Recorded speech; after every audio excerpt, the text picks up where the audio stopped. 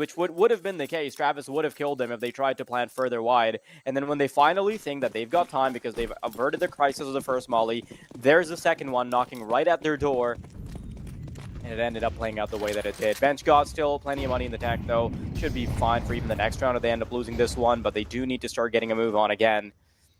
Don't want to lose a lead that you've been working so hard towards. And this time, it's not even just a Fitchburg show. Like, yes, he was looking colossal to kick things off, but Juan's back in business. Well, the performances from Cash coming to light again.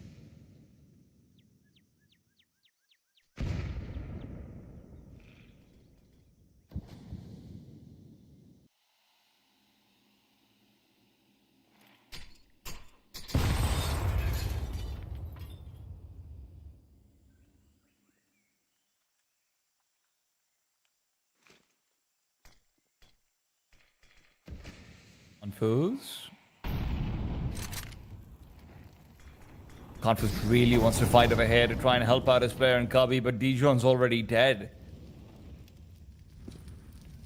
This is an A threat that hasn't existed beyond one set execute round, and Confus is about to find out firsthand how real it really is. Confus, an incendiary that will not help him out too much. In fact, actually, Wine meets him at the other side of the smoke. Now every player for CT is locked out via the smokes, and Coin plants a bomb.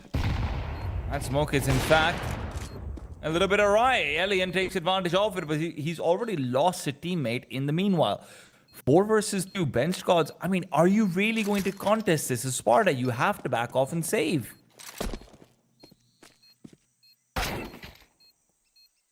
God. What is that? A single bullet exiting the barrel to find a victim there for Fitchburg.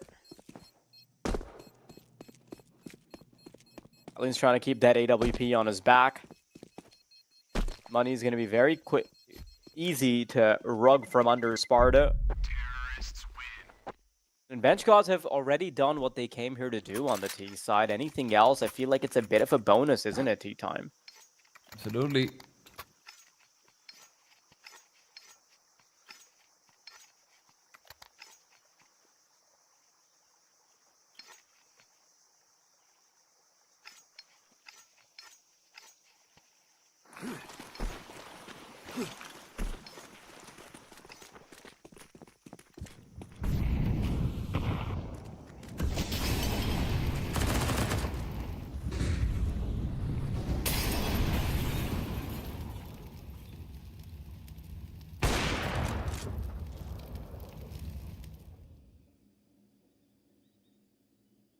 Ellie needs to get back in the groove.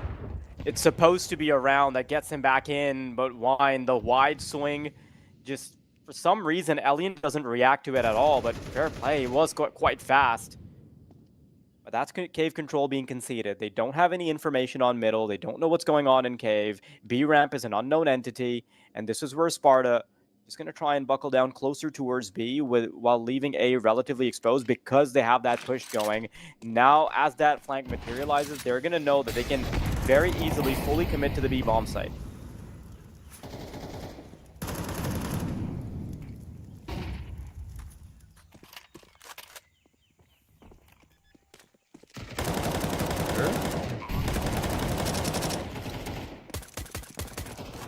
Nickelback's speeding in from behind with the MP9. He's not letting go of the W key. Finally, someone else can get a kill as well. Confus gets involved, and this T-side plant that looked like it was going to be really problematic is instead just completely come down around them. Sparta are just trying to look easy. Coin still does get one more. Had Dijon fallen, then maybe there could have been another wallbang attempt to deny the plant.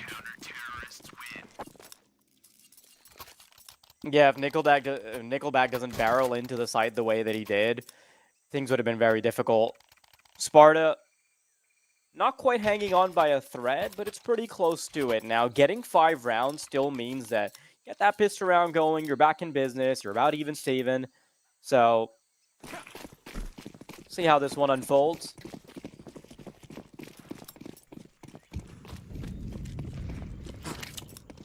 do feel like the map kind of hangs in the balance of this round, though. You can't let Bench Gods get away with like 8. You're supposed to be the favorites by an overwhelming margin.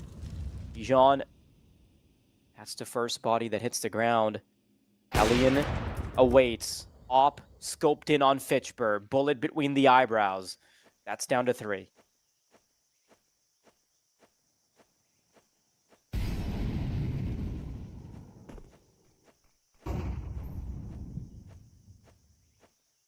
Bench gods have looked stunning in the rounds that they've won for us. But anything beyond that, the second they've lost an early advantage, they do look like they've got no idea how to claw it back. Individual peaks start coming through. Wow.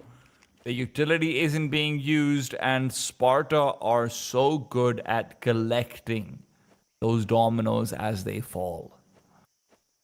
Now Nickelback. Oh, Nickelback.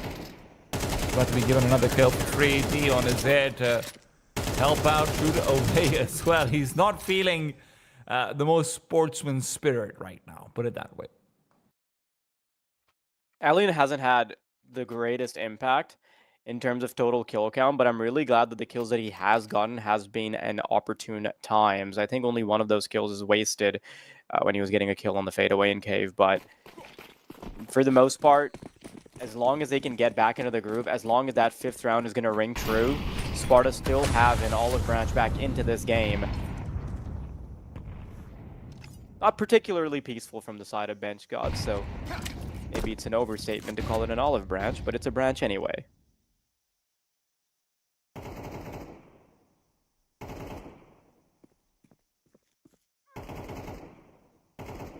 Just on top of the box, Travis. Shoulder peek ready to get the Molotov going. All the pieces around B, but I'm sure Bench Gods in the back of their minds are a little bit worried about a potential flank because that's sort of how Sparta have been collecting information in the past couple of rounds. They've been sending out Nickelback. They sent Nickelback once deep through A. This time around he's in cave though.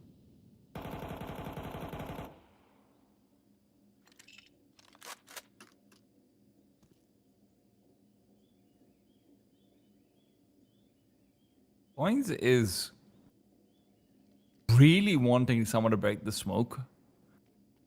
Hoping the CTs might be the ones to do it, but instead moves away. Bomb transferred over to Facer. Some mid-threatening utility to be explored, but with a double house setup, 35 seconds on the clock. How do you penetrate? You absolutely don't. Nickelback does so much damage even as he dies. 2 kills and then some. Travis, it's been a damn good hand. He's been left to anchor this B bomb site time and time again. This 5th round for Sparta is feeling necessary, and as Alien comes in from behind, if he can just do the job of taking down the cheetah player, this could be possible.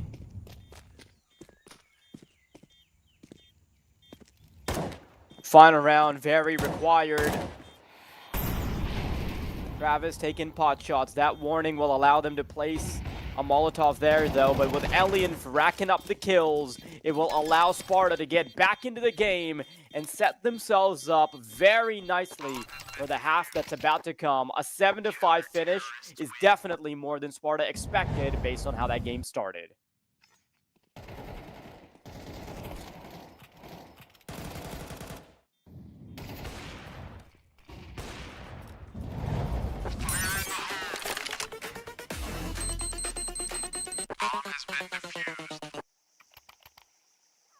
Once Nickelback started picking up the numbers, I mean, the game just turned around completely. Nickelback went from 0 and 6 to 8 and 10. He was consistently finding multi-kills. Just was a matter of time before he gets unlocked. And now moving into the T side, I'm wondering who will continue to step up from Sparta as we bring open this pistol round.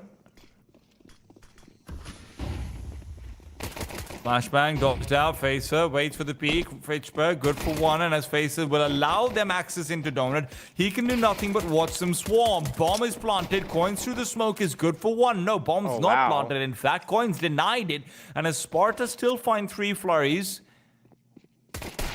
it's Fitchburg coming in from behind, misses out completely. Alien wide swinging on the Glock, not expected. Coins is left on a 1 versus 3. Quad kill required. Smoke and kit present. All the makings of a hero, but sometimes you need to be born on Krypton, and as Elian shows off his leg, that's a distraction Coins cannot afford to have. Coins taken down. Elian peeks out. 3 kills for his name. 10 and 8 for Elian as well. Both he and Nickelback started off the game 0 and 6.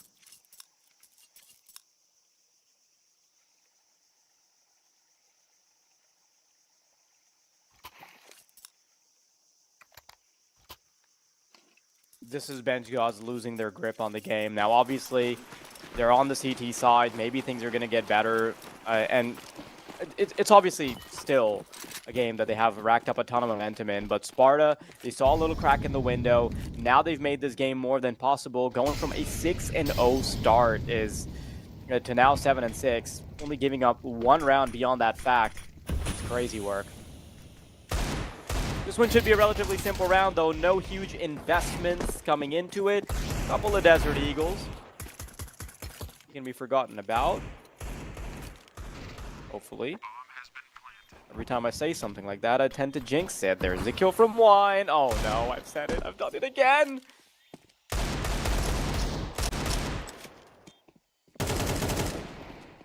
Wine's got an AK-47 to his name as well. Thankfully, though, the aim punch will reduce him to dust. Hoping and praying to get some exits. God. The defuse just doesn't seem possible, but they're just going to stick it down. They want to go for it. But eventually, Coin has to come off it. And that got way too close for comfort with Wine's kills. Talk about a sweaty round over there. Wine is not supposed to be getting that kind of impact. Of course, Wine was completely absent on Dust 2. As much as we made it out about like the AWP versus AWP duels, it's also because we were expecting Wine to be holding the big green. Wine coming into Ancient has been much more relevant. And considering that he's been statistically the best player for Bench Gods, that was 100% required. Bench Gods are going to be coming out with a reasonable buy given the circumstances, but you're still going to be light on weaponry. This is going to be, or should have been, a big swing round. Instead, still just in a position where the CTs can be really hard-pressed to find much. Expect to see early aggression. Expect to see it out in towards A main, to be honest, because you don't have utility to make this a B lane push or mid push. I would be very surprised if Bench Gods goes for a play like that and finds success on top of it.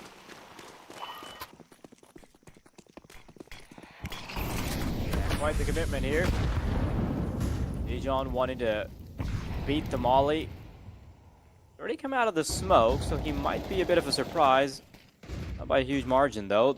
Gonna go for a couple of pot shots through the smoke. Bloody will be the first point of contact. He's more focused towards heaven. There's the headshot. He's ready for the second duel, but Canfizz will persevere. A singular kill exchanged, but with Fitchburn now starting to activate, he gets super aggressive in heaven. Once again, the ties are going to be evened out, but Wine getting exploratory in middle will bring them back to having an advantage. Bench Gods, they also have most of their resources dedicated towards the B bomb site, and that's where the push is about to happen, T-Time.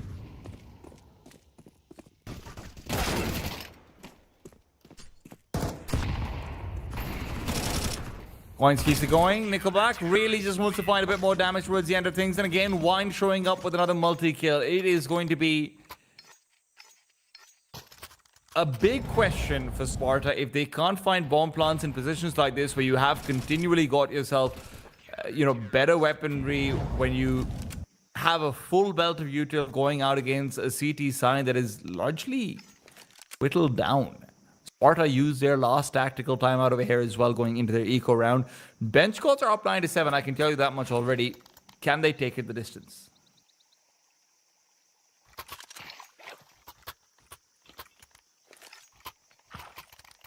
They've shown that they're capable of doing it.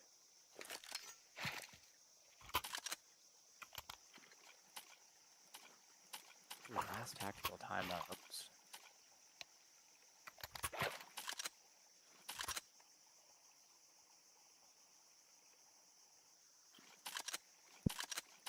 Bench gods, you know they have Sparta sweating.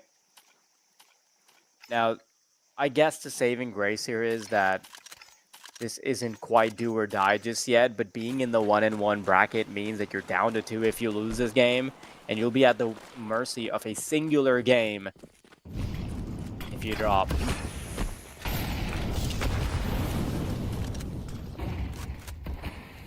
It's a much faster play here, though, in towards Cave. At least they're going to try and get control there early, and Fitchburg wasn't contesting it.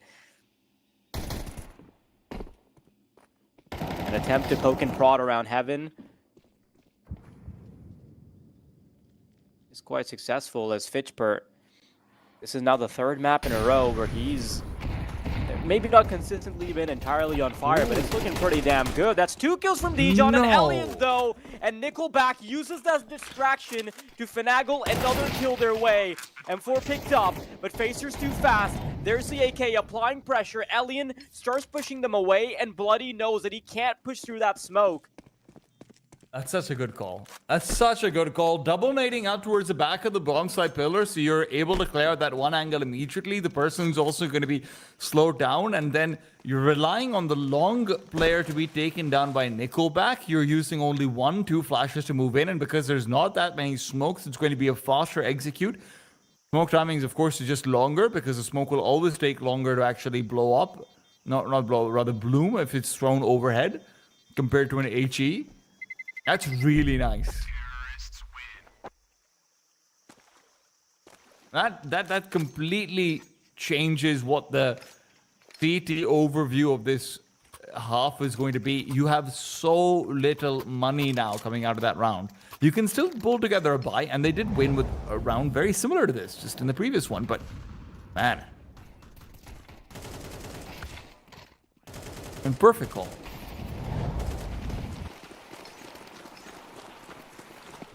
As good as it can get when you've got pistols. And Jaws had no idea what hit them.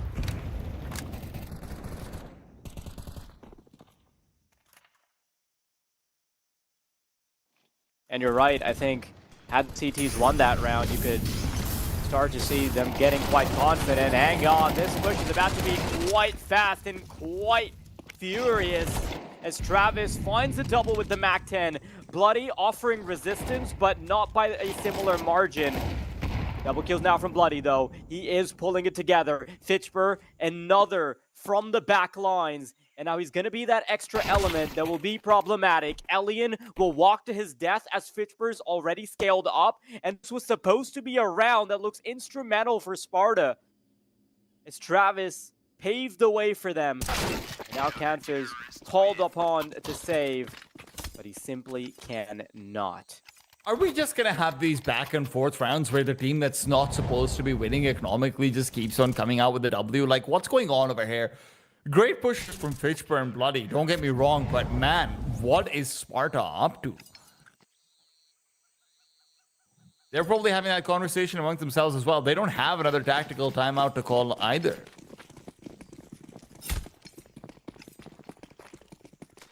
I think Ben's Jaws have a couple of timeouts remaining, but Sparta don't. Yeah, Ben's Jaws can call them for Sparta. Yeah, pretty much. Just rub it in their face. Oh, do you remember when they used to have like a 2-minute timeout? Like you could only have one timeout in the entire game, and it was, I think it was 2 minutes long. This was back in like 2014 or 15. Okay, I know what you mean, but I think it was a total time that you could use whenever you wanted. Yeah, I mean, you could cut it. No. You could only call it once in a game. Ah. Or maybe it was once and a half. But yeah, it was much more limited because I remember the famous Carrigan pause versus Fnatic, where he just paused because they were up by a lot. Yeah, I think I know what you're talking about now.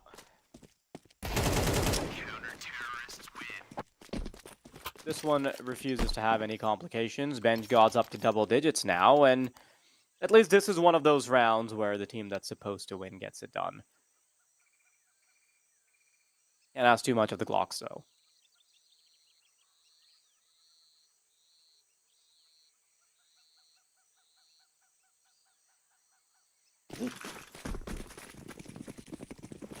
Sparta's margins are running thin, and they're not going to have money after this round either, so this map for them, this decider, hangs in the balance of what they can accomplish here. Interestingly enough, this late into the game, Bench Gods are still being super careful with their money. Facer's going to stick to that MP9.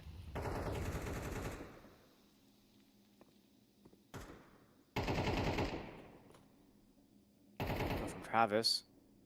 A lot of damage on their side of the server, though. That's rough. Itchper's going fishing, and this time the bait doesn't bite. Bloody, totally unaware of what could be possible in Red Room. Let's get a little desperate for info. And has his hand chewed off for it.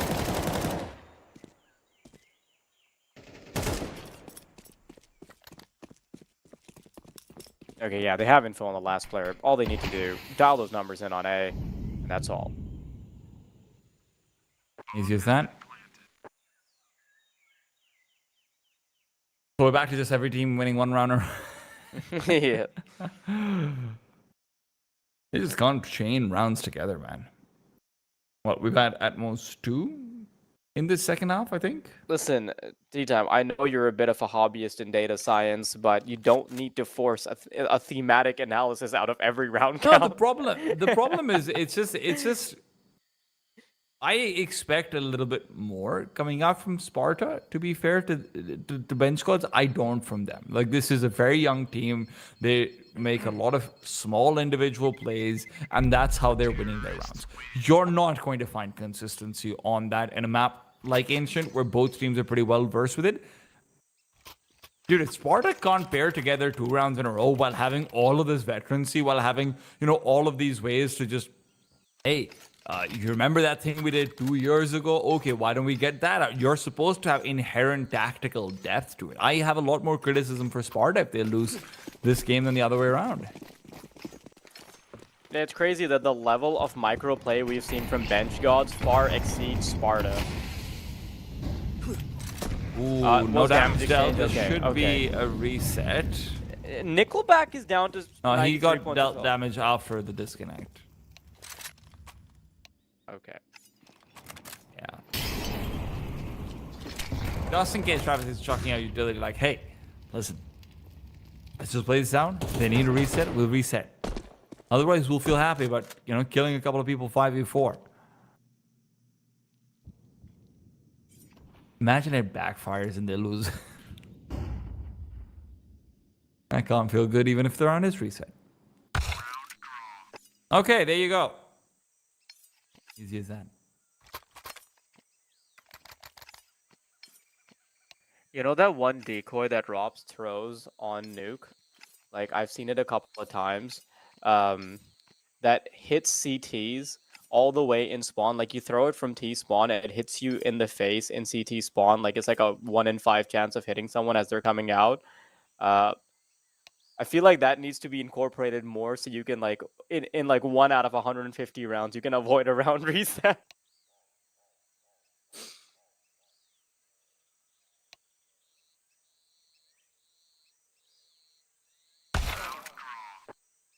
Is it fair to just incorporate unsportsmanlike conduct into your tactics? Forget fair, is it allowed? I mean, I saw a interesting format being played out for another sport a few days ago, where the idea was you're just trying to maximize the number of points you can get in a certain time, rather than actually getting to, in tennis where you'd get to 6 games. It's like, no, just get as many points as you can in 5 minutes, and then you move on to the next game, and you just keep stacking that way.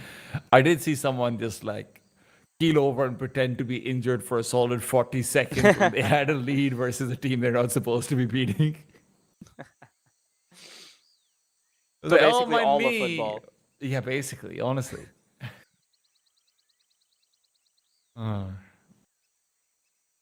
In football, you do sometimes see some really cool stuff, though, just in terms of what people do to delay and how they're just bouncing off of their opponent's feet to get it out and whatnot. But yeah, We have been told we've got some server issues, and instead of discussing football, which I know very little about, I will send it to a break. I hope that Faraz can read up on his football in the meanwhile. We're going to be back very soon. The game will resume. Don't go anywhere.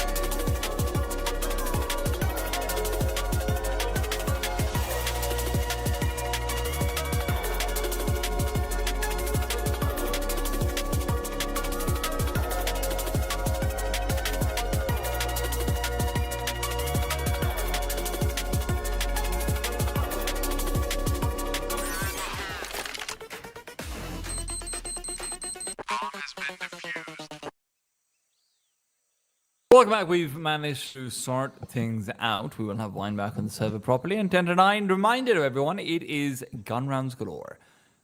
Last few opportunities for either one of these teams. Loss bonus is not fantastic. It's not been built up. So you could just see any one of these rounds be the end all for the map.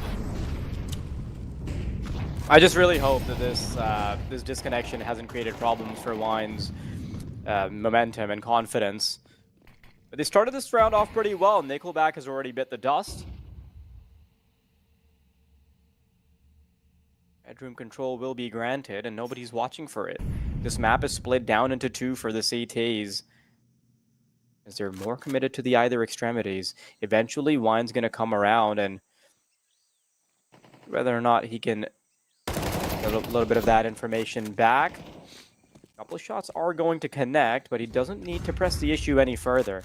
Has support, doesn't have the HP to fight it himself. Coins is relying on a distraction being served, and as Coins hears him coming, he's going to move in from behind. There's so little HP on these teams, which means that Facer can get his kill count up to 8. Now they're going to start pressuring A, though. Bloody around from Donut.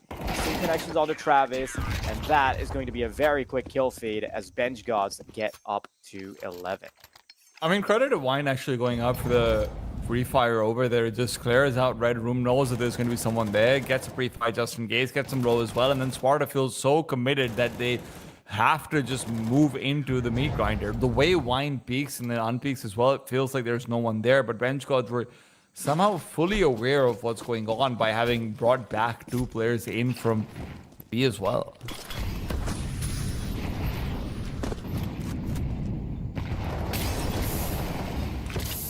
Sparta have often relied on firepower to overwhelm and overrun this B bomb site, but with this much stopping power early on, that's not going to be what gives them success. Alien waiting to be given a target with the AWP, but Coins is not going to be quite so bold or brazen to take a peek with just an M4.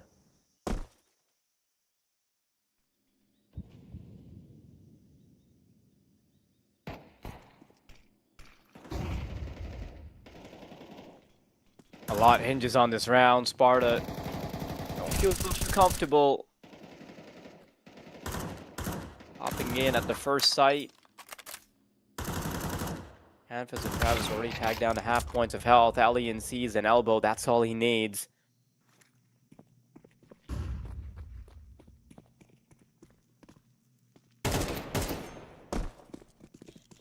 Rotation is going to start happening towards the A bomb site, though. And bench gods, they are so ready for this A push. They are not phased by the fact that Alien's gotten a kill onto B. And as they start funneling through Donut and main... Fine. There's 28 seconds left on the clock. Wine is standing behind Big Box. He is so convinced that he needs to hunt out for an A main lurker right now, and he's right. Bloody with a flashbang coming through, fully blinded out. Wine gets the better of Nickelback as he walks in, but it's 2 for 2 and faces the 1 to unsettle the scales. 2 versus 2. Now 5 seconds on the clock. They find the bomb, looking to dial it in. Alien covers off the first, and Coins can't push. Bomb planted right in the nick of time. Coins already done it, but Alien is the savior of another round. Yeah, Alien might have been the savior, but the more important piece of that puzzle was just getting that bomb down for Canfaz to be that sidekick that was necessary to get that payload onto the site. That round came down to mere milliseconds. It was not an easy plant by any stretch of the imagination.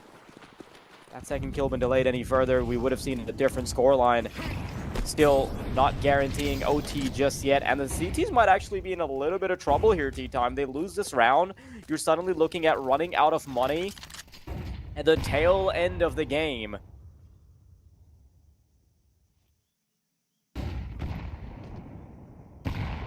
They need to make a play over here in an ideal world, but who's going to do it? Fitchbur's already down to 48. He's normally the man who's got a fire under his bum. Bloody's dead. Fitchburg starts turning away. Backs off and away towards the back of the box. The smoke is really only going to serve to help him potentially, but Nickelback pushes in. Wine completely unaware. Nickelback walked through the smoke, gets the backstab. It's a 5 versus 3, and benched gods will back off. They know there's nothing they can do. That was such a good microplay from Nickelback. The fact that he understands that if there's someone playing in the cubby, they're going to have a false sense of security courtesy of the smoke, and they're only going to look there if they hear someone barreling through, running around with a MAC-10 or something. So he walks through, gets that kill. B-site contest is quite easy for Sparta here, and bench gods end up with the third case scenario where they don't run out of money, they don't win the round, but they still at least get to play another one with money. Travis still wants to reduce their chances, though, so he'll linger around A main. Maybe look out for a lost dog or two, and, well, Facer will bite. 11-11. Doesn't get any closer than this, and a very fitting decider, isn't it? The T's also don't have the money to be able to rebuy if they lose everyone without getting a bomb plant, by the way. Like, that one extra kill matters. They have $1,400 lost. So they basically need to save 2 rifles to be able to save. But either way, this is a big swing round. This should be what decides who takes the entire series.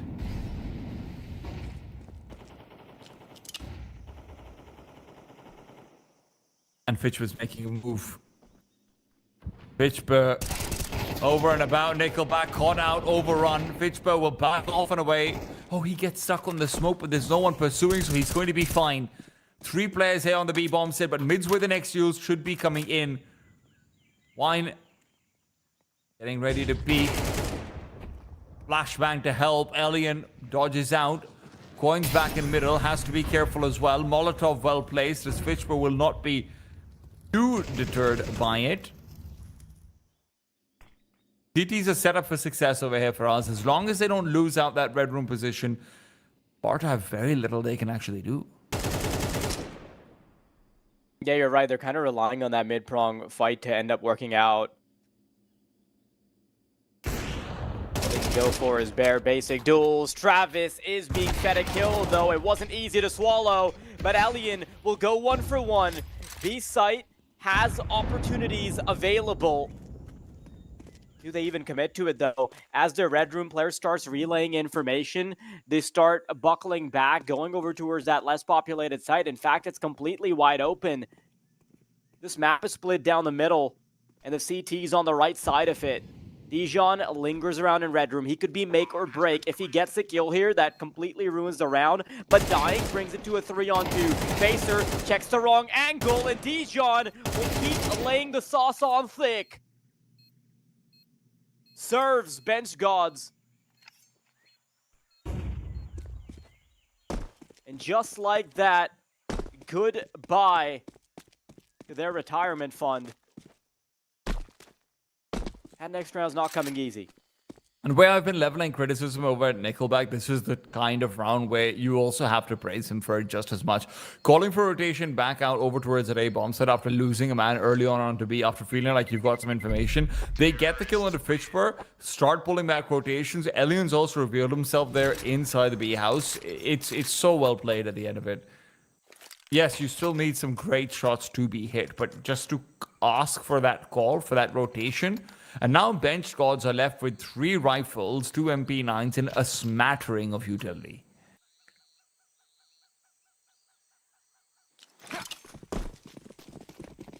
Is that a real word? Yes, it is. Okay. Just making sure.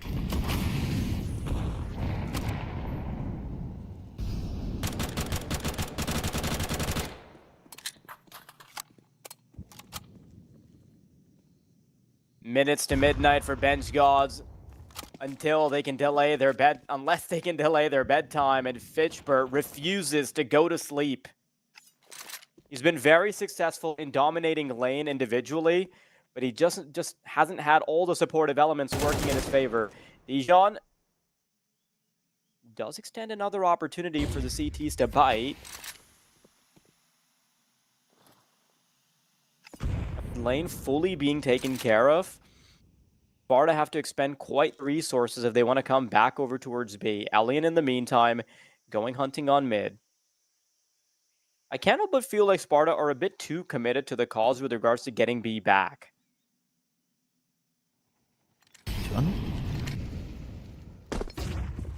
Fitchburg reveals position over here. This might be the call for them to move in. Sparta finds one. Dijon stabbed in the back, and as Alien looks to refrag, Wine and HE in his face, had he continued to push, the spam will give them nothing but 3 players here on the B bomb side. Bench squads are ready to defend. 28 seconds on the clock. Flash is fantastic, but Coins is as well. Picks up one, and Bloody's there for the second. Alien can't fire on time. It's overtime. We go to.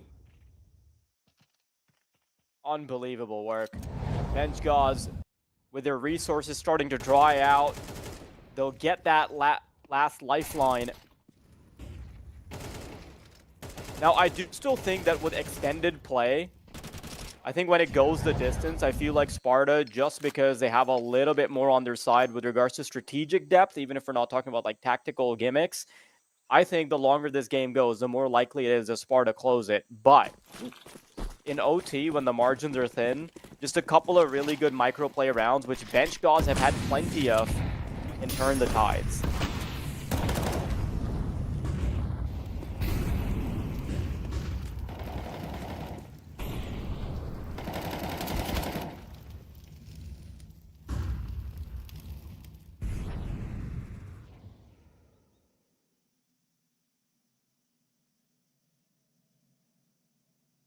They've set up a home inside the red room. Fitchburg would like to invade it. Comes in from behind. Alien's taken down. With that, Nickelback suddenly needs to do more than just make a call. He needs to make a play. Smoking behind from the T side over in red room. Wine is not supposed to get away with that kill in any world. Confuse will trade, sure, but it's a 2 versus 4. The CTs have got all the room in the world to make sure there's nothing you can do. Fitchburg comes in from behind. Now that's a mistake that could cost them the round. One good fortune is that Sparta are left with very little HP, but look at the play. Confuse moves in through the smoke. He's on the bomb site. Go for the bomb plant over here, but 2 players inside. Donut could just spam it out as well. No, Face, rather, is the only one inside. Donut now spams, will get the kill. The back's left in a 1v3. HP is low. Push is coming out from CT. Would have needed some very quick taps, and they're just not there. Bench gods off the back of Fitchburg's backstab. And a successful push forward into Wine will get themselves that first round of OT.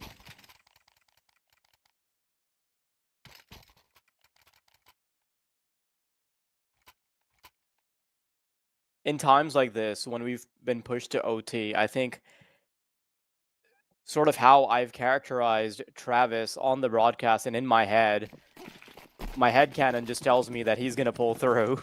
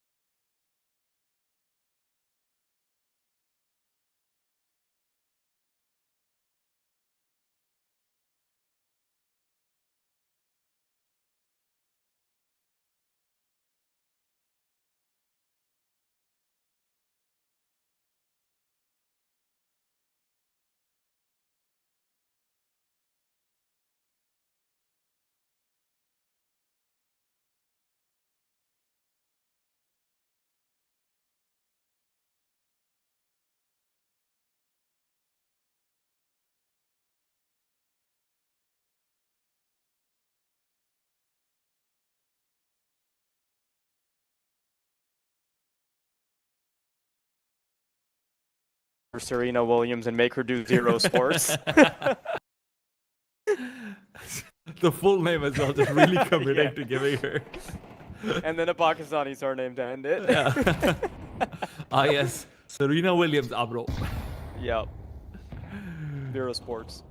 Game. Kurama take it down. And Jay is going to be hippity hopping away to a promised land.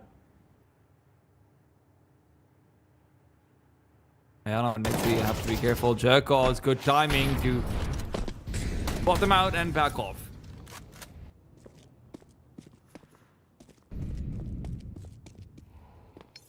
Yeah, no reason to stick around. Jerkos being able to get that kill suddenly makes it a little bit more comfortable for Saw Youngsters to recede, and Jay being able to pick off Forcer takes out the secondary prong that was required for the push. Snowy makes that third kill look easy as well. And Mitzi, as much as he wants to kick and scream, this only ends one way. So Saw Youngsters on to 4. And money's not the best once again for Butterfly, who are possibly just going to be going for a force buy, and even if they elect not to, then that's at least a buy down to 2,000.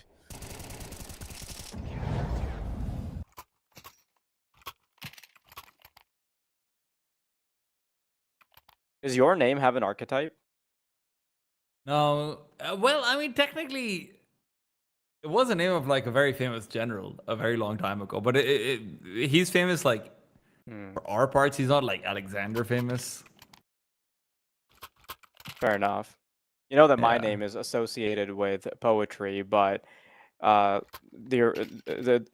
original poet is just rolling in his grave, knowing that I'm using my linguistics to talk about a video game. Or maybe he really appreciates it. Who knows?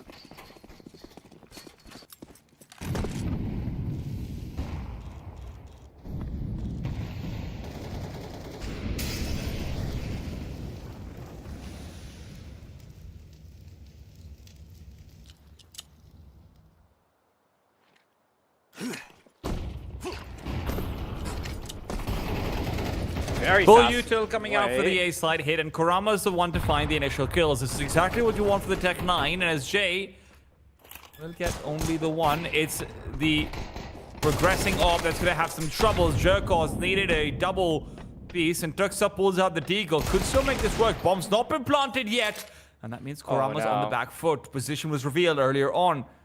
3 kills for his name, and Tuxa looks for the same. Oh, I love Kurama's this in mini. reposition. He wants to effectively reduce the number of possible angles down to 1, and there is no way Kurama expects that his next course of action would be to go all the way to fake vents on the walk. If Kurama checks for this, I would be very surprised. Tuxa can't scope from this angle, though. Yeah, That's the he's gonna have problem. to go for a quick scope. Kurama's gonna take a cursory look, and gets courtesy of seeing his barrel first, and a headshot will stick. Tuxa being given a little bit of time to get his wits about him, but Butterfly managed to spring onto their first round on the board. That's a great flashbang timing. I'm surprised that Butterfly is this well put together on that execute, considering that, you know, that's picture perfect on the flash timing. Considering that they have been playing with different players here and there. They have been obviously, you know, experimenting with their roster a lot. It's good to see something as stable as it for the force by win. Double on for Saw Youngsters in the meanwhile, and Tuxa makes them go back to a single. Jay getting ready to scratch their backs and then some. Hey, come on. Give me eyes on Jay. Coming in from behind, 2 is guaranteed, gets them both, and as Mika will also come into the fray, Jerkos will not have to reveal that secondary op. Jay just completely turns the tide there by running in from behind. And he also doesn't labor the third kill at all, so very nicely done from him. Didn't even realize. Yeah, I was just gonna say, I didn't even realize he was going 12 and freaking 1. I didn't think we saw the full picture in real time. We get to see it in the replay. He stands right next to the opper, inches away, inspects his ear canal, and then gets the kills. Out there sniffing airs. Yeah.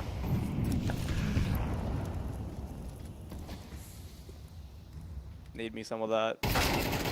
Never mind, Jay we're comes live. out, gets a quick peek, and Kurama's down. That smoke's got a gap in it wider than Faraz's ears. You're a little too aware. Oh, boost up. Could catch some out. Tucks up. Backing off. Will be allowed to do so. Tuxa does not need to move a muscle. He can take a chill. Even if he misses a shot here, that's fine because the refrag potential will be there. They have their ears up to the wall, so you can hear all the commotion that's going on and outside. Where can Butterfly go? They have no util. And I know this is just a half fight, but your bare minimum is 2 kills. And a bomb plan in an ideal world. They have Forrester's smoke, and realistically, the only thing they can do is back around and go to A off that smoke into mini, or they can just try and wrap into main. Like, that's all. What other options do you have? You don't want to start giving them a chance to pluck you out of the sky as you're crossing into secret.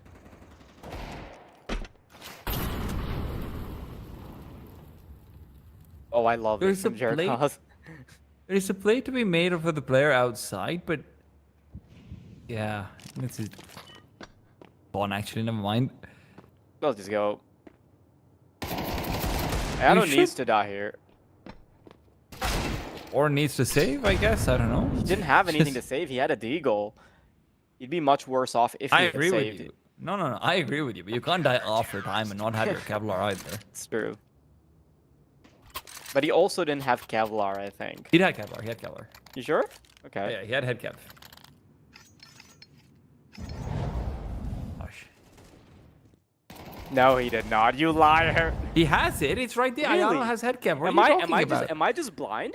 Yeah. Okay, I see it now. Oh my god. Like, sorry, I totally read the UI wrong. It's okay. One One part of the UI that is very clear cut is that Saw youngsters are up 6-1. Another part is that Jay is 14-1. Those are the important parts of the user interface, and Mika and Tuxa will just be adding to them. And immediate first 2 kills, Butterfly. Not feeling very good about it.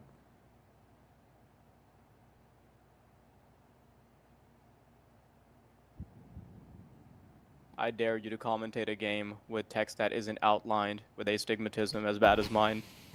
An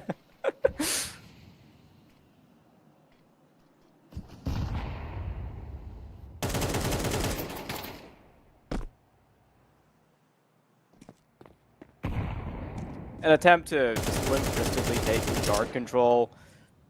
Jay continues to pepper damage onto them outside.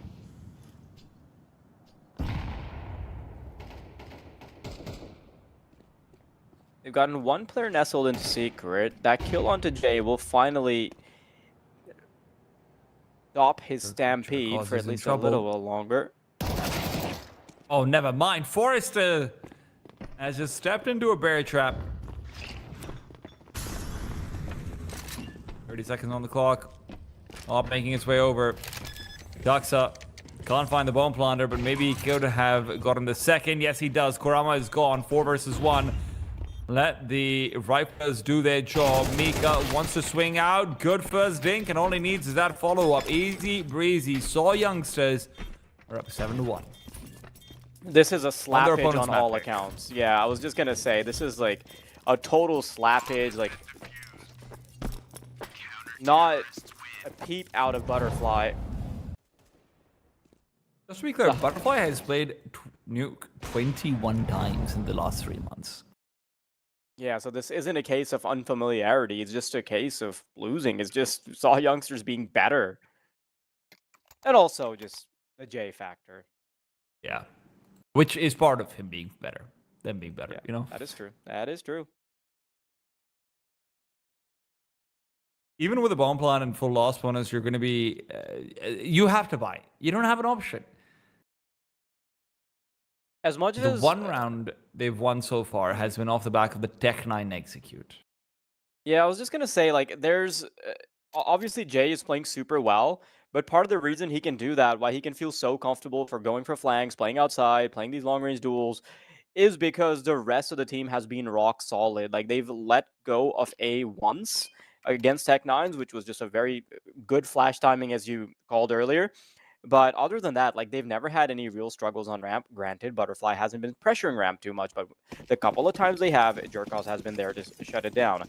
Snowy and Tuxa doing fantastic work, making sure that no one's coming out into A. Very few weak links on the side of Saw Youngsters right now, if any. That is such a good looking Deagle, man. I appreciate it every time I see it. Yeah. Very rare to see just such clean designs. They always have some bullshit on them. Another Tech 9 push? Aksa? Misses his shot. That's very wide.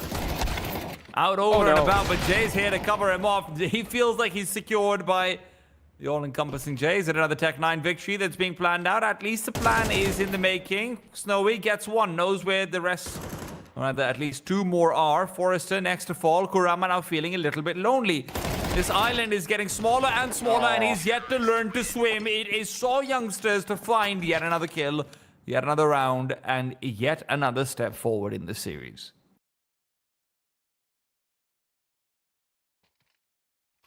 Total curb stomp coming out from Saw Youngsters.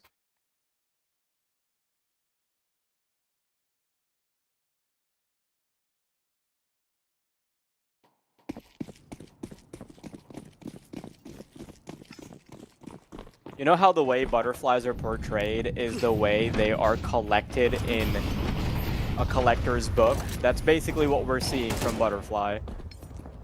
You can only see them that way when they're dead. They do look very pretty, though.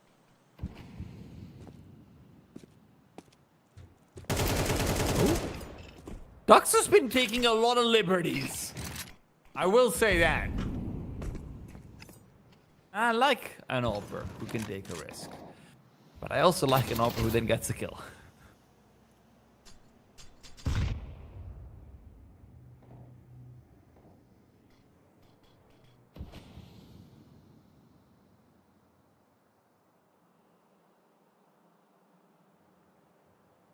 Versus 5 for Saw Youngsters. What is this response going to look like? You already see Mika trying to make a move back down to Secret. It's going to be a 3-man stack on the lower bomb site. Very decisive about giving themselves a chance over here. The classic save or back situation. Mika. Should Kurama fall? Wow. They could be fooled into thinking that they have to go down to the lower bomb site because Mika's exploring on outside. Won't be the case, so Kisley takes the high ground. Kisley's just stuck around to create further false narratives here. Butterfly, this could be the first round where they win with guns. At least big ones. Saw Youngsters actually deciding to pull the plug. Theoretically, they were supposed to have a little bit more money when you're going 8-1. But the casualties have been there. Butterfly, maybe they're not getting close in a lot of these rounds, but they've somehow still managed to make them expensive. Is this a less? Oh, okay, never mind. They didn't think that it was an A plant, was it? No. For like a ninja or something? It was just for the save. Oh no, they were trying to go for the ninja. Yeah. Oh, okay, so they did think that it was like an A plant that had been abandoned. Okay. They were hoping it was an A plan, yeah. Been abandoned.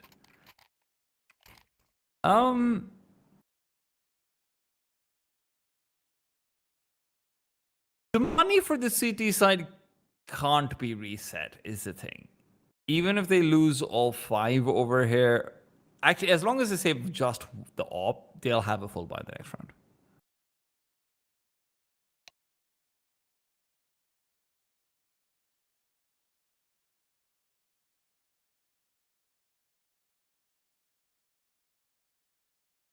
I'm surprised that the 1x bid odds are that even right now. given the state of affairs. I think those are the odds at the start of the game, and let me tell you why. It's because I was commentating a game yesterday, and normally they're supposed to be live odds, but they didn't budge for the entirety of the game. Right. So now I'm starting to question if they are in fact live. Well, either way.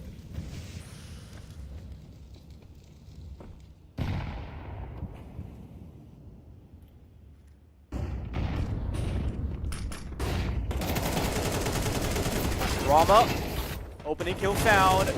Forrester and Ayano, they're doing quite the heavy lifting there on the A bomb site, and as much as Saw youngsters might have looked indomitable, as Tuxa and Jerkaz are running off to the hills, they will be realizing that, hey, there is still a tiny crack in the window that this butterfly can slip in from. And it's good that we're getting to see Butterfly actually putting up a little bit of a show over here, but what is still concerning to me is you need an 8-4, you need a pistol round win. There's so many things that still have to go right for you. Too many conditions, too many conditionals.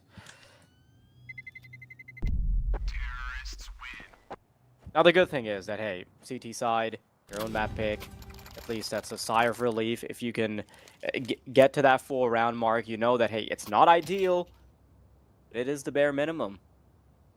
It is possible.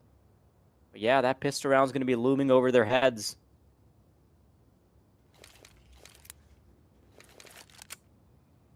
And I've been talking about the 4th, but it's not even that's not even guaranteed yet, right? I'm still looking at a best case scenario.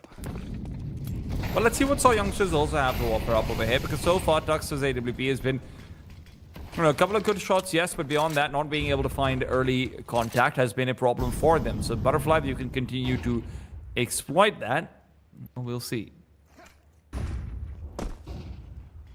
Neutral set will start to sail through for the upper bomb side, but that's not where the sight hit is committed to. It is Yanu who finds Jay, but a quick trade from Tuxa, and it's Snowy who's up next. The problem is that Tuxa now doesn't have access to the lower bomb set. He needs to find this last crossing player. The glass being broken would not... Oh my god, that's straight to the head. Oh, that's insane. Otherwise, glass being broken would not have killed Tuxa as long as Nitsi shot first. Kisley. Side taken over, Mika's making his way through, has got utility to try and deny the bomb plant, but it's going to be late, so the bomb can be planted indeed. And Kisley reveals position. HE sail out, and this round feels awfully difficult. It's also going to take a while for the lobby crunch to come in. You have to wait until the bomb's halfway take down, then start to poke and prod.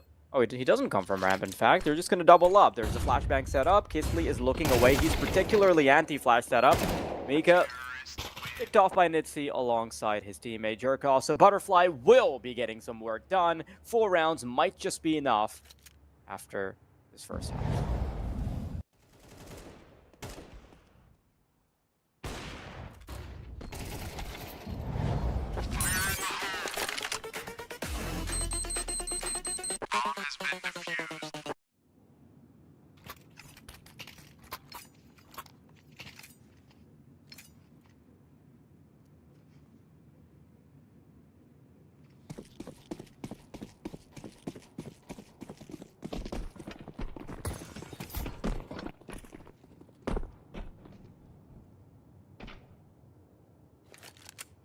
Tuxa's admiring the hats. Typical Team Fortress player. Yeah. Upper bomb side hit is the plan, and with flashbang to their faces, Forrester can pick up the first with the dualies. Flank is now starting to be lined up as well. Coming in from behind is Nitsi, will be able to catch out Tuxa, likely. Tuxa's alone, 1 versus 4. Mika and Kisley have been exchanging bullets rather in a one-directional manner. Kisley, 2 big kills. You and I have been putting a lot of lines in the sand for, hey, they need to get past this, then they have to worry about that, but they've gotten the bare minimum rounds, they've got the pistol. Now the next line would probably be, hey, don't lose to the pistols, don't lose to a force buy. But once they get to they're that... back in the game. They're back in the game 100% now. Totally, and not only that, just losing so many consecutive rounds in a row when you had such a monumental lead, and now Jay slowed down, which, you know, maybe he deserves to, but it obviously takes some of the wind out of the sails of Saw Youngsters.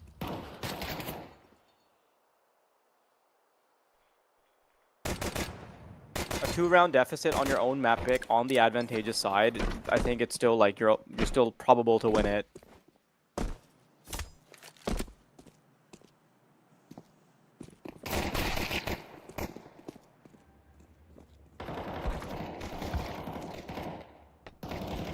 The naughtiness of the blocks will be limited. From an Itzy, warming up their mice. And there it is, the 2-round deficit. Saw Youngsters, a very important gun round for them. They've thrown everything at the wall for it. Jason gotten a kill in about 7 rounds, by the way. Yeah, we pointed out the 4. Was it a 12-1, and then it was like a 15-2? At round 7, he was 14-1. So yeah, this is. So beyond a certain point, he's gone 1-7. That's rough. And that's fine normally because you've got teammates, but who's going to stand tall? If Jay's given you literally 7 rounds, who can come through collectively and give you the 6 more you need to win the game? That's what this T side is going to be about.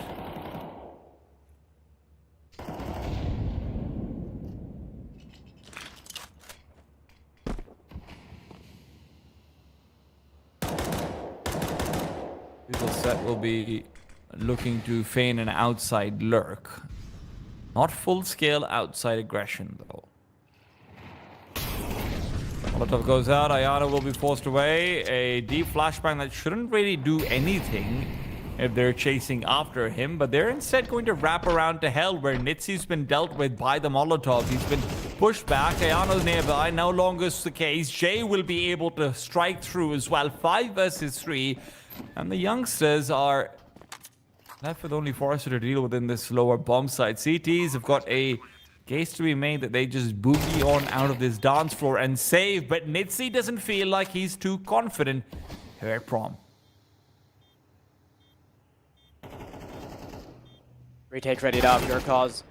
His first victim will be Forrester. Tuxa to lap up the next kill. Karama is gonna start walking them. That leash is gonna feel tight, and he gets both. Still has to deal with Tuxa. There's not a whole lot of time on this clock. Karama knows where Tuxa is. He's just trying to spam it all the way. It's a full 70 HP spam. And I can't believe he gets that kill, even though the round is all for naught. He lives there. I mean, the fact that he gets even the second kill is kind of insane. He completely whiffs on the first player turnaround, manages to get it all back together with the spray transfer. Sure, fine and well, but Saw Youngsters, that 5v3 conversion, Butterfly are going to be able to buy up into this round. Both teams are going to have shaky ground to stand on economically.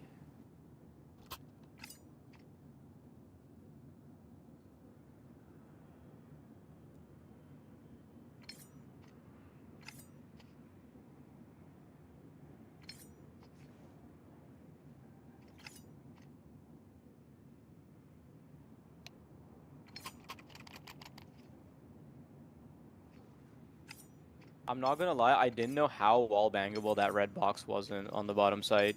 Like, I know that people get kills through it with an AWP, but that was a lot of damage being inflicted per bullet. I think he wasn't shooting it head on as well. I think he was shooting it slightly from the side because of the diagonal angle. So I mean, yeah. I'm making things up. I think, yeah, maybe. I think that's why. But you can do damage, yes. Nitsy, good kill to find. Jay's gone.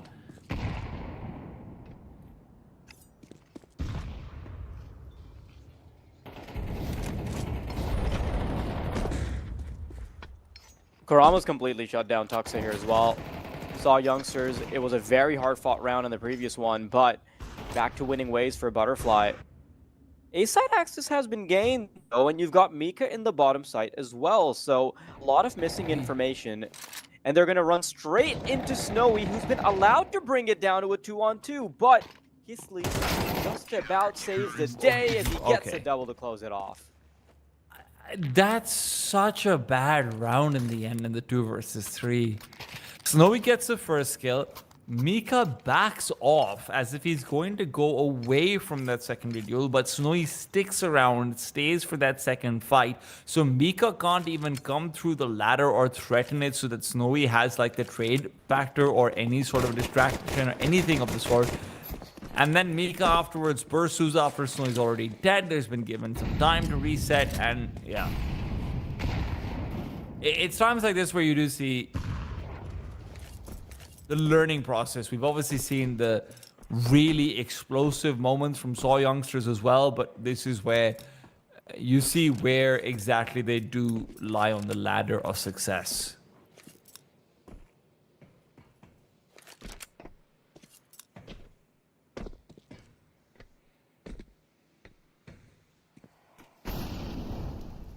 I want to point out that for Butterfly, it is very important that they actually close this game. Going into Inferno, a map that you have a large sample size on but no victories on, means that you've been reliably bad over the past 3 months. It's almost like they're fighting to stay relevant for the decider.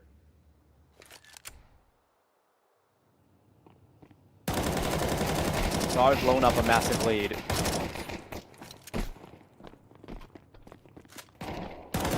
Going exploring. Sidearm to finish the job. And a single round hangs in the balance of these two teams.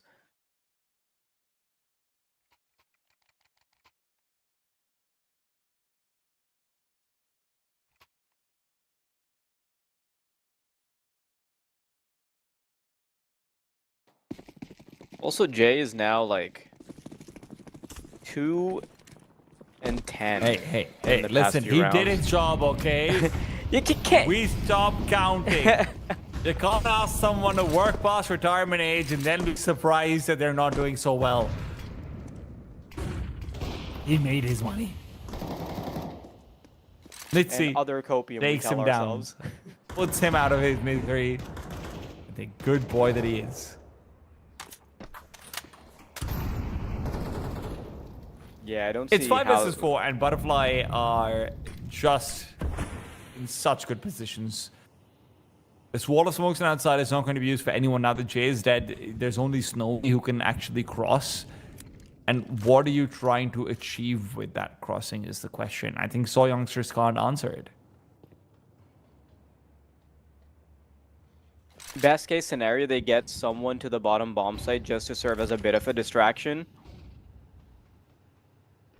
They're not contesting ramp anymore. Ayano's just popped open a fresh smoke. A's on the agenda. Forrester awaits behind the fake vent.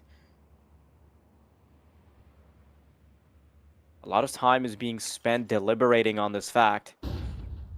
Here's the util being set up. A will be their final destination, but much like the movies, it's about to get real violent. Let's see. Forrester, both in unison, in synchronicity. The bodies start to drop, and the kill feed shows nothing orange on the left side. We need a timeout. We need a timeout for Saw youngsters, and we need them to sit down and think, okay, you know how Butterfly manages to get their first round on the back of a Tech 9 execute on day? Do we have anything like it? If not, why the hell not? But secondly, can we go for a rampage? We found a lot of success over there before. We actually managed to get health control. We managed to force them back. What can we do other than trying to face off into an outside that has been dominated so far?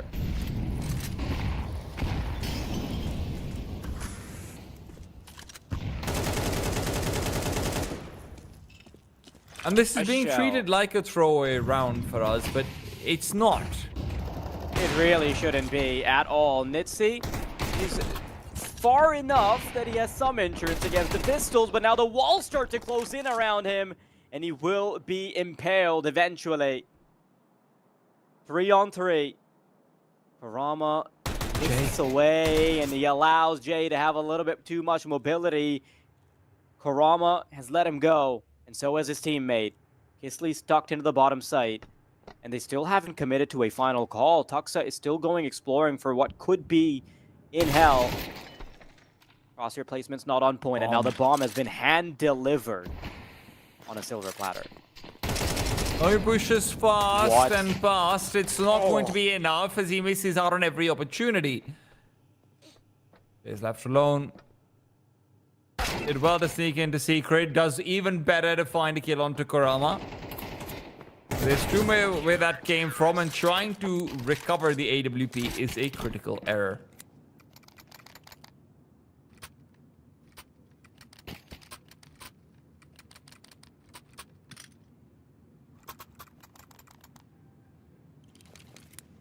There's a minute and 5 seconds left when Kurama gets the return kill into the entrance of hell.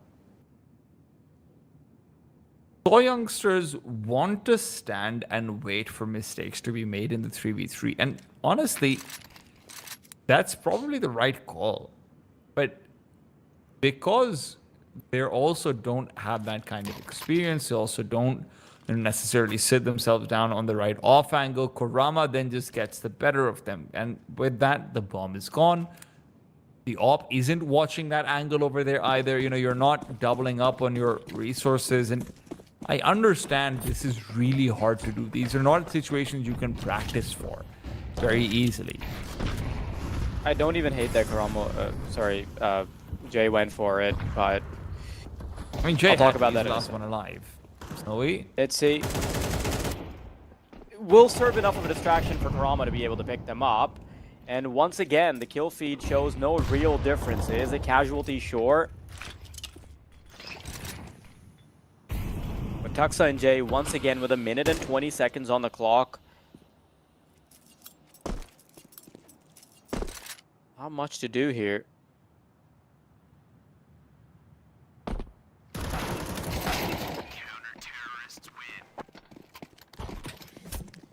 Yeah, it feels like whenever they get 8-1 stuck. to now to what, 10 and 9? 11 and 9, yeah.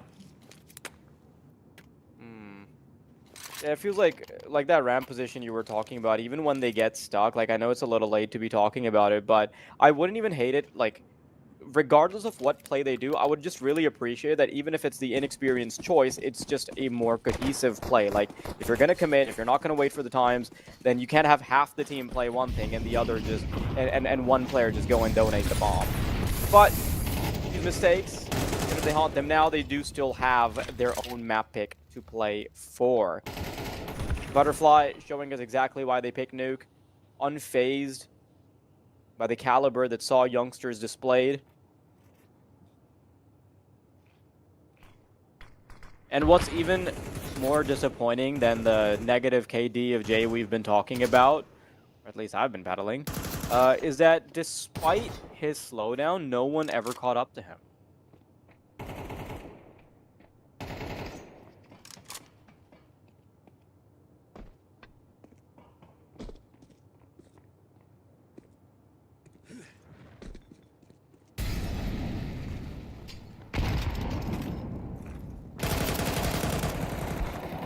Warsha's gone. Yeah, Jerkos is not going to be the one to catch up to Jay for us. I can just say that right now. With 40 HP, 30 seconds, and dwindling opportunities. Does well to even get one. 12 to 9 and the T's do not have the money they want. They do not have a backup that they can lean into. They don't have a pocket play that they can make. All they have is a prayer.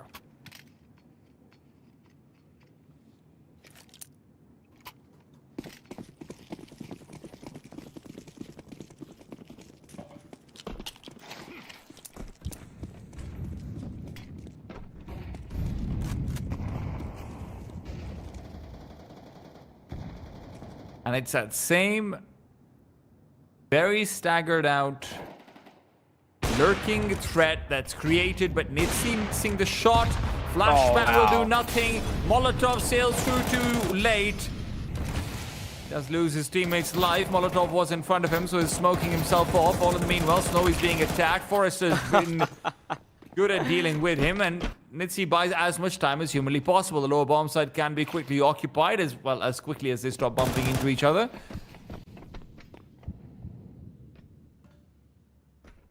are the CTs calling to save? They've got ridiculous amounts of money. Yeah, they're good for the next couple of rounds, and that's all they'll have to play. So yeah, just throw yourself at the wall, see what sticks. Here's a Yeah, they've bomb got plan. I think they've just decided to stick around together in case it's a last-minute shift to A, but that's not going to happen. Now they're going to descend into the secondary site, but they're being quite cautious about it, slowly clearing out ramp.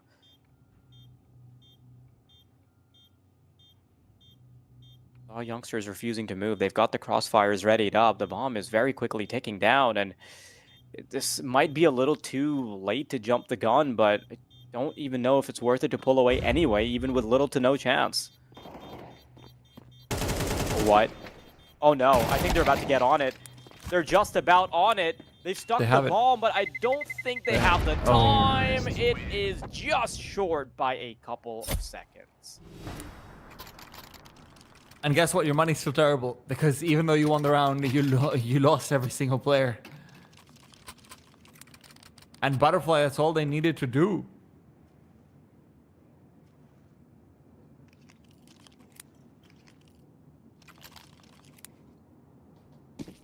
Butterfly realized that they're in a position where generational wealth is pretty easy if you don't plan to have a second generation. There's only 2 rounds left. They've got money to burn. And they will burn it. Itzy getting aggressive over through the lobby. Will find Jay. Getting ready with the flashbang. And as Ayano spams away, it's the HE that's going to deal the real damage. Tuxa brought low. Ayano brings down Jerkos as well. They're all falling apart. Saw youngsters. Surely this is the end. Feels like it. With Mika and Tuxa being as low as they are, with Nuke's bomb sites being very unforgiving with regards to the damage you receive on the come-up, doesn't feel possible to sneak into a site. Everyone performing on the Butterfly roster. It's do or die here. And they are dying. Yeah, no choice but to do that. They'll just have to keel over. Forrester nearly gets a triple. They can toy around with Snowy, who's now gotten a double, but it simply isn't enough. Butterfly will be coming right back on their map pick and taking us to Inferno with their heads held high. You just have to go back to what you were talking about earlier on, where, hey, Jay, you mentioned that has this great supporting cast who's doing a good job of keeping things, you know, rolling around him. And that was true. Miko's consistently getting a kill if need be. You saw Tuxa doing all right in a few rounds and whatnot. There was never the step up. And Jay isn't the star player for this team. Jay isn't the guy whose rating is, you know, saying hello to the clouds anytime soon. They got their 8 rounds seemingly off the back of him, and then after that, they fell flat on their faces. Yeah, which is why I want to sort of bring it back to the head-to-head. Like, the Nitzy versus Tuxa debate was quite quickly settled by Nitzy.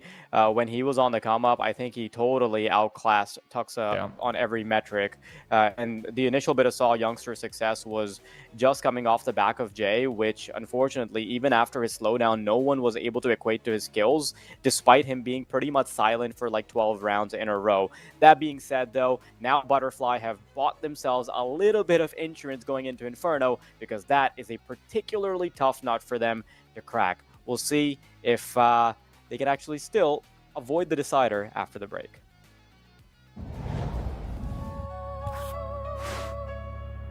Heavy section. No limits. Break it! No silence. Shake it! No borders. Take it! 1x! Heavy guitar. 808 kick crowd in the dark stars. 1x bit. It'll be ace.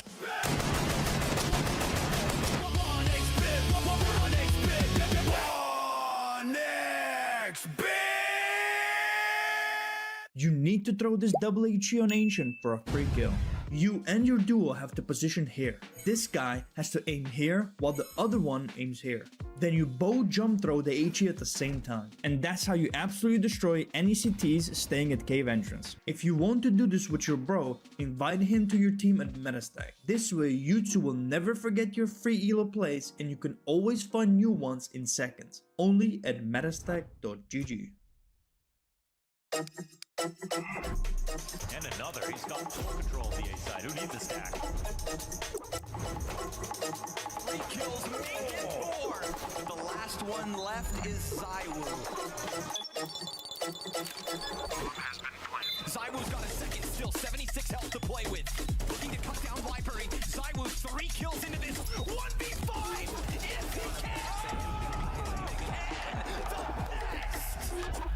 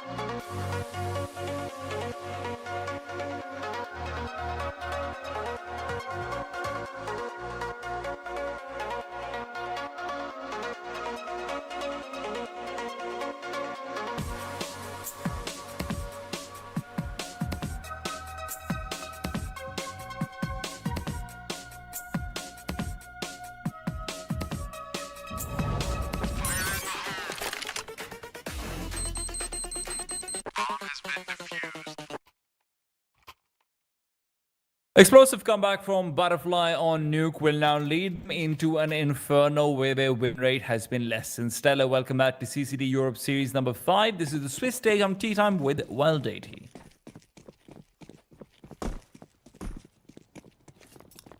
The standard that was set from Saw Youngsters at the start of map number 1 needs to be brought back. They need to be overwhelmingly good on Inferno, not just get the W to feel convincing.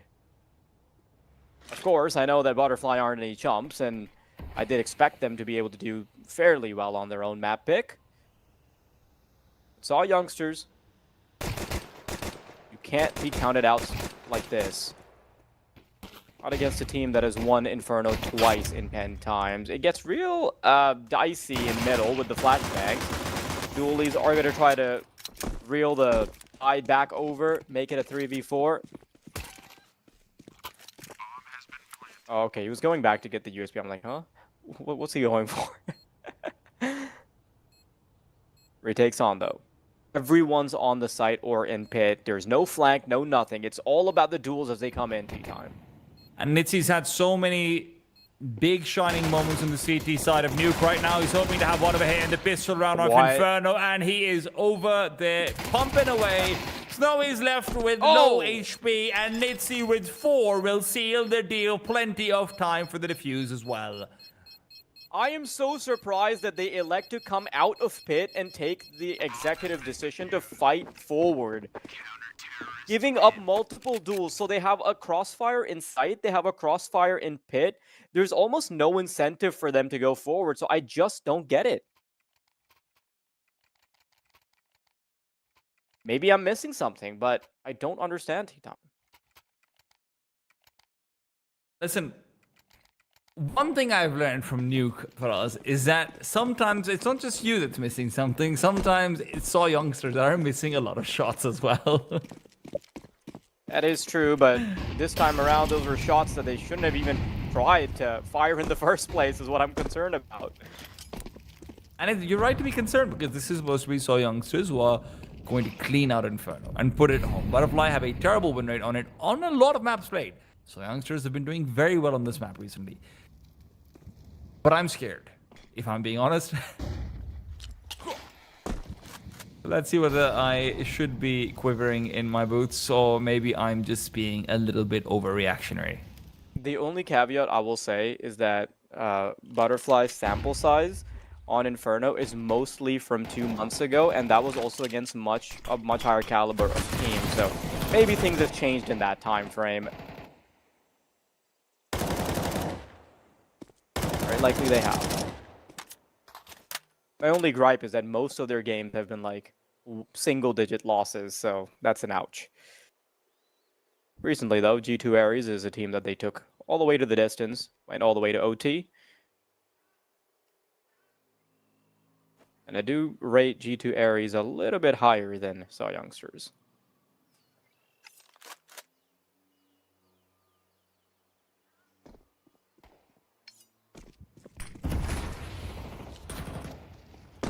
Yeah, no, finds Sherkos. Looking for a little bit more. The MP7 greed is always there. It's harder to get it to pay for itself, and Miko will make him pay in general. Tuxa finds another. That Galil gets involved, and the bomb can be planted. CT is looking at cheat pass utility as they move in. It's Kurama and Kisley, giving us a very confusing situation. I'm glad they're able to lock this one in. Saw Youngsters got away with way too much space. You had Miko running around with his Tech 9s, finds 2 victims. Butterfly, that's a lot of financial damage to take against the pistols, but thankfully for them, I do believe they'll get to recline for a little while, as I don't expect a full force coming out of Saw Youngsters. That should be a buy down to 2,000, maybe a little bit more money than that. Shouldn't be the Galils, so kind of a replay of what we expected from the previous round, with, I guess, slightly fewer bells and whistles. They're being quite conservative about their economy. Want to furnish that AWP as quickly as possible. Tuxa has the most money. He's the one that is saving for his own retirement fund. Oh, for now, Butterfly Looking around, janitorial services taking care of business.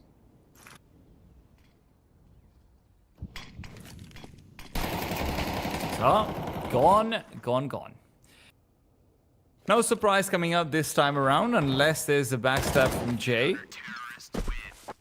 And there isn't. Money.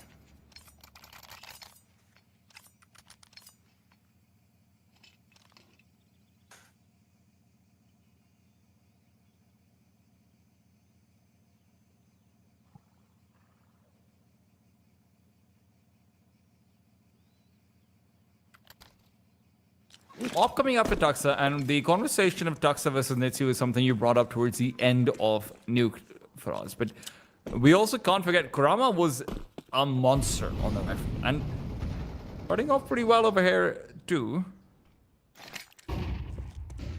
Flashbang primed and ready to get a quick peek out into middle. Tuxa's expecting it. He gets the first, but while they've given up banana control for that man advantage that they have, Kurama is hoping that he can get involved. A very deep smoke out into banana. There are no HGs. Actually, they have HGs if they want to blow this one open and move through. Snowy taking a lot of damage to one of those aforementioned HGs, but rotation will be called.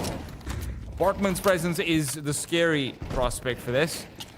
Two players out only towards arches for the CTs. They'll start to circle back into the site, but Apartments is where they're trying to cut them off from. Nitsi stays alive as he moves back in to a more defensive position.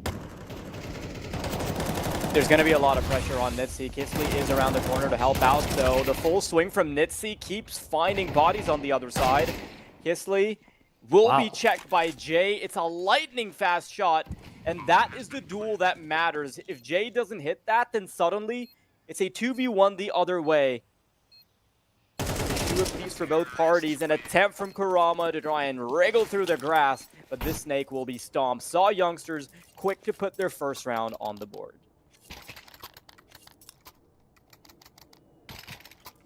Great kill from Duxa to start things off, but I really like that re-aggression from Nitsi to just swing out and fight into the Apartments players. Saw Youngsters, had it not been for Jay giving them those two massive entries in positions where his crosshair isn't even trained on the right spot, that could have gone very wrong for them. Still, they keep enough players alive as well as the AWP. Jerkos over and out, very aggressive into middle. And Butterfly have completely given up brackets. This is too early to do that, but a B-side hit could still go the way of the CTs if Kurama had landed a shot, which will not be the case. So Youngsters are going to force everyone to rotate to B.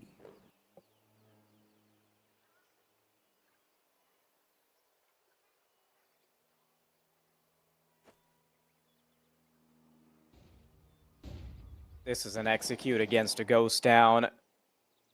Just one man, keeping them keen, keeping them on their toes. And for Snowy, even death is an alright outcome. Doesn't play the trigger discipline, which is alright. It takes Saw Youngsters quite the while to commit to A. The problem is, Butterfly have already conceded defeat. They'll be chilling.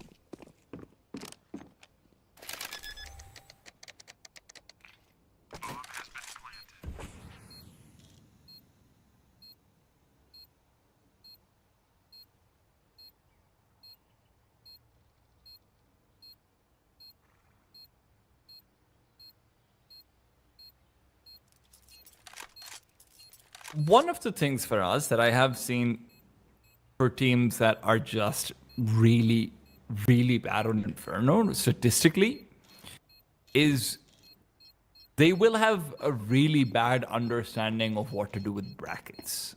And this is just one round, but I'm getting kind of worried about this for Butterfly already. I mean, with the round before this, putting two players deep into arches, having to rotate someone back into the site when there could have been an Apartments watchdog. Nitsi gets lucky, to be honest, he lives there. And now to have your players give up the entirety of brackets at 137?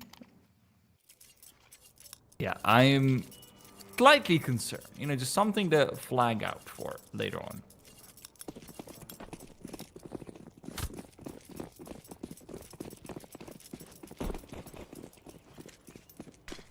Yeah, when some of the rounds are close calls, some of the duels are unfavorable and you still end up winning them out, you maybe see that those rounds are obviously appreciated, but they're perhaps unsustainable.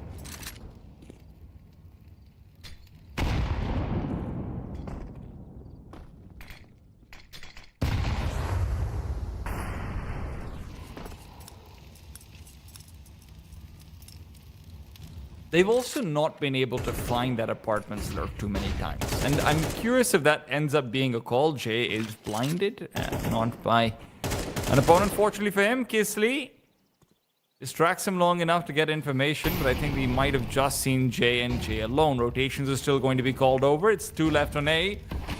And plenty of time for the T side to start rotating if they'd like to. Kurama being called into question. It's the fake execution into B, and Kisley will give out that call as well. They need to reinforce an A, but do they? Or are they just about to get jinked out? Mika is dead. Oh, that's a big problem. That's the primary prong that's supposed to keep you on your toes, taken away from the battlefield. Base site, crossers trained. And the push is about to ensue.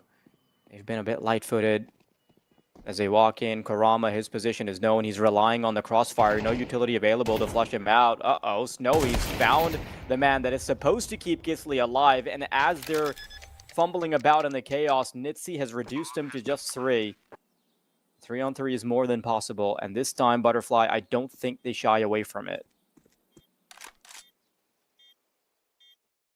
Don't have utility. I don't know if they had a kit on Kurama or not, but Ayano peeks out, loses his life, Okay. and Jerkos and Tuxa will put them down.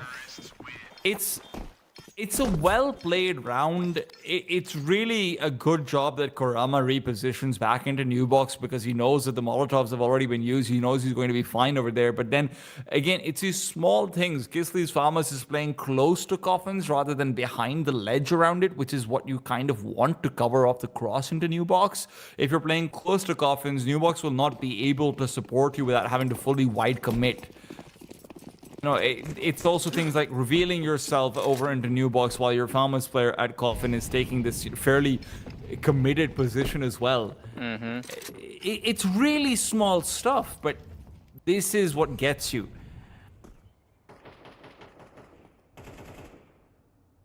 In fact, neither of the players had to commit there. Just to add to what you said, like even if they're just playing off the shoulder peaks, just 2 players' presence is good enough to at least knock crossers out of their positions, right? That's what you're hoping for with a crossfire. Now, Forrester's going to be able to think 1 with a 5-7. Going to be hard to convert off the back of it, though. Ayano's at least in the right spot if it materializes into an A push, but judging by the bomb's position, I don't think that's going to happen. Saw youngsters have been surprisingly good at sniffing out relatively empty bomb sites. And just the elbow being spotted for Ayano means he's ready for the duel, but he still can't hit his shots. Jerkos might be able to catch them off if they are tunnel vision on the one player, but a surprise awaits for him. There's the swing, and J2 is just trying to finagle his way the hell out of there. Kisley and Kurama is too busy with this particular fight. While they're rolling in the mud, their enemies have already gotten the plant down on bait. Great pathing from Jada. Just commit heavily into middle where he knows that there shouldn't be more than one player. Gets a duel over there as well. Maybe that's down to a little bit of miscommunication between Butterfly as well, just some chaos in the comms, but good stuff, man. All youngsters showing us their best foot right now.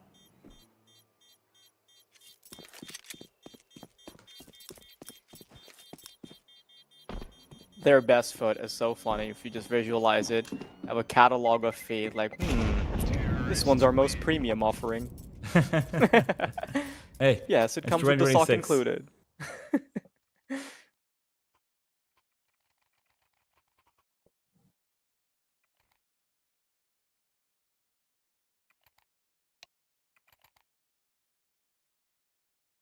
Tactical timeout from Butterfly is very fitting for what they're going through. They might have surfaced well at the start of the game, but now Saw youngsters are slowly dialing their number. And the one thing we haven't really talked about too much is that if we're being fair to either team, all youngsters, they are on a lower level than Butterfly. And just for that reason, I do still feel like things like the sample size, things like the win rate on each map, it's not exactly relevant on a one-to-one basis. So for Saw youngsters to win this, even if it is an overwhelmingly favorable map for their map pool, it doesn't take away from the fact that Butterfly is still a tough cookie to crack. The level of players that Butterfly have been getting experience against compared to Saw youngsters, it's a different caliber of play, at least by a small margin for some of their bottom tier opponents.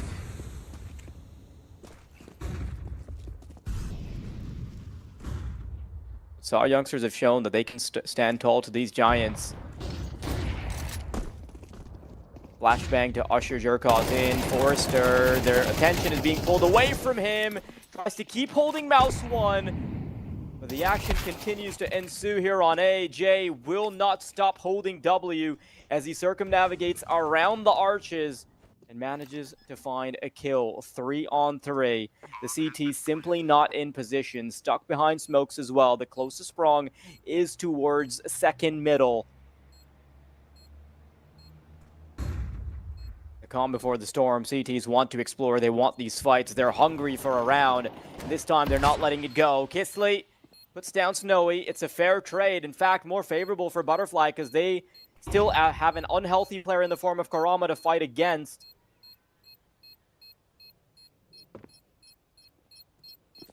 Saw youngsters. They've done the day. They've gotten the job done. Absolutely.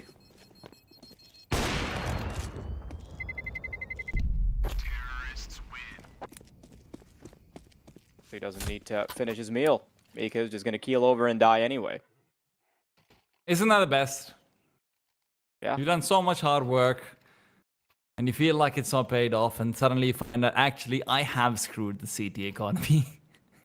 That is basically the hunting strategy for human beings against mammoths for all of history. Wait for them to die? Yeah, Really? you just keep poking them with spares and then waiting a day and then true. tracking them until they just die because it's the only way you can win. Well, Butterfly need to find a way to win. They've not won a single round in 5. And Pistol still is going to be their major success point. Karama, nicely done. To find a quick one. No, he wants to be flashed through this one.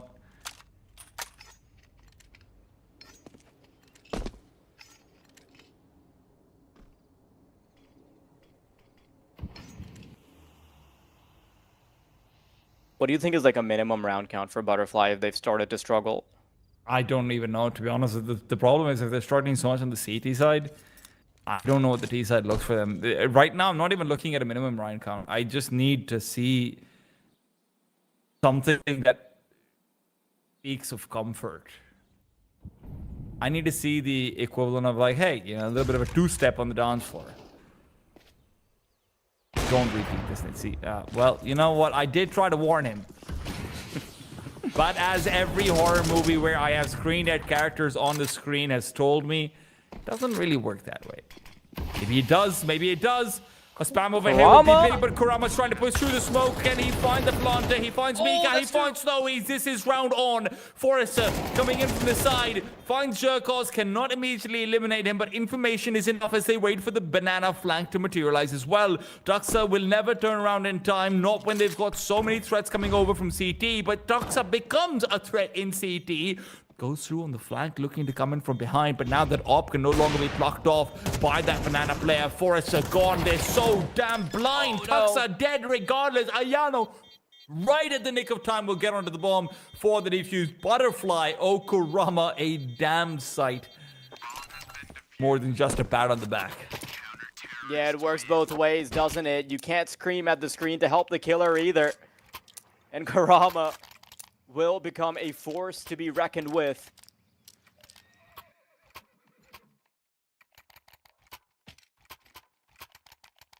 And this next round is super important for Butterfly. There is a real chance that financial damage can be created for all youngsters.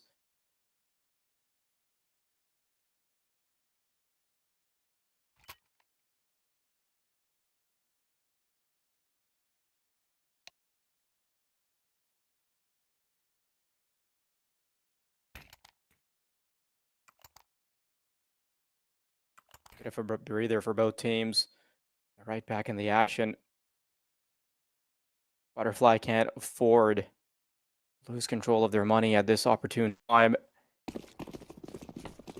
The thing is, I just can't count out Butterfly because we've already seen what happened on Nuke. Absolutely. The good thing for Saw is that Tuxa is not giving up without a fight.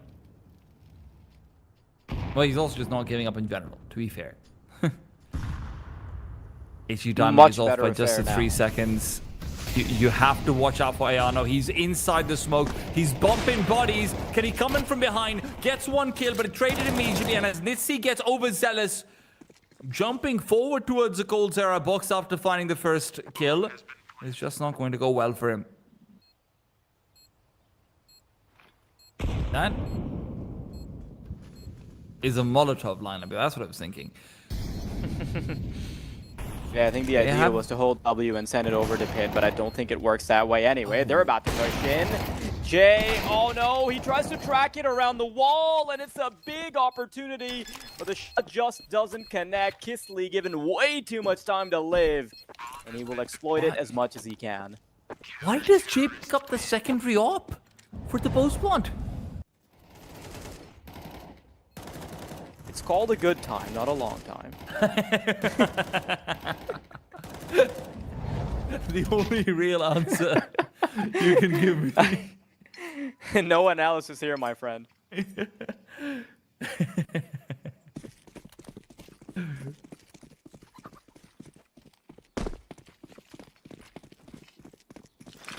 I mean, you can see the big difference between staying your course on brackets and not. Kurama, yes please, more of that.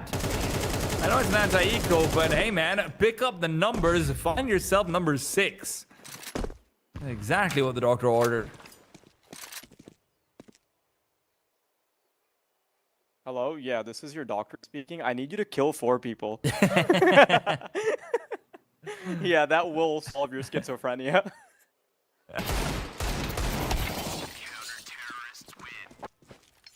A surprising 6-5. I mean, after losing 5 in a row, being down a bomb plant, this all comes from that one smoke push that Kurama is able to commit to. 3 rounds, and they might not be done. You know that comfort I wanted on Inferno? I think they found a recliner. I just don't know what the landscape of their T side will look like, but then again, I also don't know what Saw youngsters are going to look like on the CT, but I do expect them to be a little bit better, considering Tuxa wasn't quite enabled on Nuke, but he will be on CT side Inferno. That's too much. That's far too much. Kisly does have the good fortune for Yano having struck through. Now remember, they've got 3 players inside apartments. Only one of them has revealed position. Jerkos is up to no good. But a flashbang means that Yano should have an idea of what's going on over here. Kisly's waiting. Surely they don't expect him at this time. Surely they don't check for him. Snowy will dot his I's, cross his T's, and kill his Kisleys. Beautiful work. Access to the B side gained. Retake preemptive before the digits have already been punched in. Starting to circle this bomb site like sharks. No, you don't deserve that. That is bullshit. Tuxa. Salt to the wounds even further. Nitsi in a 1-on-3. Butterfly will have to concede an even half, but Nitsi still wants to try and swing for the fences, but 3 barrels aimed right at his forehead, and he is about to be pumped full of lead. He doesn't have any more time. Now he's just trying to play for the bonus, and at this point, Jay knows it's a risk, so he stays put, and Saw youngsters will let it get close, but it is still 6 at the end for either team.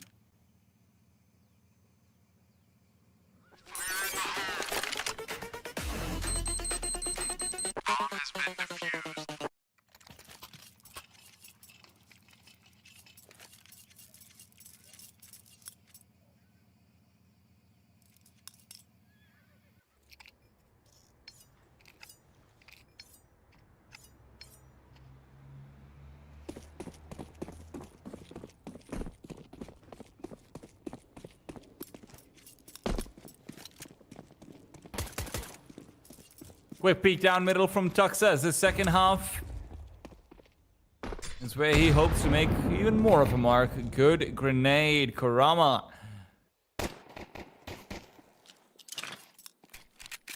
Be careful.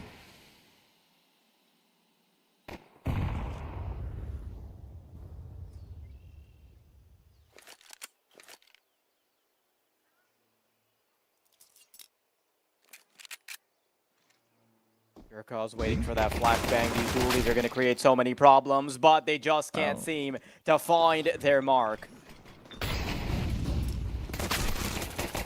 Quick peek out from Jay. He's good for one, but Ayano and Forrester have already got the site locked and loaded. Forrester through the smoke can trace out Tuxa's outline. Ayano. Oh, Mika. Oh, Mika. He knows he's got a sitting duck, at least one. He's not had the best of games so far, and his double swing on the other side isn't about to improve things for him. Forrester, 3-piece on the pistol.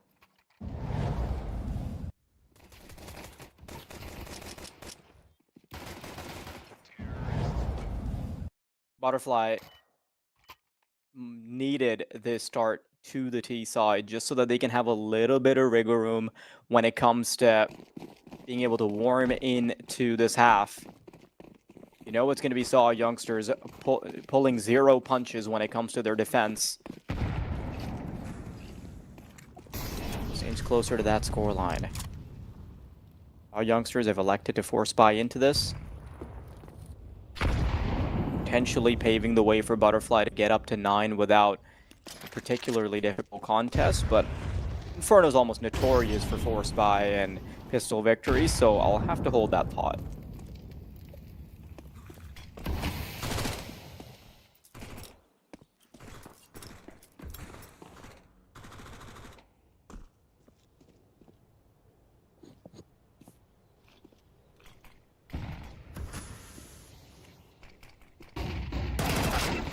No way, peek forward. Ayano's gone. Ayano was the linchpin of the A site once he started to play a little bit more aggressively on the CT side. And I really want to find out whether that translates through into T side success, but that's not what you'd expect. Nice kill from Forrester. Really punishes on an overcommitting Snowies. And the way Forrester's able to find the kill with 40 seconds still left on the clock. I mean, Mika's going to start to push the smoke. Surely he is. Oh, Mika. No! He can't go forward, and now Kurama starts stabbing. Mika starts firing, and don't bring a knife to a gunfight. 25 seconds on the clock. 2 players inside the site. This is trouble with a capital T. Kisley needs to find some info. He needs to bait them out. Uh-oh, Tuxa gets not just the first, but both kills. And Forrester is still trying to desperately pave the way in. He's expecting, no, he's not ready for there to be another snake in the grass, but pulling out your primary just takes too much time. At least able to survive till the bitter end, but Saw youngsters right back in the driver's seat, and Butterfly. The tides of this game have been flipped. Tuxa, man. Really, really well done. And it's a good kill from Forrester that allows him to actually get back into the A-bombs or even have that as open as an option. But yeah, that early deaths to Ayano is still something that'll be going on in their minds. Kurama force buying up, switching up for the MP9. Leaves the MAC-10 behind in case it can be salvaged by someone else. The CTs don't come into this round bearing 0 risk.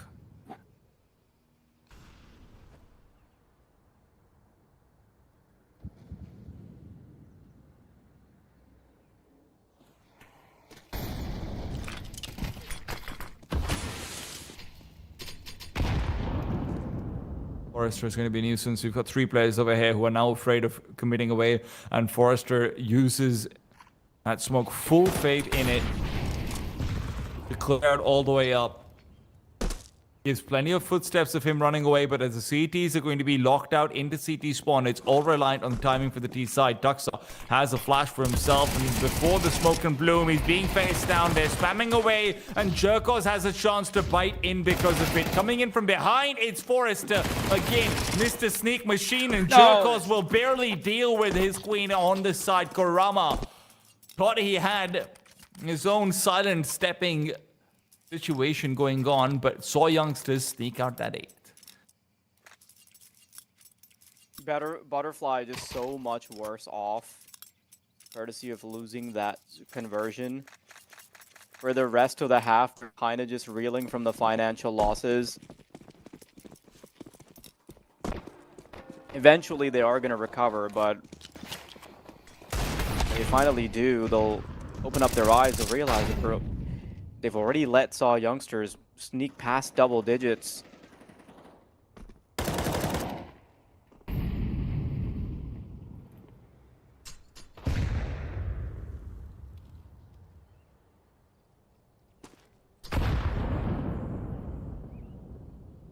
There's always a way for Deagles to work, so I'll have to bite my tongue. See, I just told you. I feel like Deagles are programmed algorithmically to work better when you're up to some BS.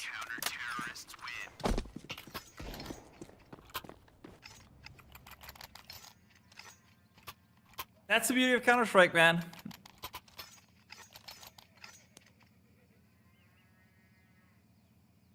That's the beauty of Counter-Strike.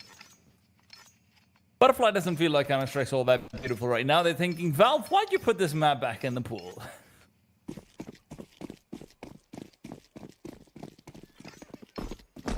They're also half buying over here. They don't have a buy until 10. Double digits is never fun to play up against when you're trailing by 3. So dealing damage over here is critical. I saw youngsters cannot survive with more than 2 players if Butterfly want to have a chance to reset their money. And Dux has already found a great tag. Nika piles it up. Duxa is just slaying them, ripping them to shreds. He's littering this T side all over the A side. Mika finds a second.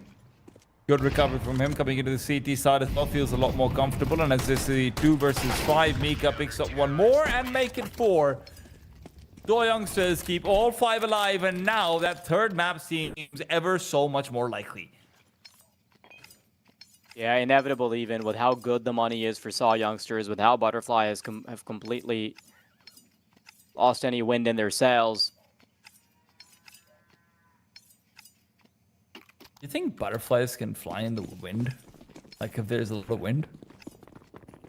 Depends, I guess. Probably not a lot of wind, but probably. Because I know birds have a hard time. Like sometimes birds are just like standing still in the wind, even when they're flapping furiously.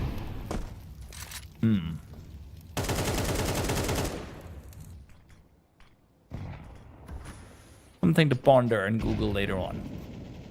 Oh, banana Kisley. He likes his fruit, and Jay will be obliging Kurama. Okay. 5 versus 3. So required. They could not afford to tank another round lost. There's an AWP around the corner, watching like a hawk. Tuxa. His position is fully known. They are going to flash him out of his position, and now they have safe passage into B. But despite having all the money,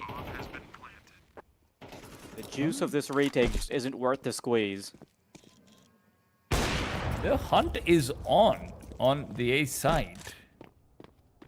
Forrester wants to find TTs. He really wants to give them a chance to reset the economy. And they shouldn't be expecting this. Tuxa scopes in for just a second. Careful now. Viking's gonna do you no favors. Forrester doesn't throw the Molotov just quite yet. He knows that there shouldn't be a reposition. Goes for a little bit later on when his teammate is more nearby. These have to be careful. You can't lose out too many weapons yourself either. I mean, their money is awful. And as Kisly peeks forward, he'll get the one. The AWP being taken Oh down my would God. be huge, and they get all three. That is magnificent. I'm going to point out that they timed their peak against the AWP and the first player on the bomb site alongside the shockwave because that gives you a tiny bit of aim punch, and they know that's their moment to strike.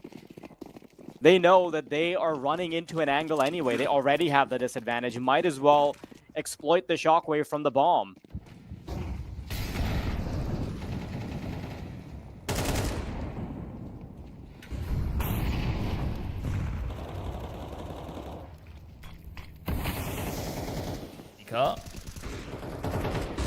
Forster's in pursuit, tries to come around, and So he's done quick. so. 2 quick kills, and these entries cannot stop falling. The youngsters this time falling the save early on, but also finding some space out in Banana to make it maybe a little bit easier for them to do so. There's no op though, so it's not like they have a guaranteed fight just waiting for them where they can completely cut off the blood supply in Banana. No, they'll have to take a fair rifle fight, and this time the Butterfly are even less worried about losing their money because, hey, they can buy up. They have another one in the tank, and if you felt like criticizing their decision to go for a hunt last round, well, maybe it was a little bit risky, but this is where Saw Youngsters, they are about to be hung out to dry if they can't save for a second round in a row.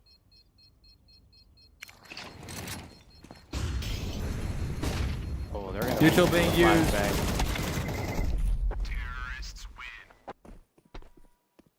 Forster will have a chance over here. Can't find the shot. Would have been very difficult. Even 1 kill is worth it. Even 1 kill makes such a big difference here.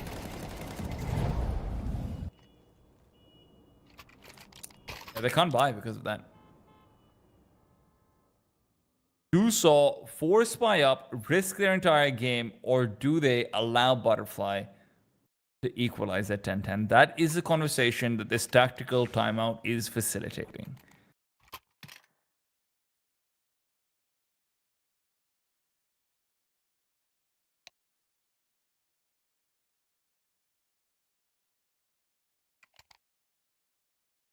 I think there's just a third option of only Jerkov to Snowy because they have so much more money than the rest. Perhaps dropping a little bit of weaponry over, which I guess they end up doing. And their money still ends up being aligned, so they have a small chance here, and they still have a fair gun round in the next one. So I think this is a great middle of the road approach. Tiny chance available to deny double digits. They'll take that. Juicy little nade. 24 points of health brings Nitsi into the one-shot headshot territory of a lot of these pistols. But they're scaling fast onto B. I don't know if the CTs rotate over here. Forrester is just going to be pushed into, though, and now with the extra AK, you feel the greed. Do they expect Ayano to be nearby? The B side still hasn't been taken. This is splitting into a standard CT defense. And a boost up over here would be deadly. I feel like you can almost guarantee that they're not going to be smoking off the boost spot itself. So Tuxo with a 5-7. Oh, you could be in some trouble. Jay repositions. Jay moving forward. Tuxo fucked his one. That's all he needed. HE's a good. Jerko's picking up a few more. And now the T side needs to reset. They need to reset back to A. They know it as well, but the bomb isn't backing off just quite yet. They're trying to shift walk away.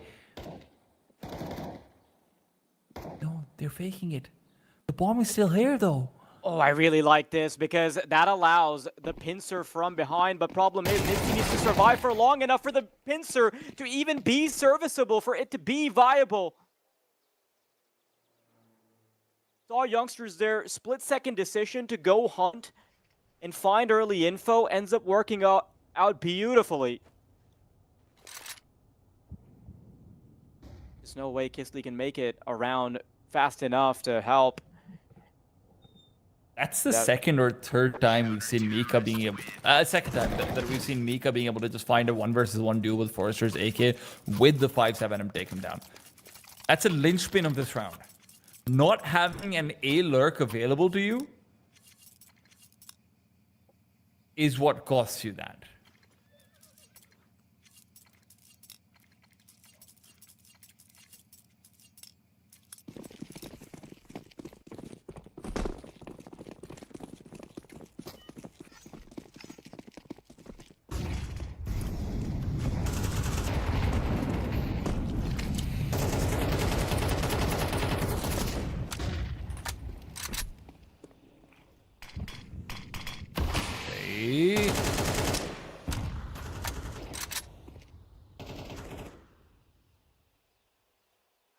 find anything yet.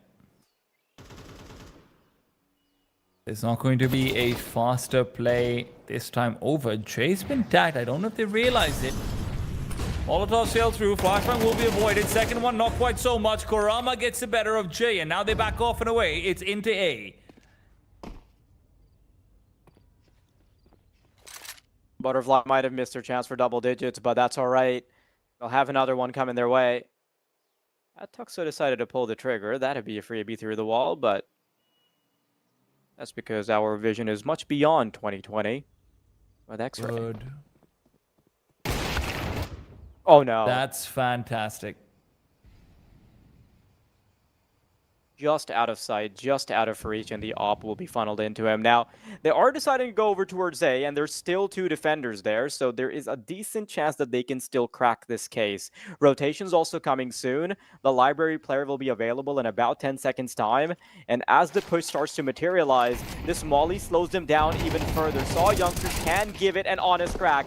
Mika slows down beyond measure, but eventually they all have to fall. A Butterfly up ahead now, and money's not too forgiving. And break the economy completely. Force buy out from Saw Youngsters? Really?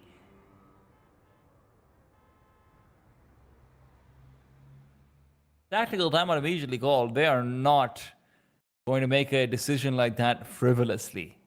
Yeah, I think they might just be in disagreement. Like you could see the buy came in, then the tactical pause comes in. You're like, okay, we can still press the refund button. Thank God that's introduced, by the way. One of the most tilting things on a team would be when you look and you're like, well, my teammate just bought an AK. Like also just having to cast like, oh, he accidentally bought, so now they're just doomed. Yeah. They're buying, man. Doxa and Jay, the double M4, this is what they're putting their hopes into.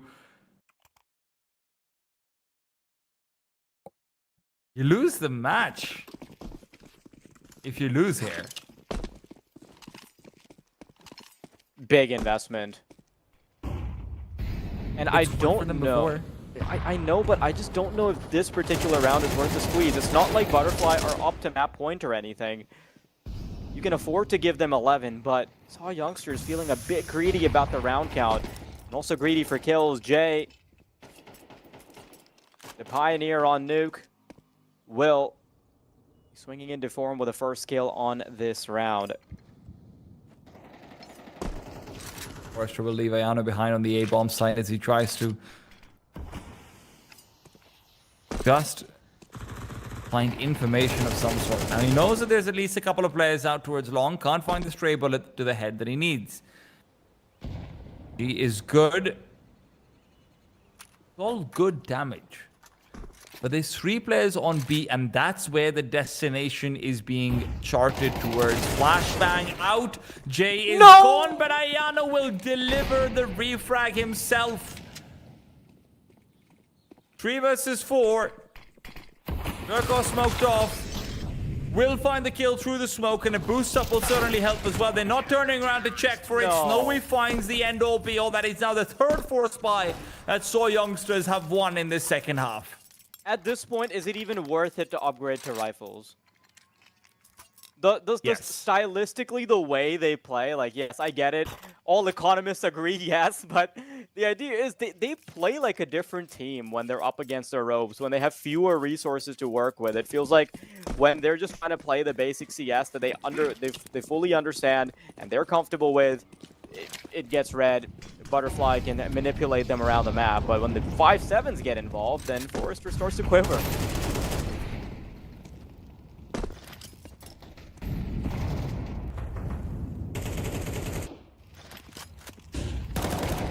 Butterfly are hoping that they can get some of that same force by success, and Kurama certainly is a hand known to deliver in these dark days.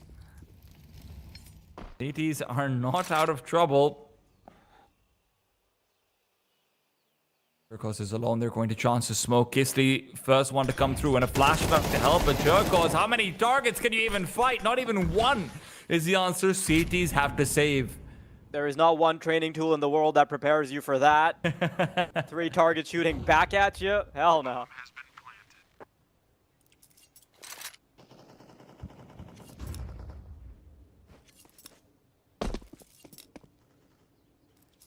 We've been They're not quite blessed hunting. with very competitive games today. Yes.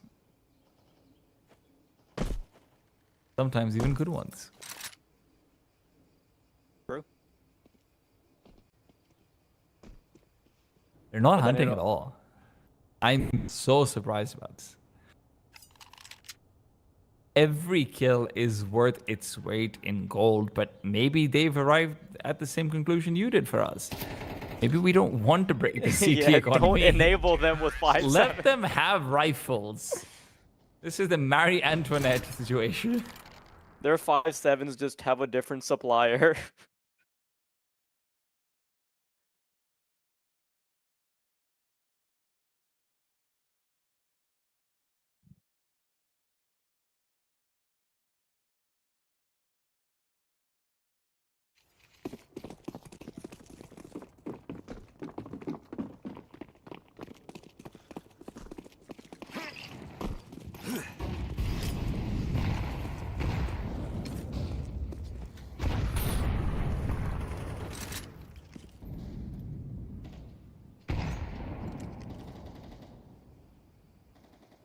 Could be an extension into overtime for Butterfly. And I feel like the longer this game goes, the chaos that Saw Youngsters have thrived on is very unsustainable, T-Time. Here it comes, though. A-side push, and P9 and AK tag teaming up. Tuxa needs to keep fighting back, and he does. When the atmosphere is going to settle, it's a 2v2 that is quickly taken away by Kisley. Back to an advantageous position for Butterfly. Jay, here he comes, tries to play around the smoke, but Butterfly are taking us all the way to OT.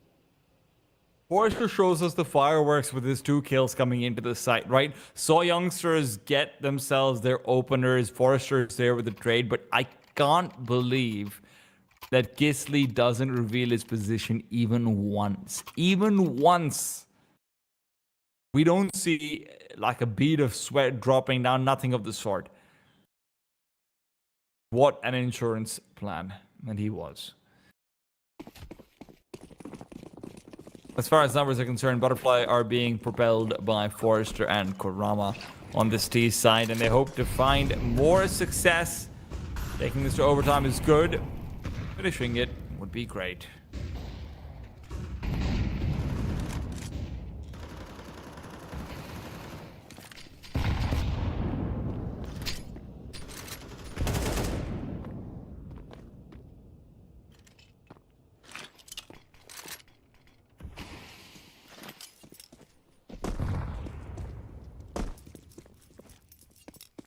He gets a little bit cracked up by the HE. Oh, is there a 5-7? Oh no. Yeah, their Achilles heel is just that, for Saw Youngsters, is that they now have enough money to play with rifles in every single round. The horrors.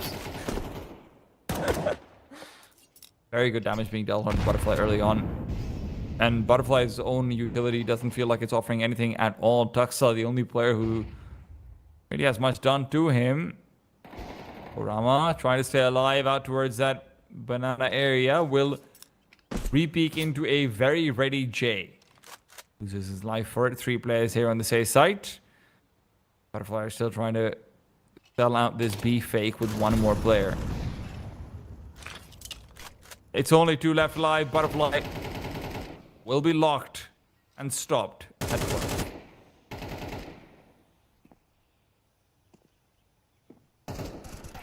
Almost been left in brackets over here. Yeah, this wasn't going to be negotiable at all. Even if you get the kills, you can't go back and get the bomb and come right back, get the plant. Nah, it's just not happening. Saw Youngsters, 13 on the board, kicking off OT with a bang. Now getting their rifles from the same supplier that has been providing 5.7s.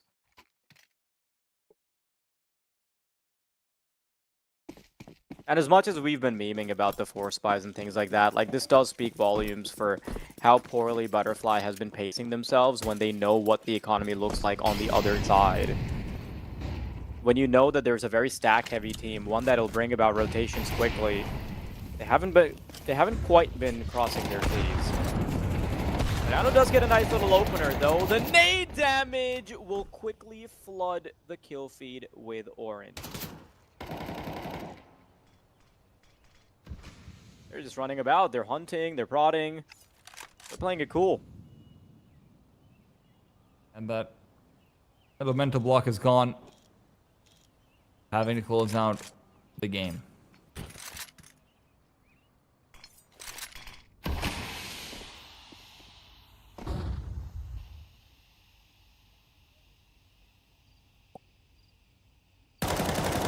Come on, Nitzy. I believe in you, Nitzy. Yeah, no, Jay's just ready.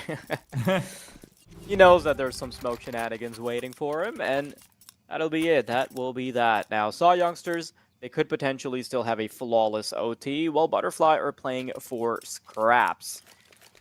Will they look a little bit better on the CT? Maybe. Maybe. One can hope. Yeah, but a flawless OT is difficult. That's rough. And if there was a question of the depth of Butterfly's strat book, this is certainly where you hope that they can write a new page on the fly. A fast peek out from Kurama doesn't feel like it's using the best of ink, but Kisly's come through with one. Jay fully taken down by Forrester's Molotov.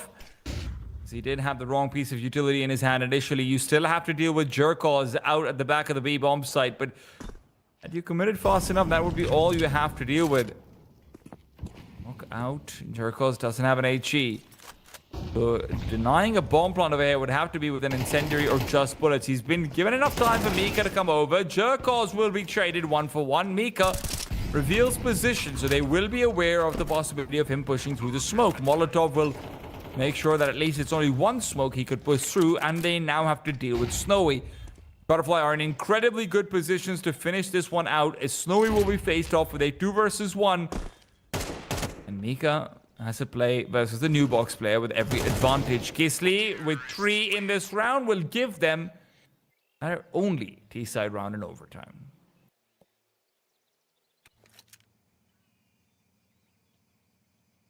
It was a non-negotiable that they get it.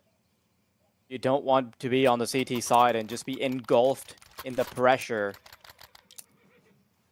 of not making a singular mistake.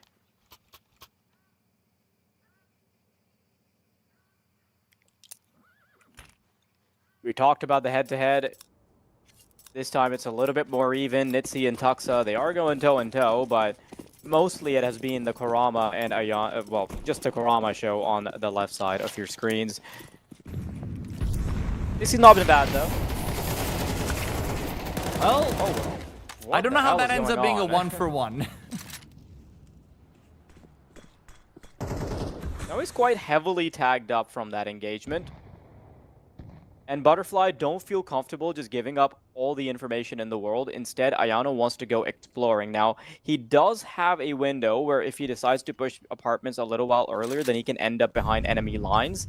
But he's staggered. He's stuck around in apps.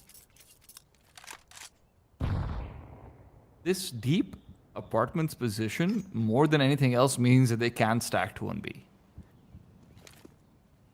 Nitsy's doubling up with the op. Oh, there's about to be an engagement on mid. They've just about missed each other like ships in the night. And that lurk is all too obvious because it's just one guy stampeding around, and they're not going to be phased because of it. Look at this. Rotation comes by. Even if Mika gets that kill, it simply doesn't matter. And sure enough, the lurk soon will die as well. Kisly trying to hold it down. Tuxa chasing Jerkos, wanting to cast a new box player. Molotov awaits him, but not death just yet. He's repositioned onto oranges. The vertical angle still being caught by Kisly, but Tuxa has dealt the finishing blow. Mika couldn't have been given that kill. That's a problem. I know that it doesn't seem like the biggest of deals. But the second Mika gets that kill, there's so much more pressure on the B-bomb side players to also then just have to worry about, like, hey, do we need to reposition, to worry about a flank that could come in 5 to 8 seconds down the line. There were 43 seconds left on the clock, which means you still have about 15 before the T's are getting really antsy. Yeah, Mitzi just needed to win the duel. And there's still more that could have been done. Tuxa getting that kill onto the CT player is fantastic with the AWP. That's really well done. Saw youngsters have put themselves on map point again. But can they close? Kurama only good for the 1-to-1. Which in his position is pretty impressive. You've got 3 barrels aimed at you. Nade is going to be quite significant against Jay. Despite the Molotov obscuring his vision, he will still manage to find lead in between Mitzi's brain. Jay continuing to dish out the damage. Butterfly in a 2v4 should be forced onto map 3. Forrester and Ayano have done so much on the CT side of regulation, but this is not what they signed up for. Not a 2 versus 4. Not a situation like this. Ayano goes down, Forrester alone, but Dustu is calling, and Forrester will have to reveal his cards in the 3rd map. So youngsters, take it away. It is not clean by any stretch of the imagination. I honestly am very impressed with what Butterfly had to put forward given their prior record, and we do still get to see Kurama continuing to perform. This is going to be a deadly matchup coming into Dust 2 for us. Yeah, absolutely. And I think after the break, once both of these teams have a bit of a chance to re-energize, I think they'll be going at it, and I expect them to lock horns just like this map after the break.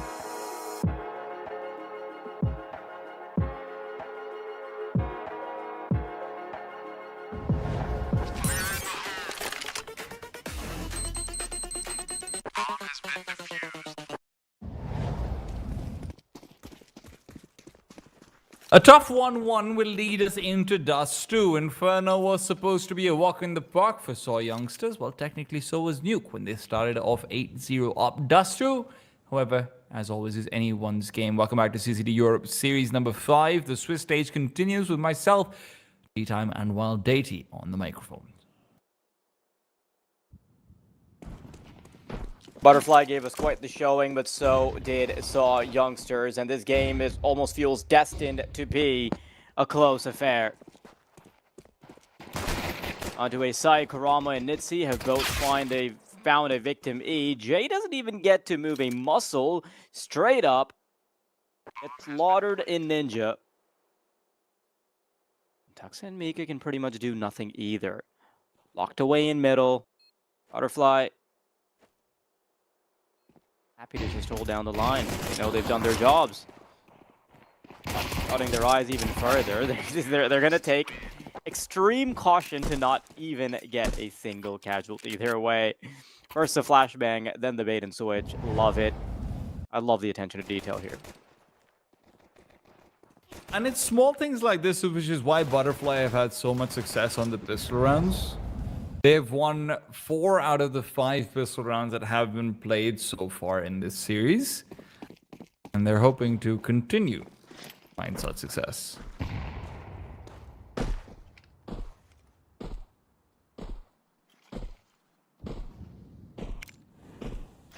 Yeah, I just pulled that one out for us. I didn't even know if that was true or not. I checked back and I was like, wow, I was right. Yeah. Yeah, I feel like as a commentator, you just need to like learn to lie 15% of the time and no, sometimes you just have to really believe in yourself, kind of getting it right. Mm-hmm. That's the mark of every great storyteller. Yeah. And isn't that what we are at the end of the day? Pretty much. We just try to do it in a live setting where the VODs are shaky at best.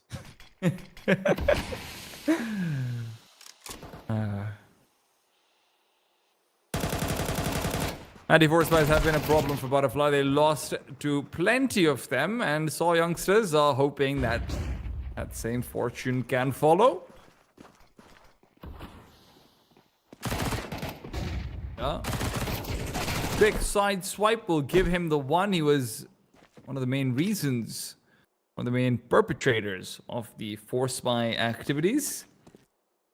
Often taking down Forrester over towards apartments in Inferno. That was such a treat to watch, to be honest. Is the amount of awkward rounds, Force Spies, boosts, 5-7 moments. I like the fact that we're seeing Butterfly be pushed to the edge.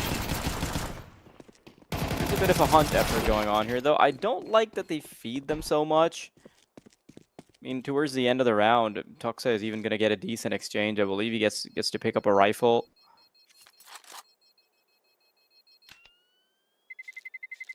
Terrorists win. No, he does not. He's too worried that he's going to be hunted. So that is Butterfly with the second. All youngsters not ready to pull out the big guns just yet. There is going to be a bit more waiting at the clinic before a prescription can be offered for the butterfly disease. These doctors, man. Yeah. I swear to God. Up to the strangest things. Yeah, ever since ChatGPT came out, they've just been a different breed.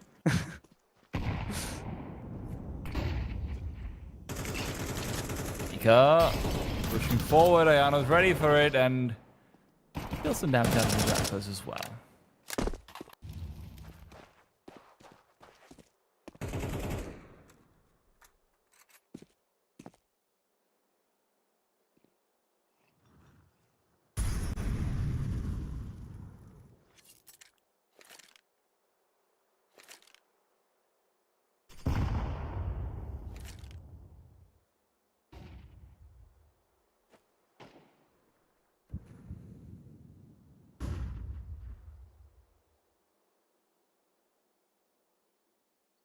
Quite the slow, elaborate round from Butterfly. But it's a pretty basic setup on Dust 2. You gain that early mid control, push up short, deny info, go straight out mid to B. I guess the only exception being they've left a pretty advanced lurk in middle. So far, the game's been quite uneventful. And that is just a testament to how smooth Butterfly have made it look.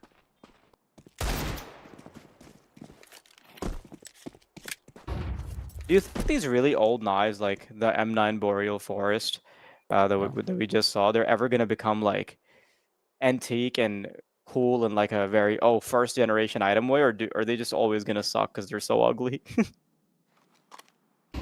I just don't know enough about skins, to be honest. Like, I just feel like stuff like this comes around in such waves anyway. It's weird. I have a bunch of skins right now, and I feel like I'm going to be, since I never like take into account what skins I have, I feel like I'm going to be one of those people still holding on to TF2 hats. That is one of those things where you do always sort of worry, but also considering that your entire career is tied to this, I think you've got bigger problems than just skins. That is true. If that's what happens, you know? That's sort of how I would rationalize it away. Do I lose my skins and my career? What the hell? Pretty much. Game now is where things start to get incredibly difficult for Tuxa. He's starting off the first gun round, already having been tagged down to 9 HP. The Tuxa versus Nitsi head-to-head so far. In a map apiece, Tuxa somehow still alive after having been dealt damage when he's only on 9 HP.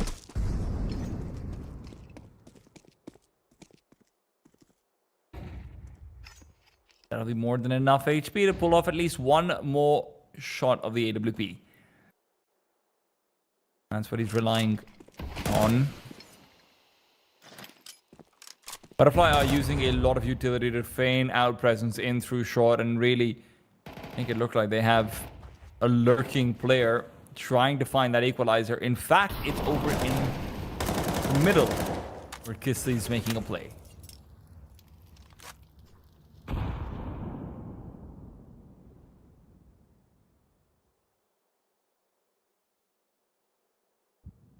Tuxa, all eyes on him. And by that, it really comes down to Nitsi.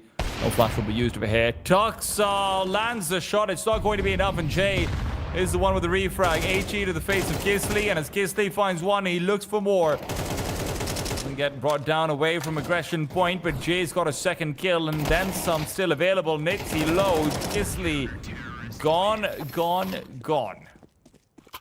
As much as Kisley had to make himself scarce so that his long players could scale up, he also had to take that fight on the side player, just because as that player is trying to run away, you just... That's the one way you can negotiate back into the round, especially if your teammates are low, but that also ends up being the side player getting a long kill, so... youngsters, first round of the board, and more needs to be done. Butterfly, not a colossal economy yet or anything. In fact, they're going to be down to a Galil onto Kisley. It's all about how soon they get back on the board. Nitsi's going to be finding a victim. That is Jay, who was highlighting the scoreboard on both maps 1 and 2, now being taken out of commission early.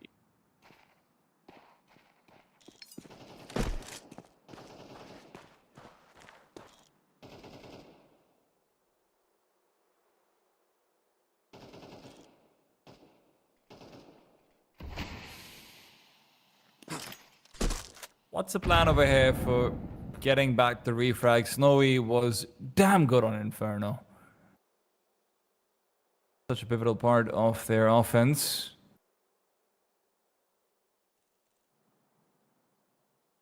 Right now, all he's going to do is fade away. If this ends up being a B-side hit, so be it. We can't do much about it.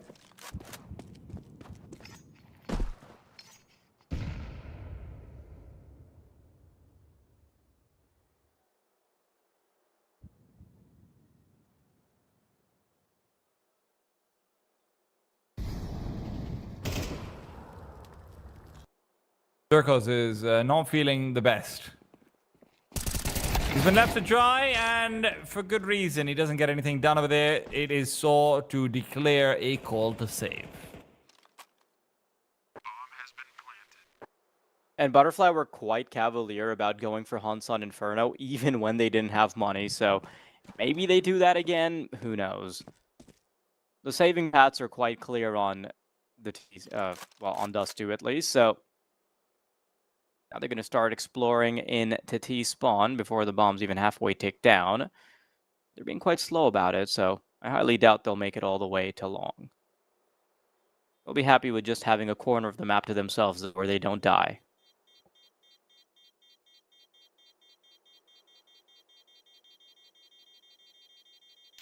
I keep forgetting, and like, I don't know if anything changed with the update, but can you still survive with full HP behind the B-side car You're box? asking the wrong person, man. I won't lie to you. I don't understand the bomb radius at all anymore. Like, there's places, you know, I casted a game with Alan, and on Inferno, you can like save behind the lectern in church, but you can't save in CT spawn. Which makes no sense. It's Because closer. there's but there's fewer like the obstacles in between. Yeah. Saw some pretty interesting There's things this really like that. cool guy on Twitter who was mapping out every possible like HP and how the bomb radius maps to where you can save. Forgot his handle, but I like the simulations.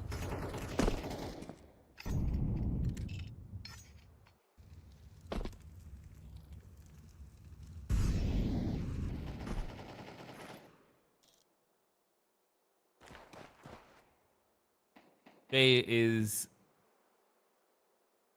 I don't know what that CD smoke is. You know, that long door CD smoke is something Mika might not actually know about. Otherwise, he could be pushing through for information here and now. It's a mid to B split that's being called, and there's an AWP peeking over it just in case they can spot out Jay there. Is he still boosting?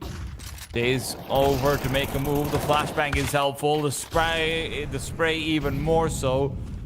Kill and damage found, and in 3 versus 4, Ayano is the only player who can really make a play, and he's done just that. Tuxa is gone. Mika not on long.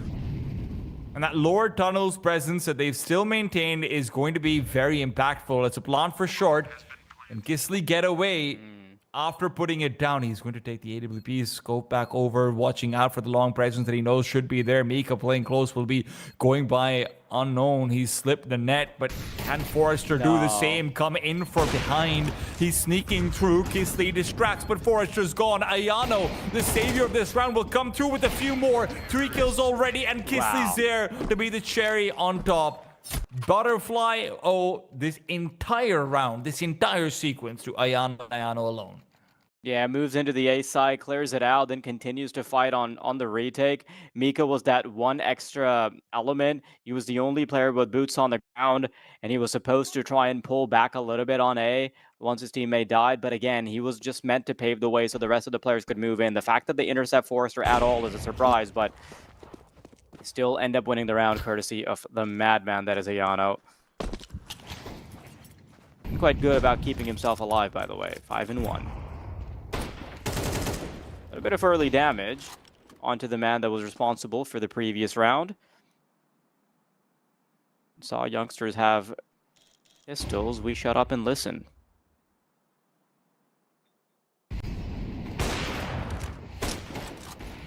Mika's gone. Thank you very much, Nitsi. I'll take 7 more of those, actually. That's what I'm yelling is like, oh, hey, there you go. Man knows how to deliver some quick service. The Carrigan strat. Get him to do all the work. Oh no, Jay, I'm so sorry. We saw that one coming from a mile away. Kisley will find Jerkos. And I'm surprised Snowy even wanted to contest that. It seems like a gun worth saving, and he's realizing that now.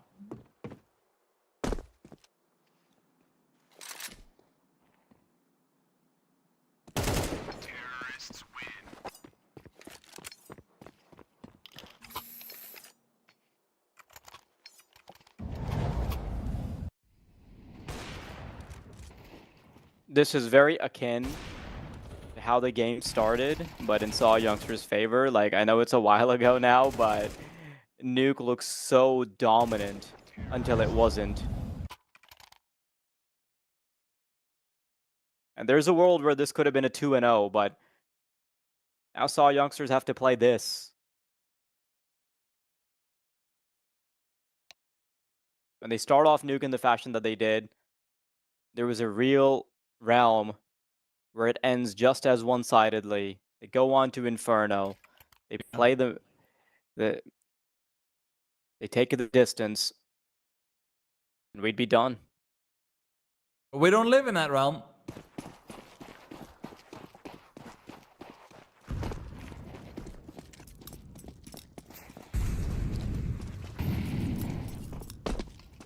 And right now, Butterfly are just tanking their lucky stars so they can win one of the two just to make it to the decider. They're doing pretty well on it, too. Hell of a lot better than either of the maps. For some reason, they've made both maps look like an uphill battle so far, but this will be different. Kurama catches Jay with his pants around his ankles. Looks to start pouring in middle. The defensive smoke from the CTs. Jerkos will try to peer over it, and he has such an advantage. He's not being checked for. Kurama will hit the ground within seconds, but now there's about to be a B push that's materializing. Left side flashbangs. They're going to move in. Snowy avoids it. They're waiting for the lurk. Jerkos can't see through the flames. Nitsi knows there's still another player tucked into the car. He's trying to play the vertical angle. Snowy's footwork is looking impeccable as he lays down 3 and Tuxa picks up the pieces. Yeah, Snowy's just not getting as many chances as you would hope for him after the game that he just had in the previous one. He's been playing B-side anchor, and you know how good he can be. I mean, impeccable. It is a Jerko skill that enables the entire round, though. There's no question about it, but Snowy, what a defense. What an anchoring performance.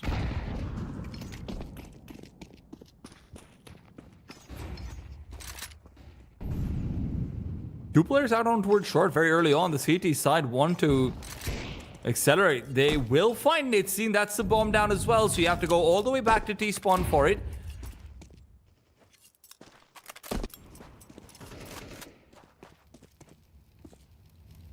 Long control will also be forfeited by Butterfly, although the CTs won't have knowledge of that. It's a B bomb site that's been breached.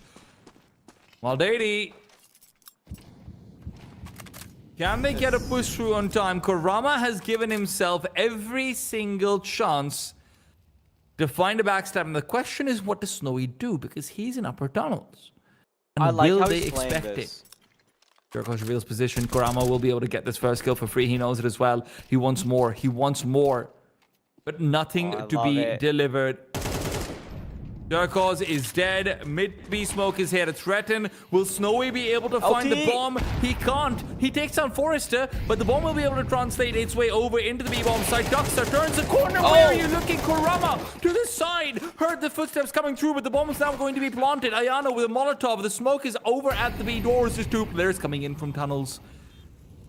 Two players from tunnels, and they don't have anything to do versus this AWP. The Molotov being shot to the back platform seems to be the only way you can make this move. Kisley, good for one. Drops down the player with the Molotov in his hand. Still an incendiary available. Kisley gets another one. It's Snowy alone, and he will die alone. 3 for Kisley, 10 on the scoreboard, and Butterfly steal a 7th. kiss of death of Kisley is just too overpowering. The fact that he misses the first shot as they're coming in through tunnels, when they're looking the medius, when there's 2 targets to shoot at, I thought that's it. When Ayana has to turn to help. Can't believe Kisley is able to finagle that round away. Karama this time, opening kill onto the middle player. Snowy wants to get aggressive. He's getting tired of letting them have all the control, but his proclivity to proactivity is going to be punished. Besides giving up again, T-Time. And in the meantime, Nitsi is picking them apart.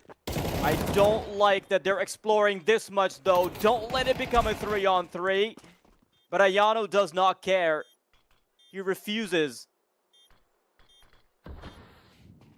Bend to the laws of this game. Tuxa and Jurkaz want to be far removed from this action.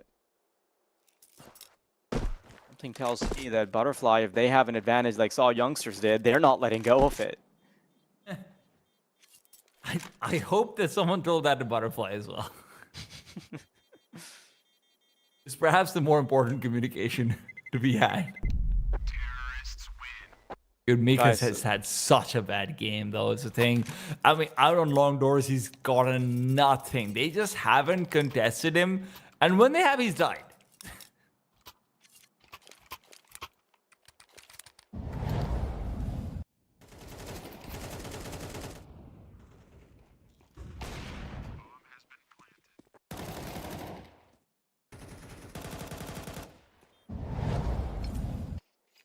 This has been quite the stressful day of CS. Very competitive, down to the wire. We've seen 2 OTs already.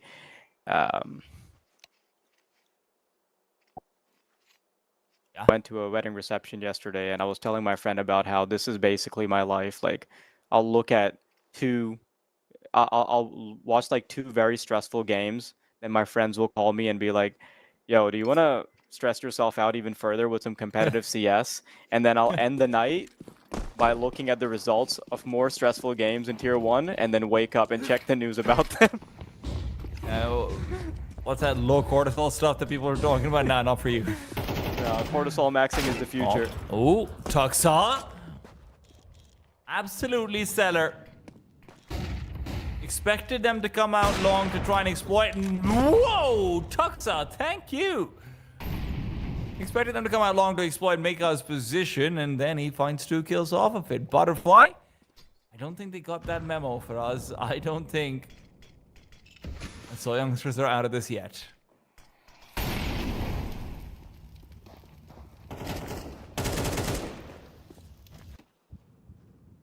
We're on 3. 3 CTs up ahead in the middle. Yeah, I still don't feel confident, though, for some reason. Butterflies have been so damning with these duels. Jurkaz misses a golden window while they're tunnel vision on the first 2. But there's so little HP on the side of Butterfly. They need to start buckling down to a bomb site. Karama's playing the headshot angle off the back of the boost box. He tags up a little bit of HP off of Jurkaz, which eventually culminates into a kill from Forrester. Tuxa 1-on-3. And he does not want to touch this fight with a 10-foot pole.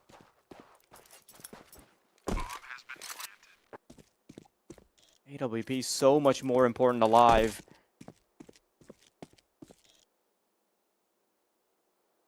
And this is the round that Tuxa starts off with 2 perfect kills. Uncontested. Yeah. Full info, uncontested. 5v3. You can literally bunker down on bomb sites and have a better chance than whatever the hell we just watched on middle. And even that push down middle, it's 3 players coming up against 3 other players. The problem with that kind of push, the problem with that kind of push as well is that in a 3v3, the best case scenario is for the players with a disadvantage is that they get 1v1s. Because of the specific positions of how tunnels and short and mid work, and the way they're defaulting, or the way they're holding, it ends up just offering 3 1v1s in synchronicity, so you can't even, like, take 2 duels at once.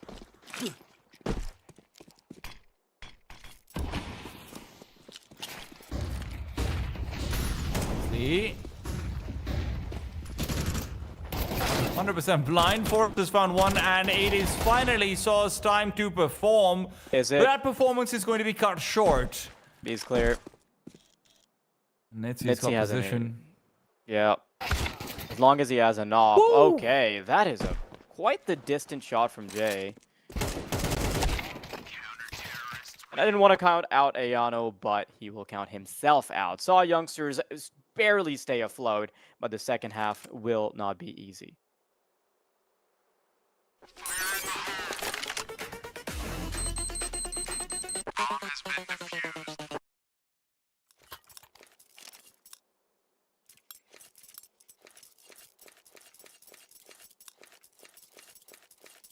Look, if anyone knows the possibilities, it should be Saw youngsters, because this is what they had done to them in map number 1.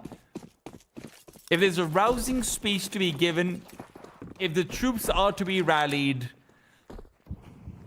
and if the duels are to be won, it has to be here and now in the pistol round. A fast push out middle for Kurama's demise. And 3 players coming out too long. Ayano able to get 1 at least, but that's going to be all she wrote. Nitsi is the next casualty, and the CTs are somehow fighting back again, giving themselves a chance where they should maybe not have one. Obviously, waiting for what he thinks is going to be a push through the smoke over here as they try and turn this into 2 consecutive 1v1s. Jerkos will just win his outright. Jerkos and Duxa, 2 kills apiece. And the very long, very tedious, very uphill climb and potentially begin.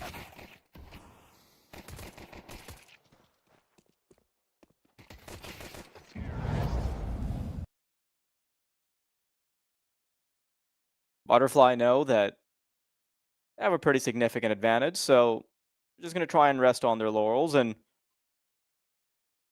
wait for those weapons to flow in.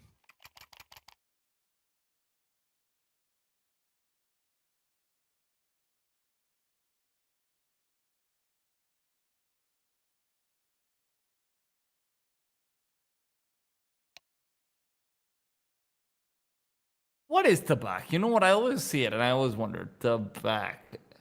Oh, never mind. I'm dumb. It's actually pretty clear cut. I don't think I'm allowed to say it. I have no idea what schizophrenic episode you're currently having.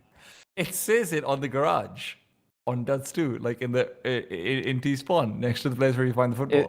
Is there a door that says the back next Yes. to it? No, it says something else, but you know, again, I just realized. Oh, okay. Yeah. All good. All good. Yeah. You sometimes forget Counter-Strike's a game for adults, and I am an adult.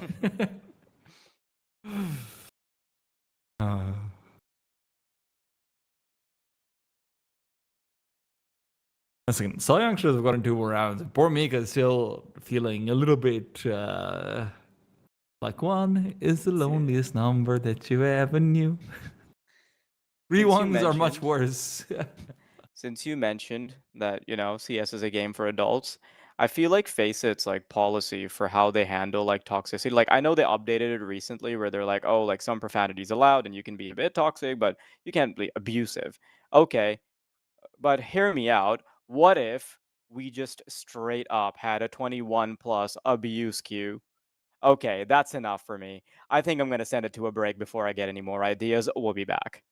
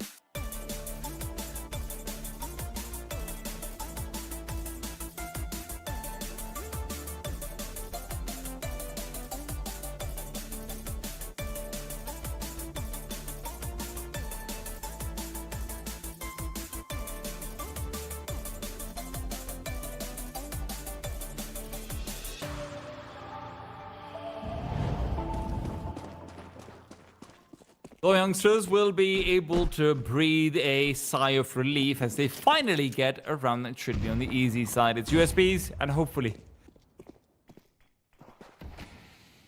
no 5-7s. that's something they can't and they can't be haunted by. I actually started sneezing in the middle. Yeah, This I is could why tell had to you mute you were myself. about to stifle a sneeze, so I was just gonna pretend that, hey, this is meant to be like comedic relief space or something.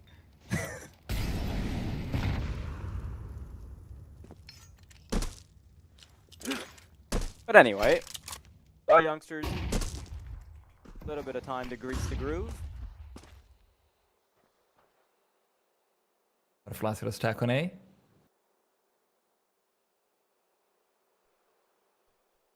Everyone's hidden as well.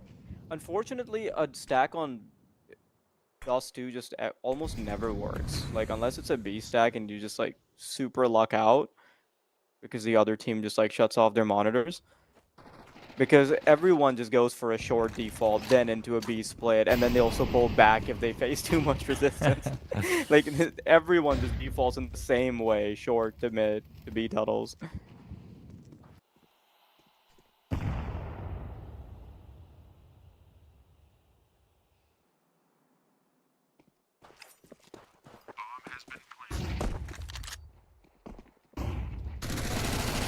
Pushing forward with the USBs, and it's time to say goodbye.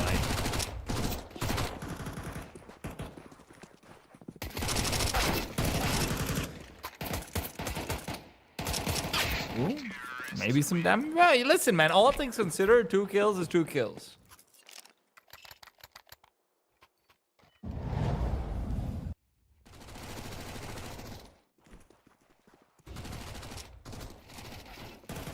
One step at a time.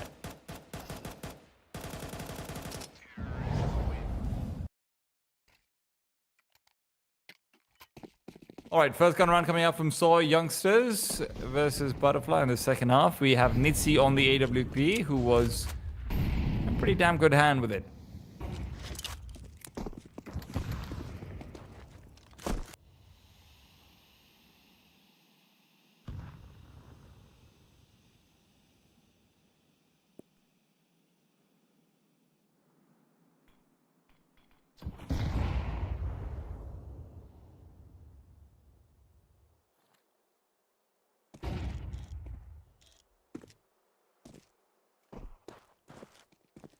Four players completely creeping out from long.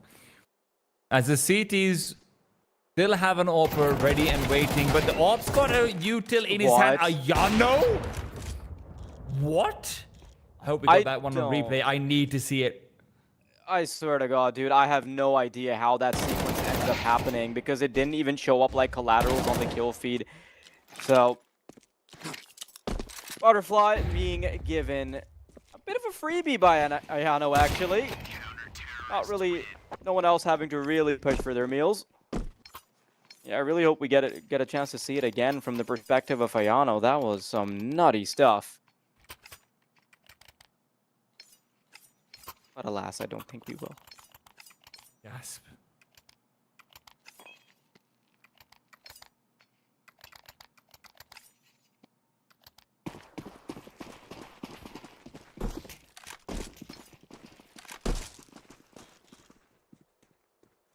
Look at this fast play down towards lower tunnels. This could be primary problem over here. Flashbang in the faces of anyone who's trying to peek out from long. And that lower tunnels push is going to be adapted. It's a play out towards long doors now that Kurama knows that that's where that initial hit came through. Kurama knows with his AK. He's got an advantage in the headshot department. And that's the only department he cares about.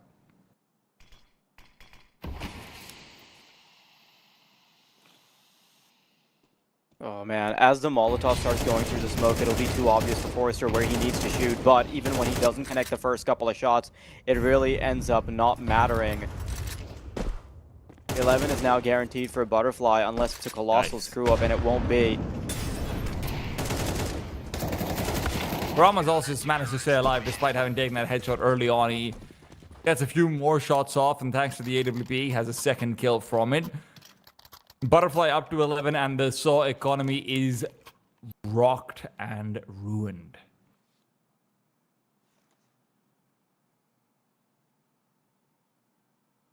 Jay's just thinking, how did we go from me standing behind these players on Nuke and tightening a Yeah. leash around their necks to this? This game started off 8-0, man. Now, series is looking like it's going to come to a close with butterflies flapping their wings in happiness.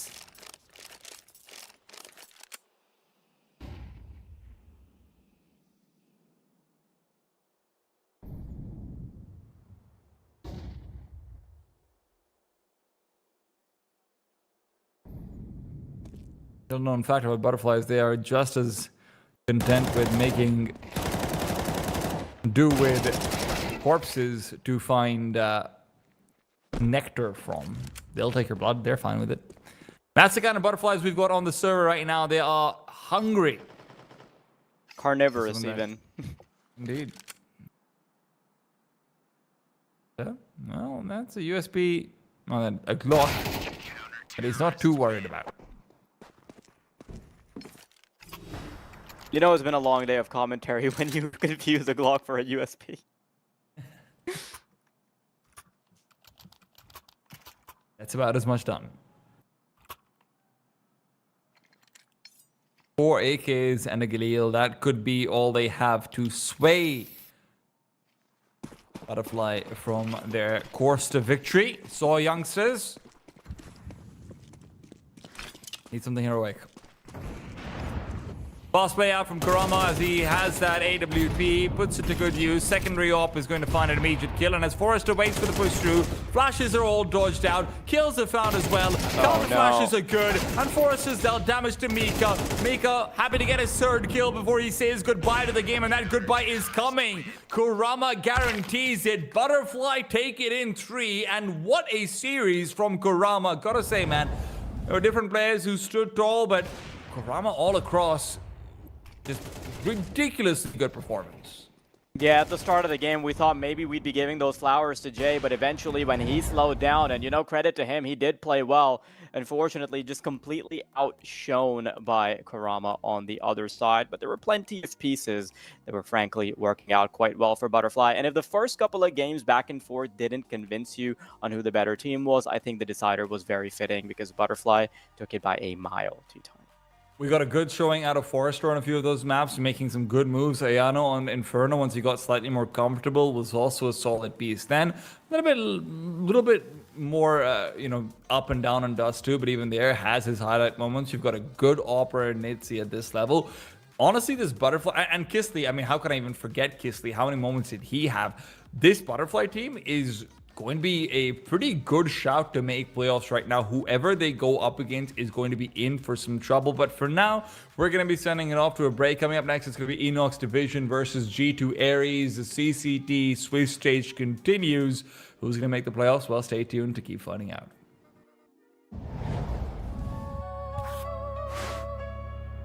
Heavy section.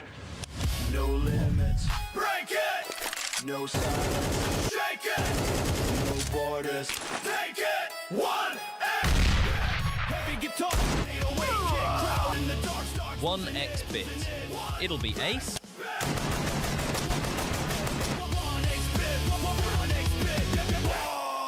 1x bit. This duo play on Mirage is so insane, Tees won't even know where they're getting shot from. When Tees are going for mid control and they throw this smoke, all you and your bro have to do is just boost over the smoke and kill anyone crossing. It's that easy. This exact play is already up on Metastack along with thousands of other strats and nades with step-by-step explanations, screenshots and videos. If you wanna find a winning play just like this one in seconds, check out metastack.gg. And another. He's got full control of the A side. Who needs a stack? 3 kills, make it 4. The last one left is Zywoo. Zywoo's got a second, still 76 health to play with. Looking to cut down Viper. Zywoo 3 kills into this 1v5. If he can. And the best.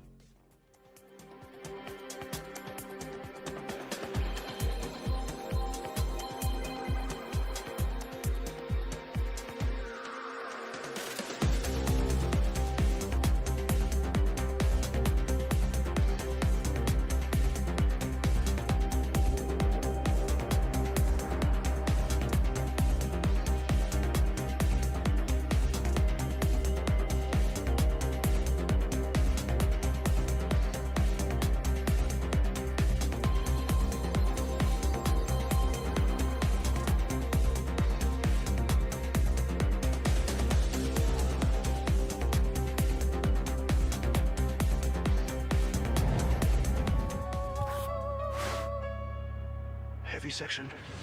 No limits. Break it. No silence. Shake it. No borders. Take it. One. Heavy guitar. 808 kick crowd in the dark star. 1x bit. It'll be ace.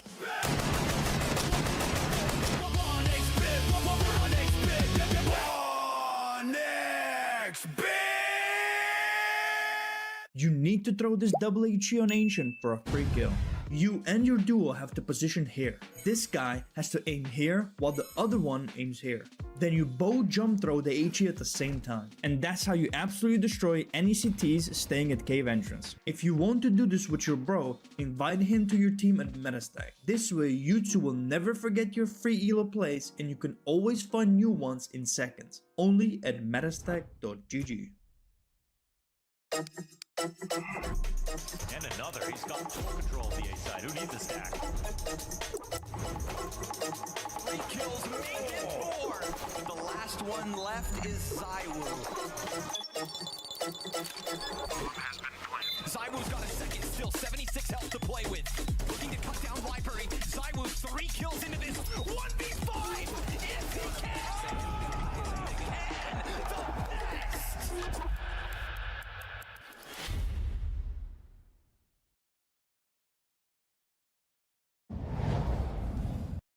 Welcome back, ladies and gents, out here to the CCT. Once again, we're down to the 5th European Series for 2026, and this season has already landed us to our 3rd Swiss round. My name is Nacho, joined in with Pop to take a look on down to our final 2 best-of-3s of the night. It's going to be Inox Division and G2 Ares, and afterwards EAC versus Atreides. But to start things off, already the day has been quite long out here, Pop. How do we feel about what's about to come next?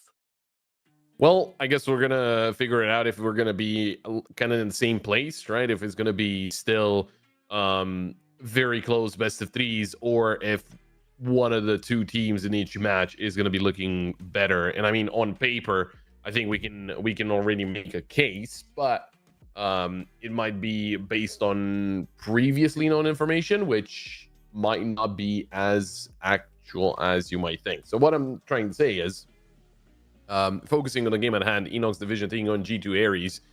Inox Division, they have been an absolute beast whenever they formed after they were Elite Energy. And actually, against G2 Ares, they actually had a game all the way in April, and they were able to win 2-0 in Anubis and Inferno.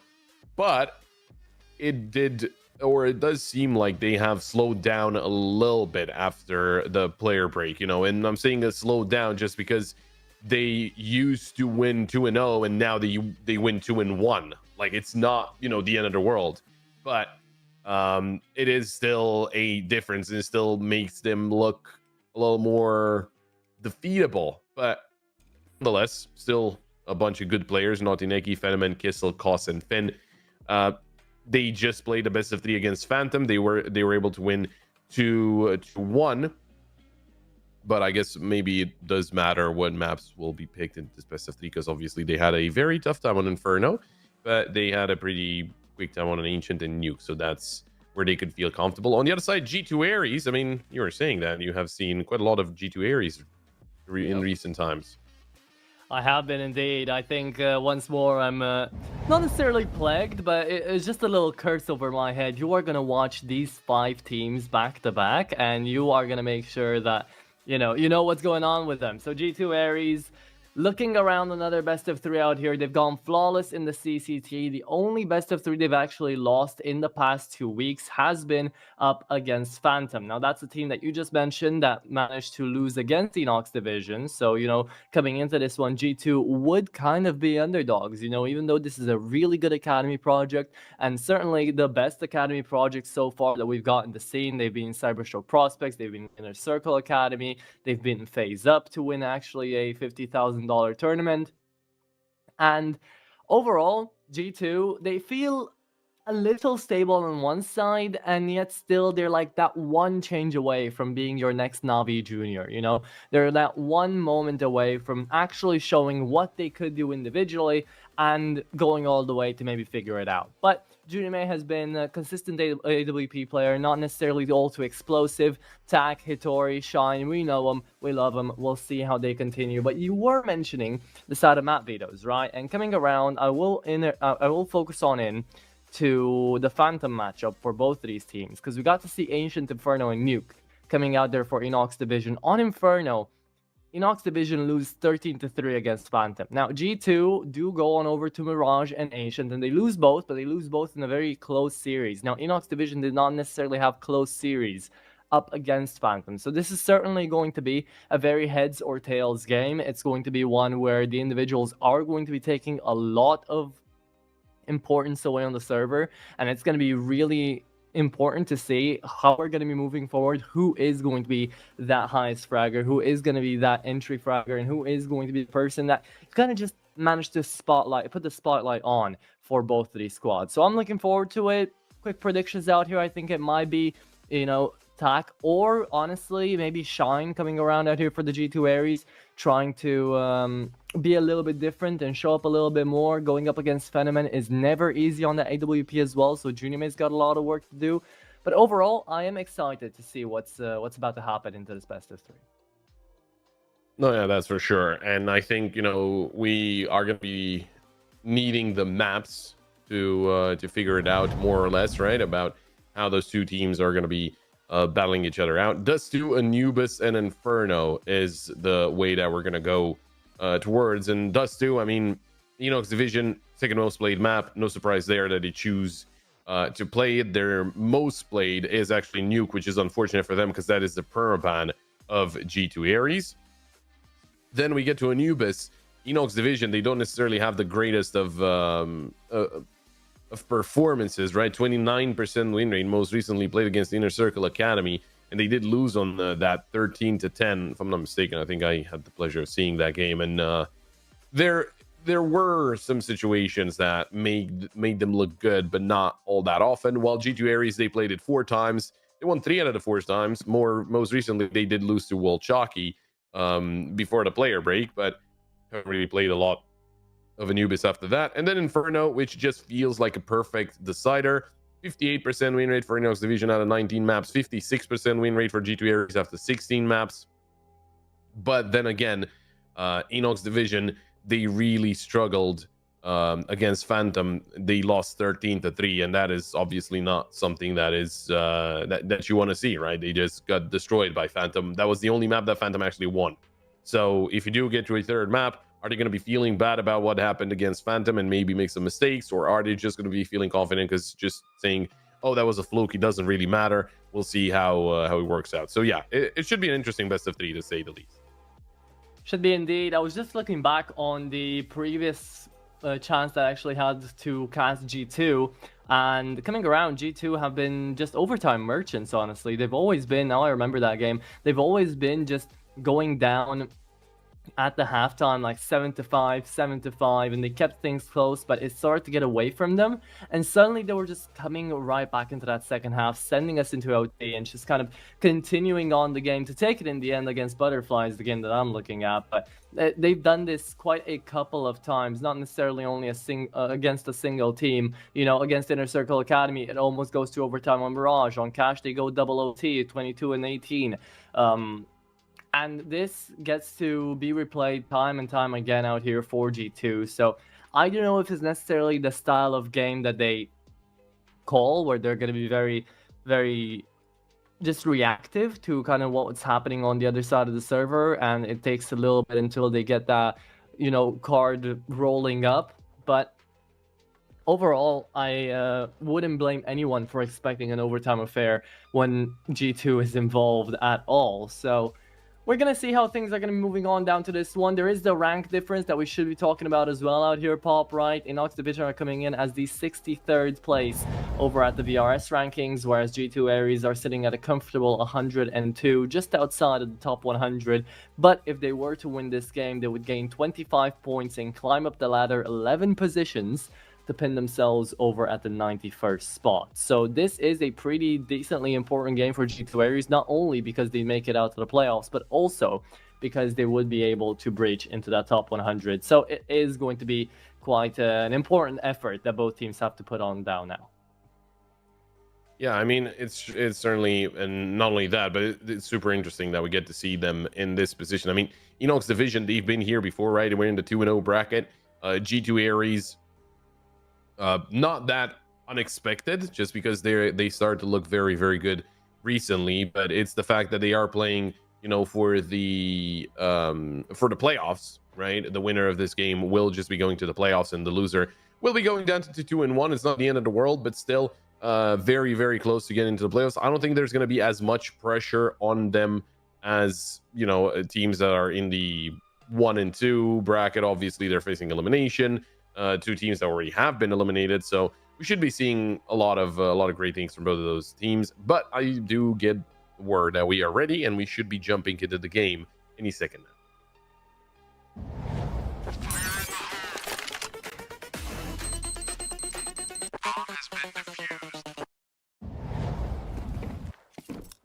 Well, here we have it, folks. Down to the pistol round. G2 Aries on CT side. Enoch's division on their own map pick starting off T side isn't going to be surprising absolutely anyone. What is going to be surprising people is the fact that Yusupe just runs out in towards tunnels, takes down Finn on a labored affair on that spray to the USP, and already gets the man advantage here for G2 Aries. Fights continue though, apparently.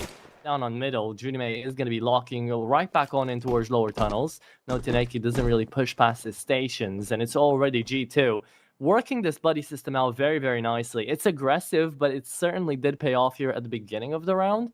And now Tak and Yusupe have got to deny this B side take, which is going to come in a little staggered. So with that flash going out now, Molly to the back of the side. Let's see if Tak can find anyone to deny. Yusupe goes down first, and Tak on the taps with the USP misses out all the shots. Kissel opens the site, and now suddenly a 3v3 with no kit and no smoke available. This is not going to be easy for the side of G2, but you're shooting blindly, shooting wildly, and somehow still reloading right in the face of each other. Hitori finds that last headshot, and it's a pistol round for G2 Aries. Very nicely done by G2 Aries to try and get things going very early doors here.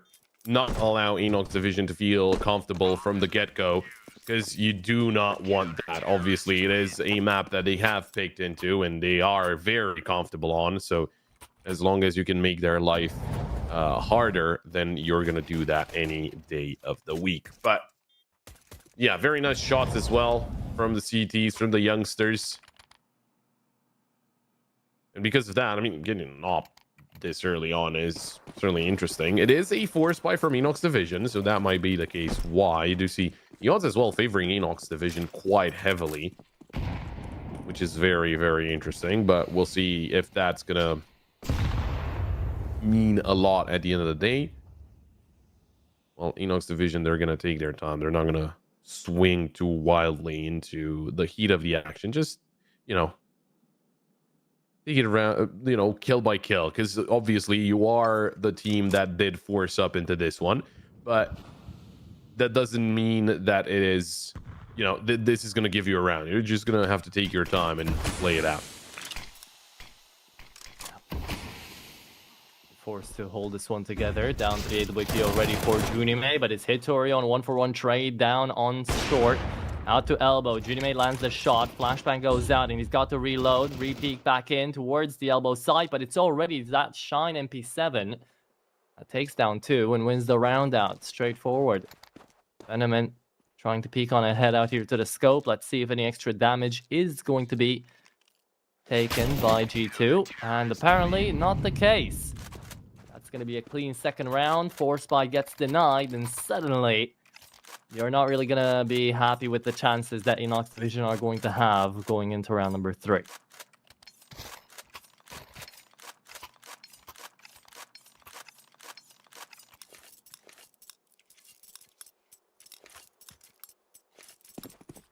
Yeah, this one should be fairly straightforward.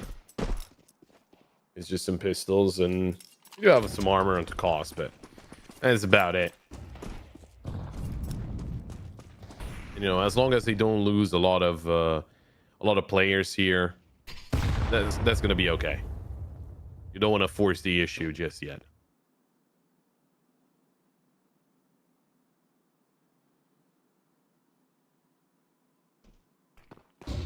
Indeed so. Let's see. Moving around in towards mid, and Sentry isn't gonna deal any damage, but no Taneki does take a nade to the face. Down to half HP, he falls. Out long, Junime is off for the pickings. I feel like right now, Junime is one of the underrated pieces of this roster. I feel like there is a lot more that he could show us. Hasn't had the opportunity to yet from all the games I've seen for them. But if he starts, actually zeroing on into his individual ability, this can be a very scary G2 Ares. With that being said, though, low HPs remaining, and the P250s are finding damage. That's already 2. Coming away, USP brought out. Tak is going to just light them up. Coming ablaze. Finn. You'd love another frag with that Eagle. The Mulberry trying for headshots, and yet still going around the corner. It's not getting any easier. Tak is going to line the headshot, and that is still G2 with a little bit of damage taken on their side, but a third round nonetheless.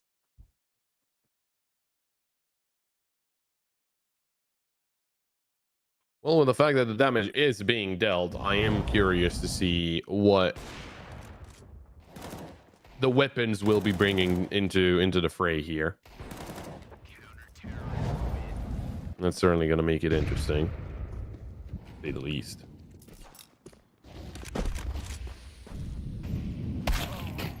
Oh, Venomon boosted up. Junimi just eked right into it.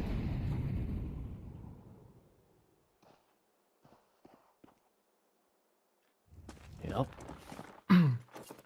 They're not going to be too quick about it because, again, they find the opening kill. That's great. There's no need to rush headfirst into things. Certainly not. With up down, now you can just move around middle however you wish, but you've got to check the door there.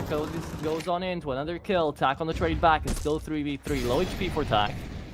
Could go and try to steal away that off fallen from his teammate. Yet he's the B anchor for now. He's got to hold it on together.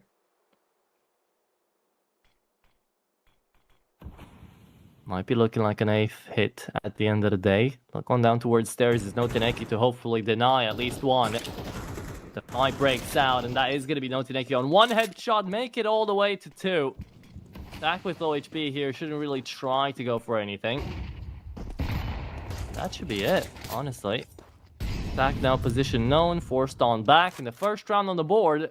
Comes around here for Enoch's division. Overall, not a bad outcome out here for the Enoch side. All that they needed was just to take down Junime out on A, and suddenly everything felt a bit more manageable.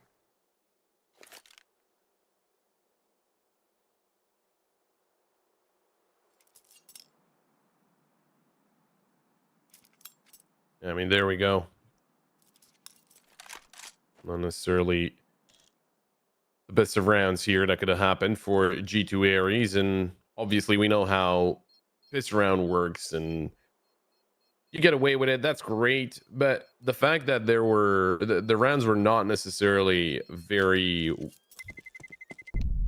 Obviously, they were one-sided. They did win them, but they did lose a couple of players here and there. So that kind of proves to the T side that we can deal the damage, just not with the weaponry that we do have right now, which was completely fair. So,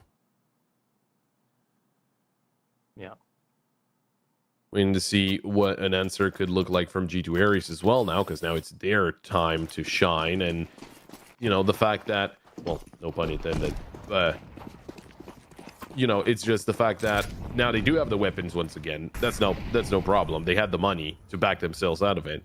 But the fact is that if this one is messed up, then it's not going to be another buy. It is going to be an eco, and there's a pretty good chance for Enoch's division to tie the game up. And this is what I was talking about, how this is the map pick of Enoch's division, and they're going to be feeling very confident on it.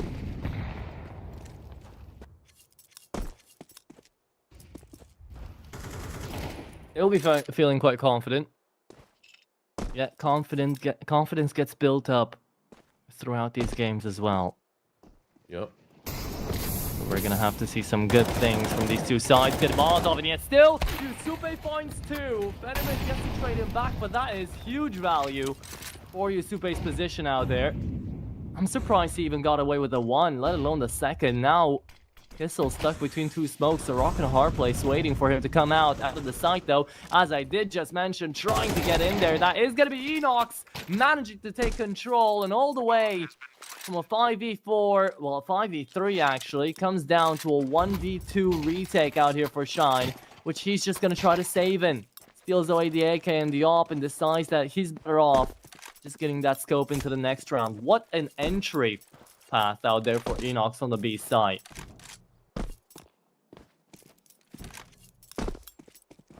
Like that even looked a little scary, and then it was no problem at the end of the day. That's some great Counter-Strike shown by them.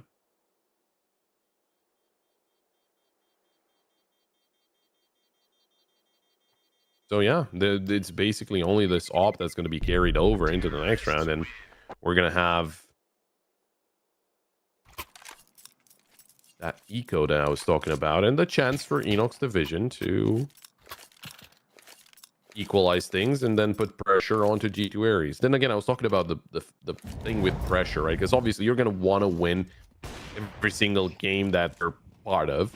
But again, if this one doesn't go your way, it's not the end of the world with them both teams being at the 2-0 score.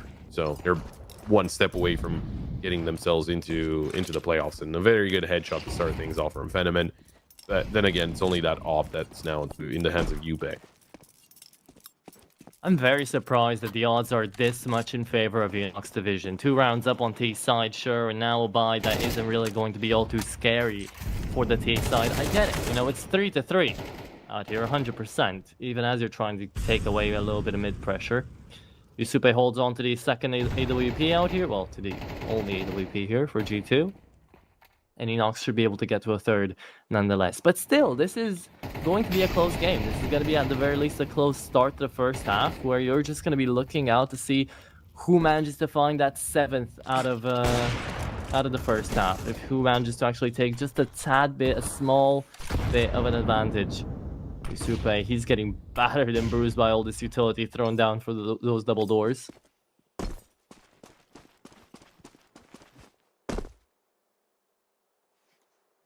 Now you've got Yusupe intact. Just trying to pick up another AK on the trot. No Taneki moves on the timing, and Fenomen on the other part of the map. I instinctively said Fenomen when I meant to say the AWP. That's just how it goes. Intertwined out there. Attack on the AK, still on the dig. Puts them down. Oh. Let's see. Does find the second. How much damage will you find? Almost enough. I mean, 2 is great for just the price of 1, but it wasn't just a single one going down.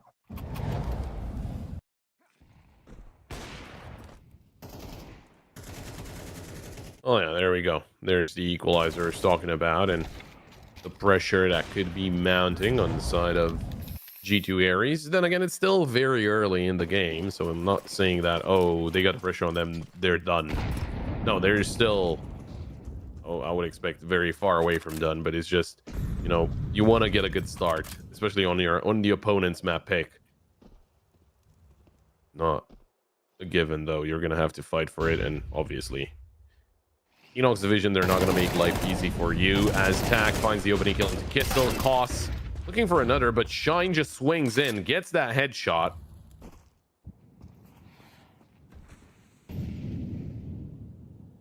But where's the rest of the swings? That's the question. Taking their time here, Enox Division, with them being in a 3 versus 4. Worry pushes in onto Catwalk, but Naughty Neki, what a shot to shut him down. There's another player just around the corner. It's Junimi and Naughty Neki. There's a flash from a teammate, but it doesn't matter. He was right in the crosshair of the CT. It's Fenomen and Finn. And Finn already very close from long. He's going to be taken down by Shine. And now Fenomen in a 1 versus 3. Eventually about to be backstabbed from lower. Oh. Never mind. He finds the kill, and he's got the bomb. So quick with it as well. That AWP was lightning fast, trying to get to the B site as well. He's not wasting any time. I'm so surprised that he's this sure the site is completely empty, but I guess you take down the lower tunnels player, you have a pretty good understanding of where the other two players are going to be coming in from. So post-plan scenario, 1v2, op still in hand. Probably have time to reload as well. You look down CT and Shine makes his presence known. So try to look on down towards tunnels on the timing, and Fenneman got the angle under wrap and key. Knows where the last one's coming in from. Shine, no kit available. Time taken away. You just have to pass by the smoke. You're going to go into it, but right side exit as he just moves around on the timing. Look at this just maniacal sort of play coming in. Fenneman has got the easy shot, and he goes for the no-scope as well. 9-3, Fenneman clutches up a heavy round out here for Inox Division, and that one's going to sting if you're G2.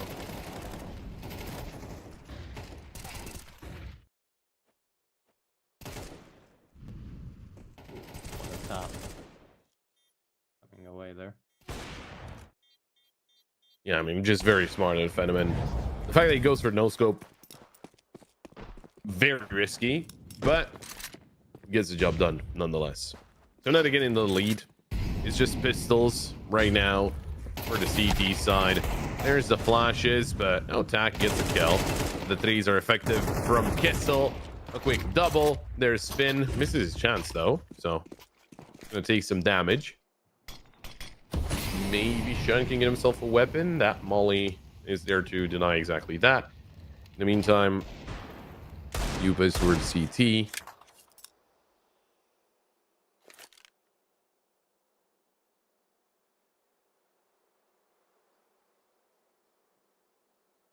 Well, he abandons the plan of getting a weapon. Yep. Going all out towards middle. Yusupe is about to have a not so fun time.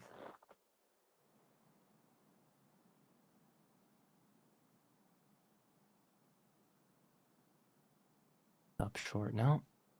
Inox still will make their way towards Shine, and poor lad is only on half HP, even on that Eagle. Have to just tap them away. Highlight of your lifetime right now, Shine. Let's see if you can land it. First bullet accuracy is everything that matters. So yeah, he's gonna miss that one away, and that's the 5th round on the board here for Inox. 5 in a row for this T side.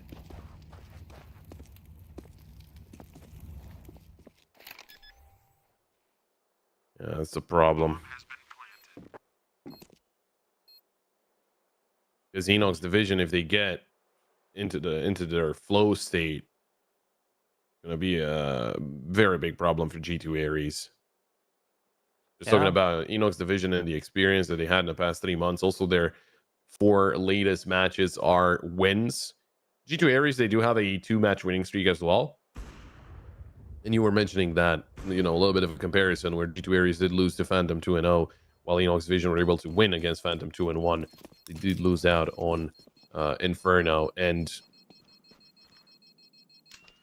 none of the maps that G2 Ares actually lost on are being played in this best of 3. It would have been a new Bethesda Decider, but that is not going to be present. So, or it wasn't present, wasn't played out there. It will be in this best of 3, whatever the case, because it's the second map, but it was not played then.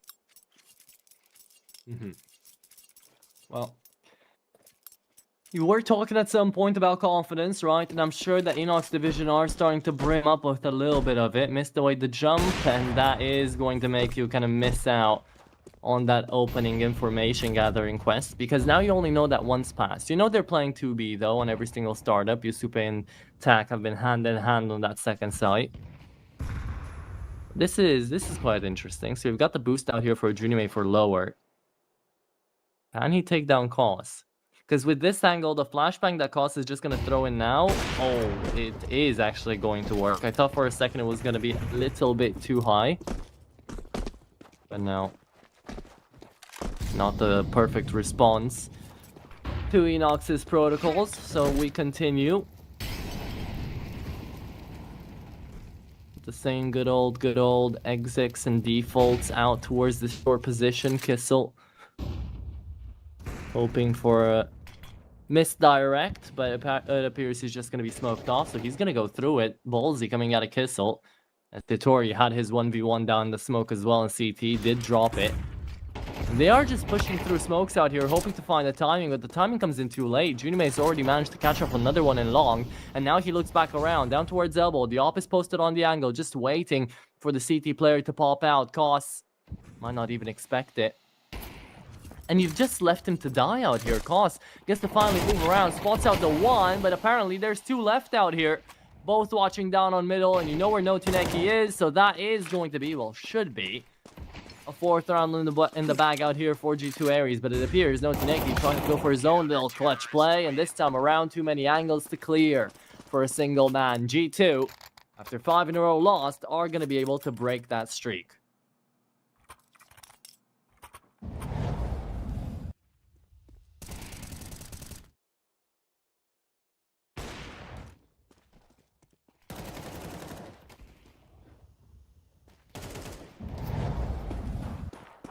Well, these are getting something more done here on the CT side. And again, the odds, I think they're not really painting the full picture.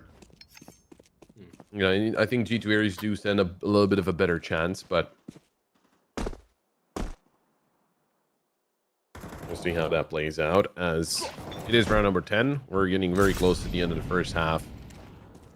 In Enoch's division, I think they showed some very good Counter-Strike. You know, the 5 rounds that they were able to get in a row. Sure, G2 Ares, they stopped that advancement for now, and it would be very good for G2 Ares if they'll be able to win this round, because that's going to reset the economy that they've got going on, or they had going on Enoch's division. They would have to eco, so that would put G2 Ares back in the lead. Potentially, of course. And also it does come down to, you know, Enoch's division not winning this round, which is certainly not a given. There's always a pretty good chance that Enoch's division finds a weak point in whatever setup you've got going for you. So we're going to see if they can figure it out as they close in to short and long. It's only a couple of players here. One towards, well, technically both towards long, but they're looking into short as well. Jimmy finds a kill. Shine! Great double kill, and well, that is a very good answer to what Enoch's division were trying to go for, and it's down to Notineki and Phenomen. Let's not count them out just yet, because we know what they are able to do. They're very good individual players, and with the bomb planted, now it's going to be time for the retake attempt, as they're rotating in Phenomen all the way into short. They've got Yupe and CT. And Phenomen finds the kill onto Shine. Another player right on the corner. It is Hiri. I don't think Yuka was spotted. Oh, missed shot from Phenomen. But he's ready for the swing from short. Phenomen will go down. Notineki now into the 1 versus 2. He's going to hit the headshot onto Hidari. And Junimi has to get very quickly onto the site. There's the swing. Is there going to be enough time? This is going to cut it close. So he's got it. It must have been the latest that he could defuse the bomb, but he does get the defuse, and well, that's an impressive end to the round. Yeah, that is absolutely amazing, coming through. A very valiant effort there from Notineki. But in the end, wasn't enough, even with all those taps away. This short kill was so necessary. But looking around at it, one more time, it's 5-5. Do we get to see any more? Around now, into long. Shine already manages to take down the 1. Phenomen out of the fight, even though he survived for so long in the previous. Now, trying to go out short is going to be the Tech 9s alongside the Mac 10s, trying to run out first. Let's see if that works out. Just got into mid. Do they decide to have a B finish to this round? It is a 4 spy out here, Pop, so Enoch's division don't really have a lot to go back on if they lose this one. Which is a very interesting choice to go for the 4 spy in a round like this.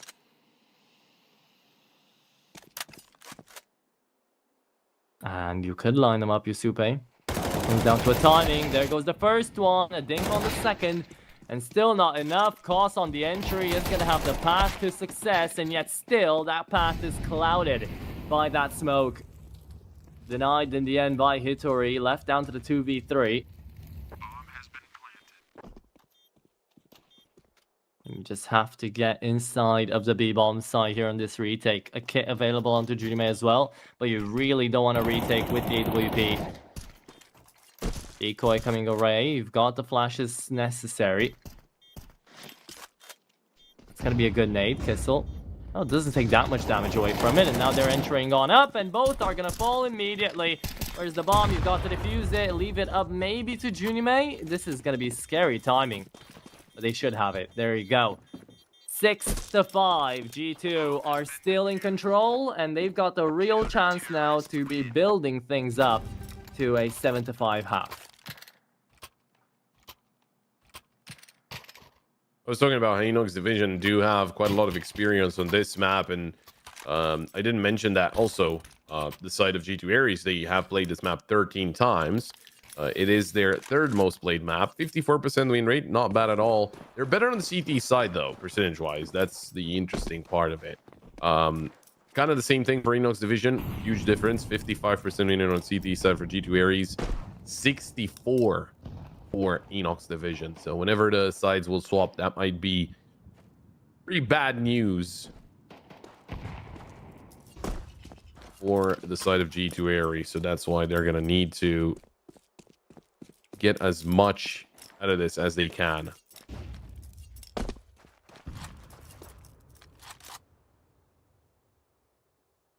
But they are on the right path, as you know, it is a 6-5, and they'll be looking for the 7th. Util flying in, as Enox Division are trying to make do with whatever they have. Koss finds the kill onto Hitari. Great flash to help out Kissel there. Yupe won't be able to see everything.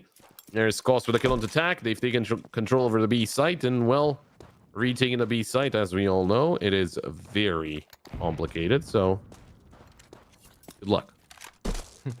Good luck indeed. They're gonna need it. Coming around now. Haven't gotten the bomb down just yet, so they're wondering if the bomb is making its way through tunnels. Well, you've heard it now. Did just go down. And we'll try to work out how to even approach this. You've got that full belt of utility. Might as well use it. Shine.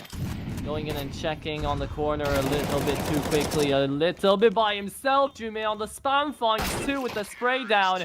And Koss trades it back in the nick of time. But that could have gone even scarier than it was. There you have it. 6-all on the split though. That will be a pretty decent start out here to the first half for Enox Division.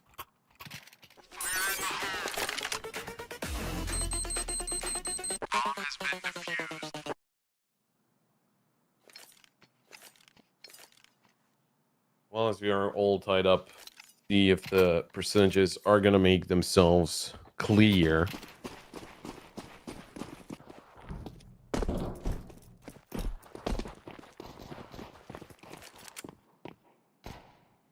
G2 Ares. Couple players in LCT, or in T spawn. Enox Division, they did swing into mid. That smoke will force them back. They know it's not a fast long play because there wouldn't have been a smoke towards mid if that was the case.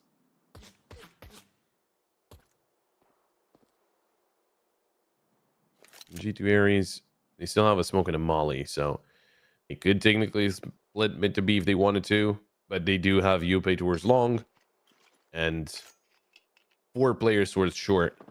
As Enox Division had Koss kind of slightly repositioned, so they really need to be careful about that. CT smoke, and he land the headshots. Fenneman finds one. Oh, Koss gets taken down, but Fenneman is still on site, or at least close to the site. Shine gets the trade in. Finn, is he still aware of the possibility? No, Yupe gets the headshot. Must have been a very long time that angle was being held.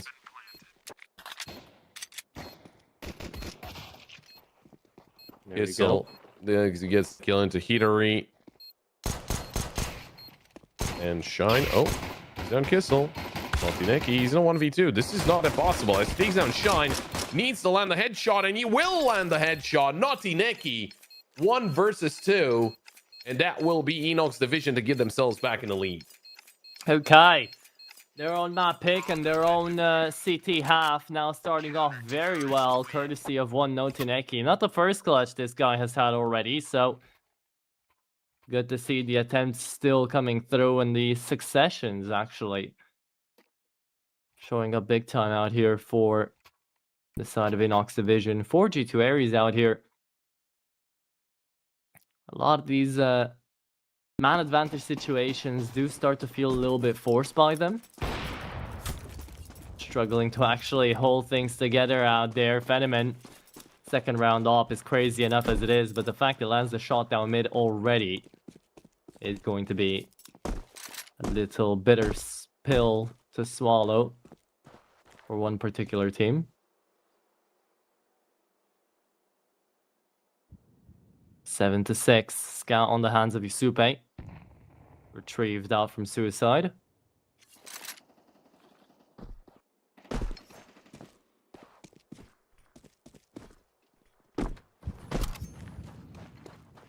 Oh, in mid. Yeah. Maybe a little bit of a duel there as Fenneman misses the shot. But that gives away the ops positioning. But Finn finds Hitari.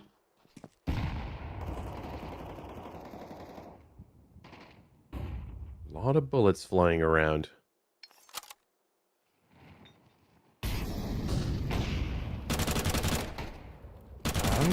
The FAMAS trying to stay alive. Fenneman saves the day, and that is going to be the end of the round. There you have it.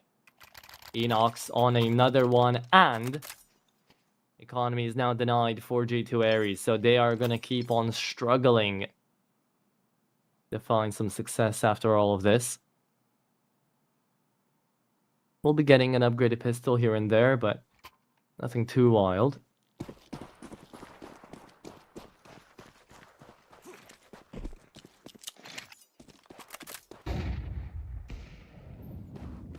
So we continue. On down to middle. Fenneman loving life with that AWP. Cost lines them up. And all the action gone away in the blink of an eye. That's going to be a lot of frags for an MP9. Huge kill bonuses coming in clutch out here for Inox Division's side. They can even toss that FAMAS away. Keep on playing to another day, but it looks like for now, Inox Division are going to take their advantages and hold on to them. 9 to 6 G2. I'd wager in to say they need a little momentum to start swinging in their sails, because for now things aren't necessarily looking all too G2 Aries sided.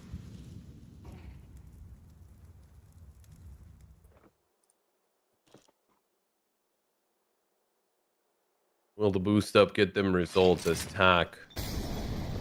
He is the one towards lower tunnels. He's about to swing into the angle. No smoke came through. And he goes by undetected for now. You don't see the pixel out there, do you? No.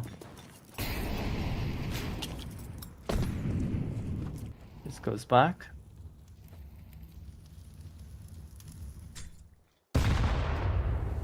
Good grenade out on Tack. Even Shine took some of that recoil away.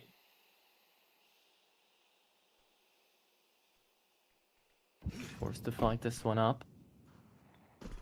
You are going to be trying to get out towards long as well. You get to see out there Finn being forced back by a little bit of utility. And here it is, fighting on ahead to Longhouse. That is going to be a good setup. Hitori saving the day there for Yusupe, as now you're down towards A. And into short they go. Kissel traded back out quickly. You know there's one coming out CT. Expecting more though, as that's going to be Fenneman around the corner, landing up on the one. Now 2v3, half HP's on 2, but Junime lands a shot through the corner of the wall, and it's Notineki, last man standing, to try to clutch this one up. Has to find Yusupe, knows where he's at, knew he had to take the fight. I respect the attempt from Notineki once again, but this time the plot armor isn't as thick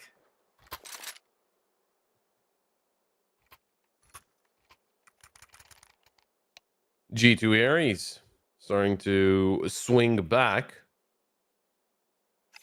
Connect a couple of punches, but still need a little more. So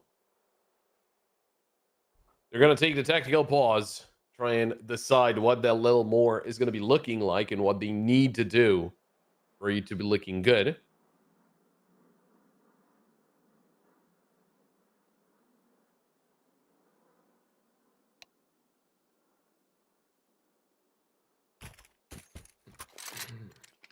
On the other side, Enoch's division, they could be having some issues if they do mess this round up.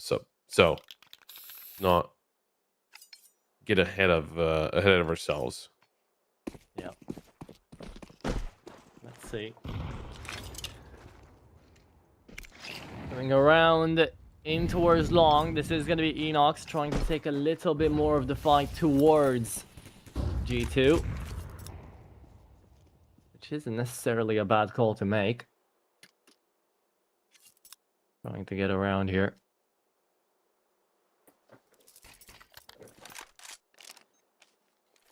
Waiting for a misposition.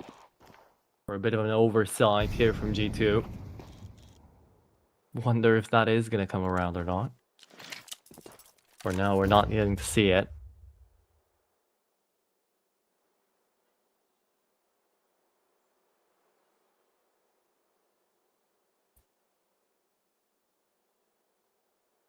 Then he's got 3 players.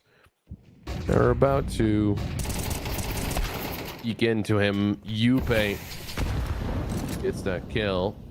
So the opening will go the way of G2 Ares. A couple of players right behind those smokes. Kissel does have a lot of work to do, but he gets a double. Hoss is still hiding. You know about the player in mid. Venom, great shot. And it is going to be very important. But they do molly Gandalf. That is crazy. There was absolutely no noise made. But they still think about that. Nade did not land in a perfect position. And a missed shot from Fenomen. Naughty needs to swing in from short to help his teammate out. Proves easier said than done.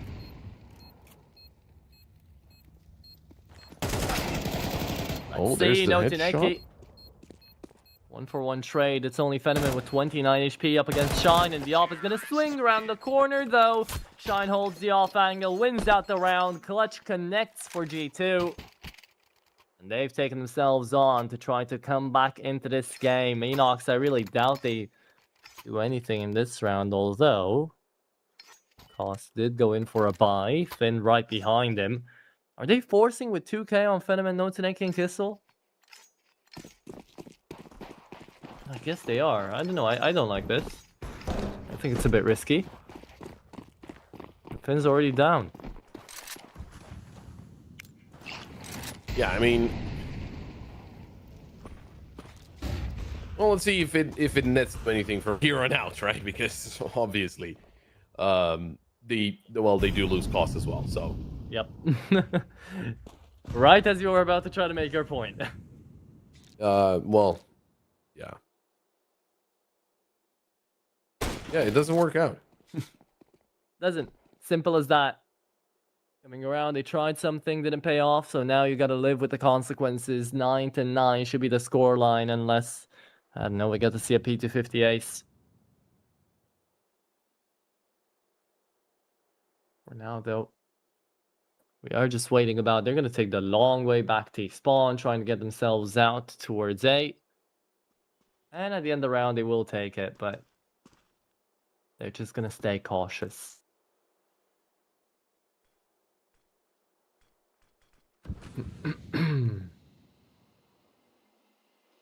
Well, with the equalizer here, that certainly turns everything very interesting. Because I don't know if you know that was to be expected from the get-go, and at least on paper, it shouldn't have been. You know, for the game to be that close. Wasn't expecting something not, you know, very one-sided, but certainly for it to be tied up 9-9. But you never know. G2 Ares are doing an amazing job. That's for sure. So, you know, we're not gonna discredit them or anything. They have been doing really, really well. Yeah. But that is the round over and the equalizer. And it would be, I think they're pretty far away. Depends if they're going to go in any deeper. But it's going to be super important for them to stay alive.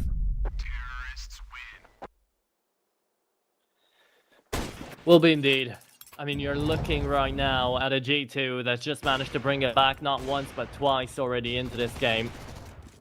Enox had 5 rounds in a row in the first half. G2 kept it together. And now from 9-6 down, it's 9-9. Tac pause comes close. Be called out here by Enox. And now, see, I was expecting this much coming out of G2. But I don't know if I can expect a 2-0 affair into this one, Pop. If it's going to be this close, I can really pin it out to anybody to win any map. If things continue like this. And to be fair, Enox have gone for some very aggressive decisions on their economical front here as well, right? So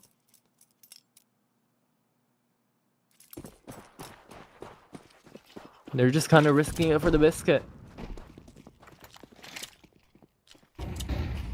Yeah, but you know, is it worth it? I guess that's what we're trying to find out. Oh, Naughty Neki, a triple kill for him. With the A1S, of all weapons, usually you would, you know, get yourself an A4 if you're just anchoring the site, but it works out nonetheless, so that's all that matters.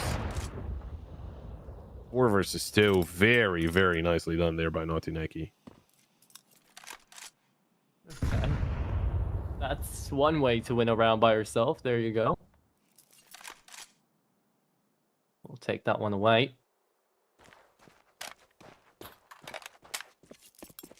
And as you do, should be left on down to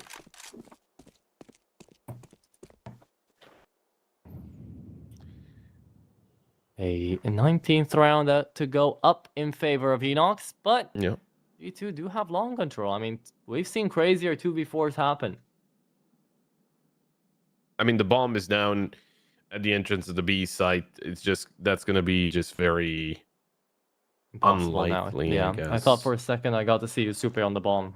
That's why I was believing. Oh, no, if he had the bomb, then things would have been potentially different. Like, it would have looked not bad. Sure. Not impossible. But the save comes through, so it's Enox on double digits.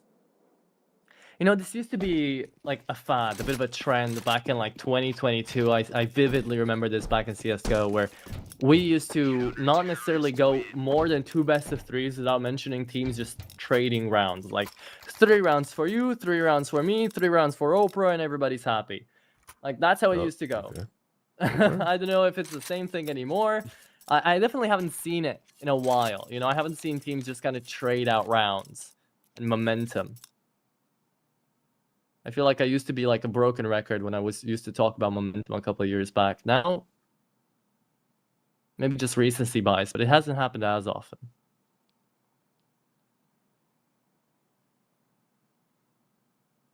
Well, that's not great. What I'm referring to is the fact that the timer is paused because apparently Enox Division are having some issues. And we don't like issues. Issues bad. Not. Issues bad, yes. Issues, us, not happy. Issues, L, not W. True. I don't know how to continue the bit. I know exactly. I think the bit is over. I know the one you're referencing to, the guy explaining stuff in a very simple fashion, which is great. I'd love people to explain like that to me. Everything. Honestly.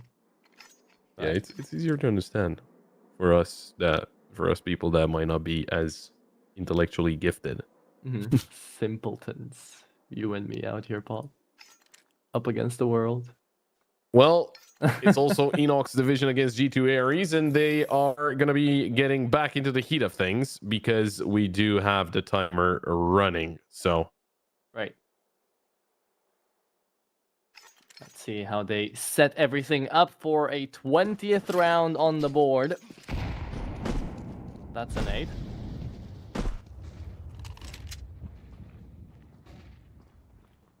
Okay.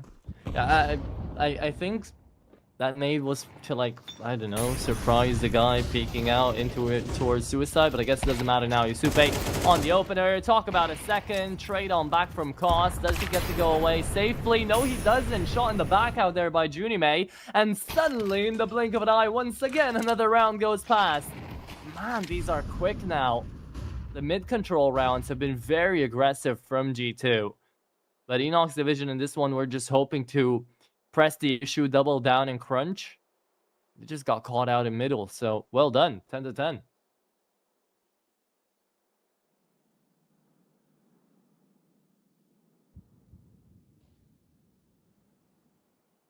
yeah, this is looking like it's going to be, again, with how they're playing, that's the reason why it looks like very disputed between the two teams.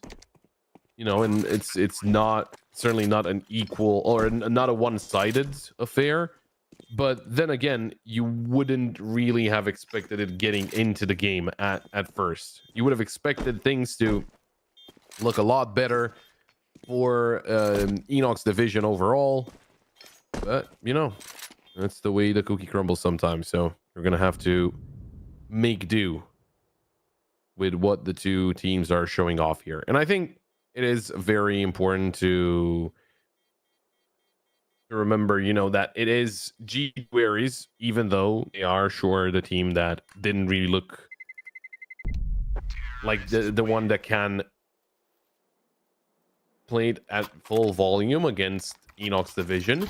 But credit to them that they are able to do this well against Enoch's division. Yeah, they're responding very, very quickly. And this is just very heads-up Counter-Strike right now. Everybody fighting everybody. Not necessarily any roles more than just the anchor and the op really being respected out now. Doesn't matter who entries, doesn't matter who's the first connection, who's the second guy in. Right now, all that matters is that you get to shoot back. So, for Enox, they're going to take a little bit of space out into Longhouse. As G2 are still trying to get towards this part of the map. Finn doesn't get to hear anything, and he's been having quite a slow day at the office. 4 and 13. Would love to bump up that number. Just don't know if he's going to have it in him here and now. They're walking up towards blue. They are making noise now. Second smoke coming around. Flashbangs out. This is going to be just Yusupe checking superficially. Cosmetic check out there for him. Venomman traded on back out and still at blue. Finn struggles to connect more than a single kill. Unfortunate out here for Enox, but that just broke the camel's back. You had the man set up. You had the 3-man set up out there. You were about to kind of win it on out and just couldn't connect on another frag. So half pitch waiting for Costin to retake in the 2v3. Bomb not planted just yet. Shine down to 16. Could get caught off guard here by Notineki. But Shine's playing in that smoke. Oh, this is so smart. He's not going to get checked out here in a million years. It's an easy frag onto Notineki. Cost still takes tack down, but Junimei's got them both under wraps, so that's going to be a-okay. G2 Ares still staying close out here with the Enox division, but they're hoping they get 2 more to kind of run away with it now.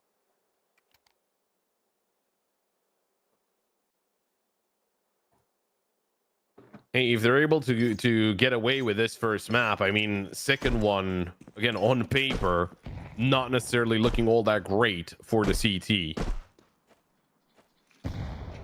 Or for Eno's division, not necessarily the CT itself, but... yeah. See if that's going to be something that, you know, take note of.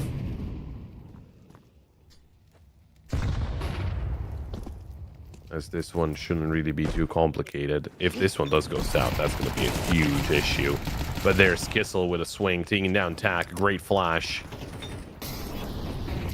A great pickup.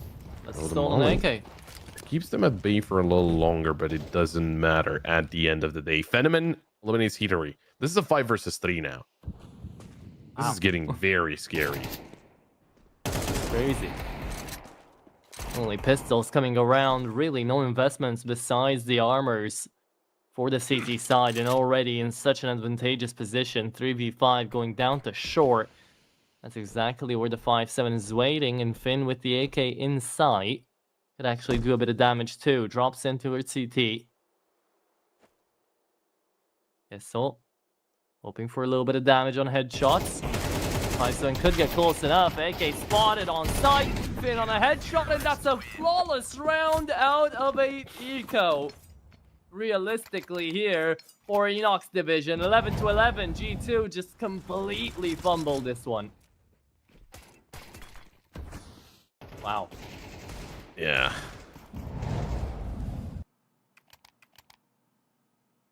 Yeah, I'd call a tackle pause if I was in a shine here now as well. I mean, that's not allowed to happen in any day of the week. It's It just shouldn't be. like you should not lose to pistols like that. And I know people could say, oh, it's an academy team and they're, youngsters and so on and so forth. Like no player. If you play CS and you lose to an eco, and not only you lose to the eco, but you do so flawlessly. You're gonna have an issue. Something went wrong. Something went very, very wrong if that's the case. 100%.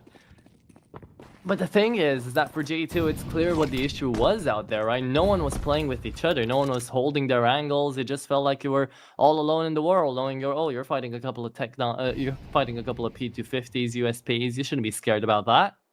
And yet, even though they weren't scared, they're dead. So into another round we go. G2 on a force buy.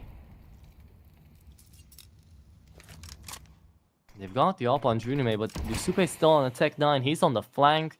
This is a very weird round for G2, because the main idea looked at the very least at the beginning of the round to try to exec B, but now you're realizing you don't have that much utility, and you only are going to have one shot at this.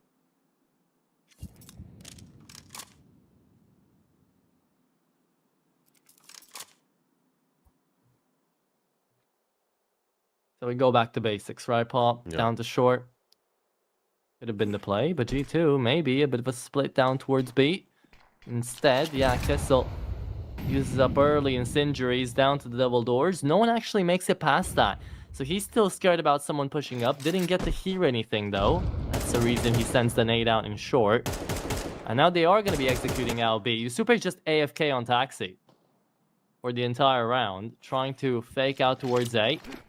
Get them off the angle. Almost worked for Notuneki, but now not a single frag coming out across it. Yet still Notuneki spams on 3, holds left click and wins the round. That's just how easy it gets to be sometimes. Junime forced to run, and the 12th on the board comes in from Enoch's division. Dust 2 might have a winner if next round goes correctly out here for Enoch, which honestly, with the buy coming up for G2, could happen.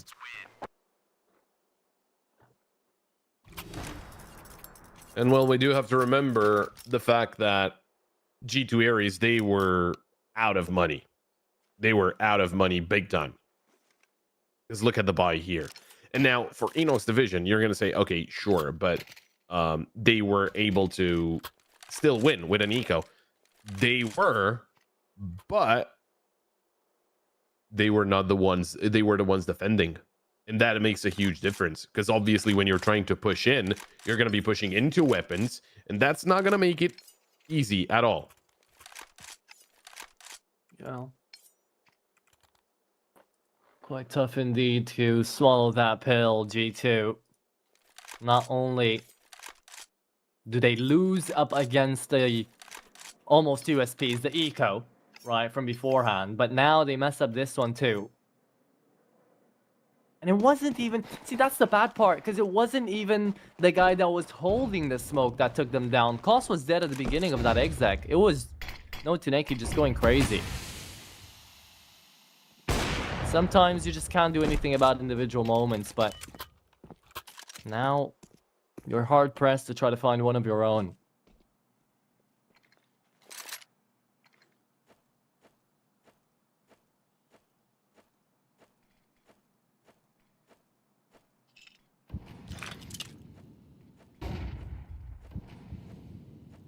Last round of the first map here.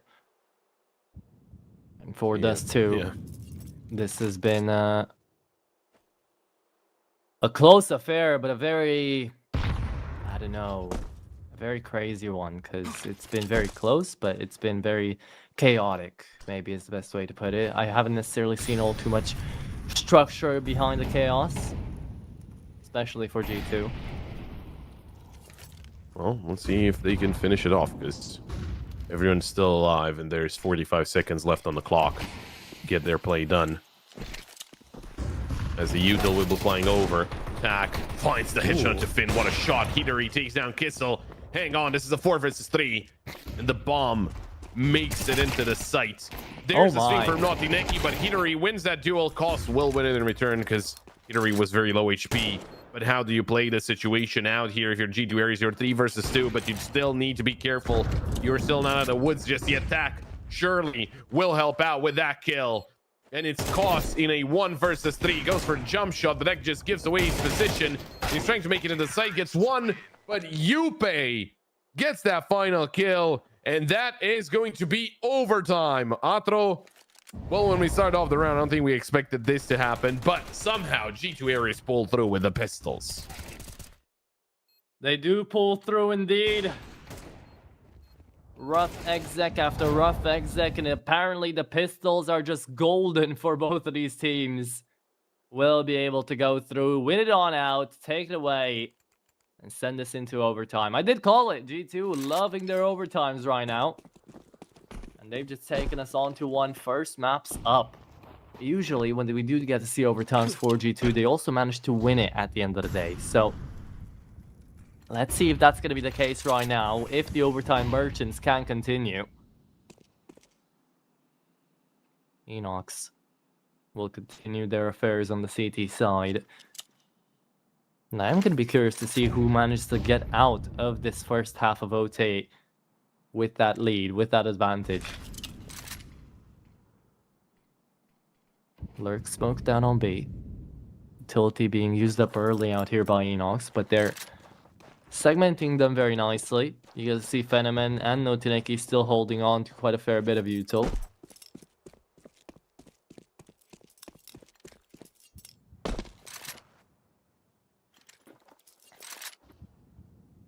So let's see.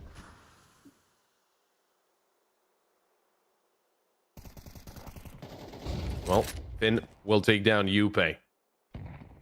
Opens things up for Enoch's division. Hidari with a quick trade, but Molly in hand, that's not what you want to have against Koss.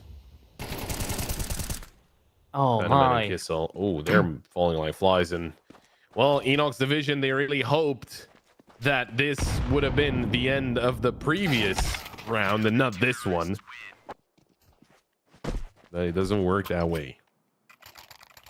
Yeah, see, this is the problem though for G2. All of this time they've been hoping to land up these kills, and at the beginning of the first half, at the beginning of this game, they were working with the buddy system. It was looking so good. Now no one's really peeling for anybody. No one's really got the back of the other teammate to be able to go for the all the plays that they are trying to attempt, you know, all throughout this second half, all throughout this T side really for G2. It's just been them going to town one by one and hoping for the best. Even out towards long out there in the previous round, having the molly in hand there shouldn't get you killed because your second teammate was out into double doors, just couldn't connect the shots. Junimate landed shot onto Finn on car. Finds the entry for round number 26. And you'll go out mid, have a little bit of success.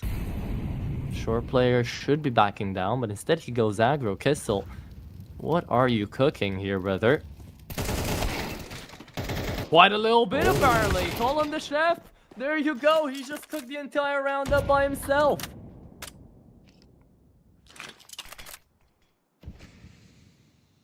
Well, making it a 4 versus 2. Not out of the woods just yet. I learned that. Well, with that kill, maybe. And to Jinimi, taken out by Fenomen. And that is going to be the round on the board for Enoch's division. It is 14-12, and there's only one round left out of this first half of OT. And so far, things have been looking very good for Enoch's division. They have been indeed. 14-12, tac pods, the only one you get in OT. Used up by G2. They need at least one. But I did get an answer to my question. Who is going to get away with an advantage out of the first half of OT? It's Enox. And I would be colored a little bit surprised if Enox managed to take away map number 1 here, just because of how close it's been. G2 were just managing to find a really good game with Junimei. You know, and this is surprising, and it's a little bit sad for Junimei as well, because he doesn't get to have a lot of these great games. He doesn't get to have a lot of these opportunities where he is at the top of the scoreboard. So whenever you do have him shooting and connecting with that AWP, you'd love to have some sort of support system behind him. But the heavy hitters, Hitori, attack out here for G2, just not really shining through. He's going to be able to make me eat my words, at least for this round. Takes down Kissel into a 1v1 duel down CT. And now you're trying to fake out for the B split. Both B players looking down on doors. The Enochs are a little bit confused as to what's going on, you can tell. As G2 just froze into tunnels. But look at the push down Longhouse. Got yourself a bit of a space taker. Junimei is going to be taking down 1 CT as well. You've got the extremities under control though still, Enox. You get back down to a 3v3, but the A site's been lost. Finn, he's only on 19 HP. He got caught out by trying to go top mid. So he's forced to wait for the rest of his teammates. But his above par position right now is going to get checked and taken care of. So only a 2v3 with a flank coming in as well. This should be it. This should be the 13th round on the board for G2. And Hitori almost made sure of it, but Yusupe closes it out in the end to make this half at least a little bit closer again.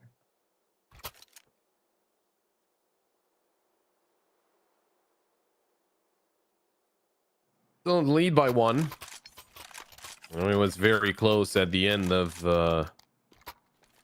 first half and second half. You know, it was 6-6. Just the whole thing has been very, very close as to what the teams are able to do and everything. So it is another technical pause, though. Enoch's division once again having some slight issues. Hopefully, you know, nothing too serious. You don't like the technical pauses, but sometimes they're inevitable. But yeah, 14-13. I mean, I was saying how the two teams shouldn't necessarily play with a lot of pressure on their shoulders, just because of how, you know, the position that they're in, and both of them being 2-0. It's not the end of the world if it doesn't work out in this best of 3. You can just win, but they are obviously giving it their all, as we can clearly see from what the two teams are doing here. So yeah, and also the fact that we were talking at the beginning of this game, right? G2 would love to get into the top 100 with the VRS to win this game. So a little bit of pressure for the Young Guns for the side of Enoch's division. They're hard-gritted, hard-tested out here by Counter-Strike day in and day out, but they've been having a really good period of time right now in the VRS system, and they will try to continue with that. Placing into the top 60 would be their next best bet. As we are going to be taking a look on down to a brand new round. Enox Hoping to put up those map points. Junime playing this angle again. Out on short. Spots out the spots out the shadow. Koss lines up 2 beautiful headshots. Molly's behind him and just tries to go out A. A 3v1 down long. Let's see it. Shine full blind. Still gets away with 1. Stops shooting because he thought he was already dead. 2v3. CT player going back out here attack. Honestly, not a great retake setup for G2. Maybe they are thinking about just going back towards short.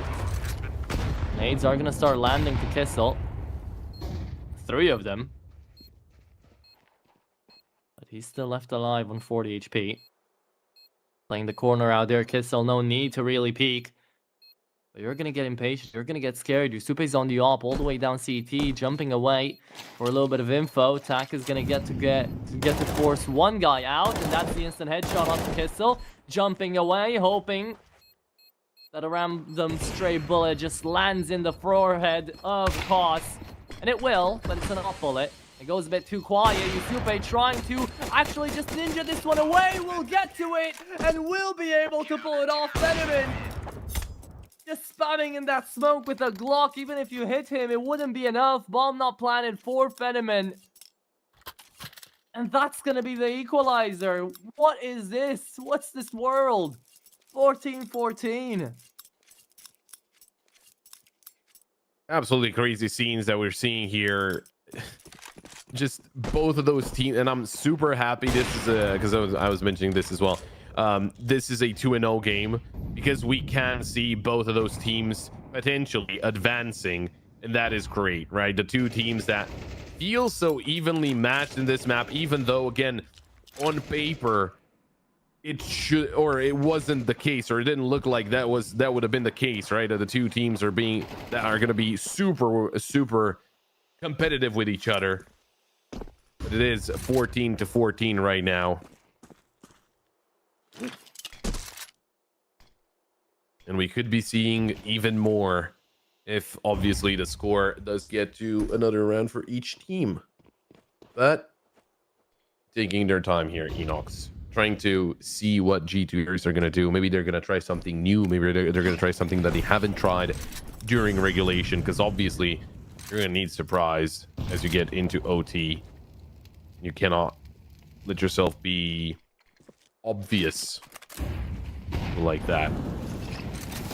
But the util is flying over. It's Tak to swing in. There's the double. And a third. A missed shot from Fenomen. And that gets G2 Aries potentially their round. Junimi finds Notineki for a second there. It looked a little scary. And it's still not out of the woods just yet. Things can still turn for the worse because it's Finn alive. He's got the double already. Needs 2 more. Now planting the bomb. It won't necessarily be all that easy, but he hears the bullets, but he doesn't know where the bullets are coming from. They were coming from long. Junimi finds Finn, and it's G2 Aries with the lead and with the single chance of closing this one out. This is insanity. I told you, G2 Aries overtime merchants right now somehow are making it happen. Junime still 27-16. Tackling back with that multi-frag is so necessary. And this just feels like it's meant to be, G2. Need 1 more round. Enox. They have to send it into a second overtime. They're already not enjoying themselves. They knew that they should have closed it out when they had the advantage back at 14-13. It just doesn't pay off. Stepping away for info, Hitori. Ozo tries to blow open the smoke. That is unfortunate. Second smoke there, though. And Tak still on the multi-frag. Man, look away for a second. Tak is going to save the day. To the back of the bomb style, Yusupe continues to fight as well. Finn just trying to 1v1 him. Ring around the Rosie. And that will be the end of the first map. G2 take their enemy's map pick away with this one. And again, the overtime merchants strike. Well, that is certainly... I'm gonna be honest, that was a little unexpected, just because of how Enoch's division tuned into the overtime, and they started off very, very well. And towards the end there, G2 Aries to find their footing and to find the right way to go about it. That is absolutely wonderful for them. I'm not going to take anything away from their effort. I mean, the fact that they were able to steal away the map pick of Enoch's division, their best in terms of win rate, and their second most played after Nuke, very respectable from G2 Aries. Then with that, just because the second map is the worst map of Enoch's division with only 29% win rate, right? It's just puts G2 Aries, they set themselves up into a very good position. Yeah, it's absolutely amazing to see how things already do manage to go away with this one. But with that being the case, already map number 1 done. Second one to come around is going to be that G2 Aries map pickup. So we'll see if Anubis is going to be just as exciting and just as close as this first Dust 2 was. But before we have to go there, a 10-minute break will be between you and me to see how this second map will actually unveil.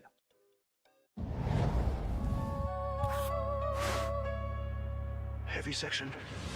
No limits. Break it. No silence. Shake it. No borders. Take it. 1x. Heavy guitar. 808 kick. Crowd in the dark starts. 1x bit. It'll be ace. 1x bit. 1x bit. 1x bit.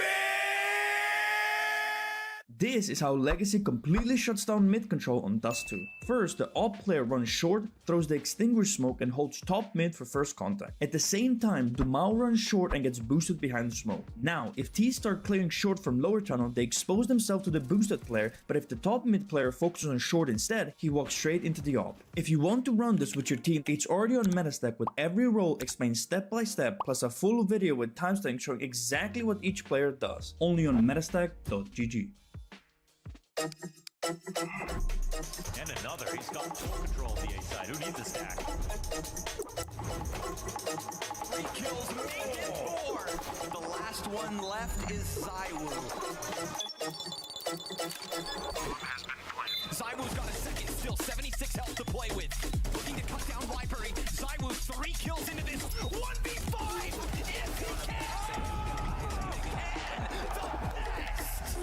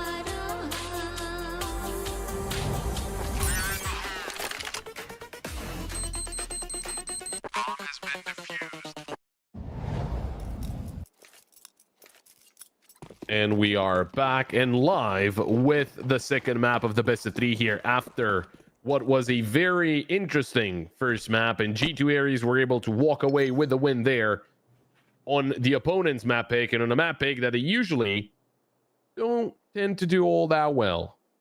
But what are they going to do here? Or what's the best course of action? That's what they need to figure out together. Look at this setup. 3 towards mid, 2 towards A, trying to fight the way out here. Late flashbang coming by. Shine on the headshot lands already. And you've seen the bomb. You know it's stuck on middle. So you can just come around now, try to fight actively, or just go back towards that B-bomb site. Either way, G2 Aries under control right now.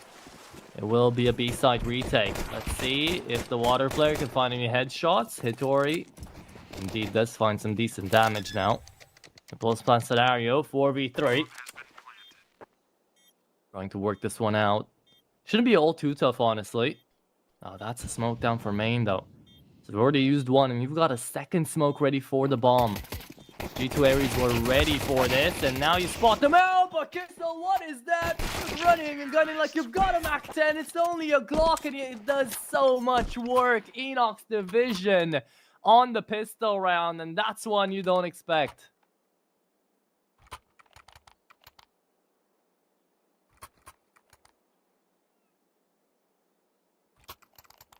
Well, that's certainly a start that they needed, as they are on the favored side of the map. They do need to get the blood flowing and get everything going, right? Just because of the fact of it is a T-sided map, so there's no way around that. Oh, a little bit of shaking out there. USP is going to find good damage as well. Look at them go, man. G2 just trying to stay aggressive on the CT side down mid, but isn't going to go a long way. And now out towards A. Enox Division going to make their way through quite easily. Let's just see if they lose even a single gun here. Koss down to a Glock. I don't know if he threw his weapon out before he was about to die. But it is only going to be Supe to try to get some exit frags and to run away. 2-0. Enox Division off to a pretty decent start. But remember, as far as first halves go, G2 Aries didn't necessarily draw the best lead in the previous map either, and yet still they were able to bring it back. So, early days, but good starts for Enox Division overall. Okay, a little bit of damage. Killed there by Yupe. He will fall, but it's not the end of the world.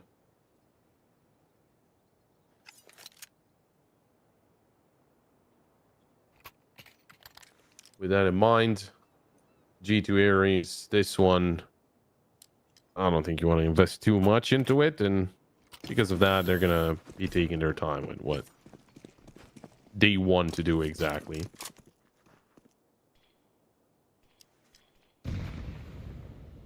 Looks like it. Down on the B stack up. Couple of upgraded pistols and an armor on Junimate. All the investment for round number 3. Enox Division could find themselves on an easy third. They start off this advancing T side in a very good fashion.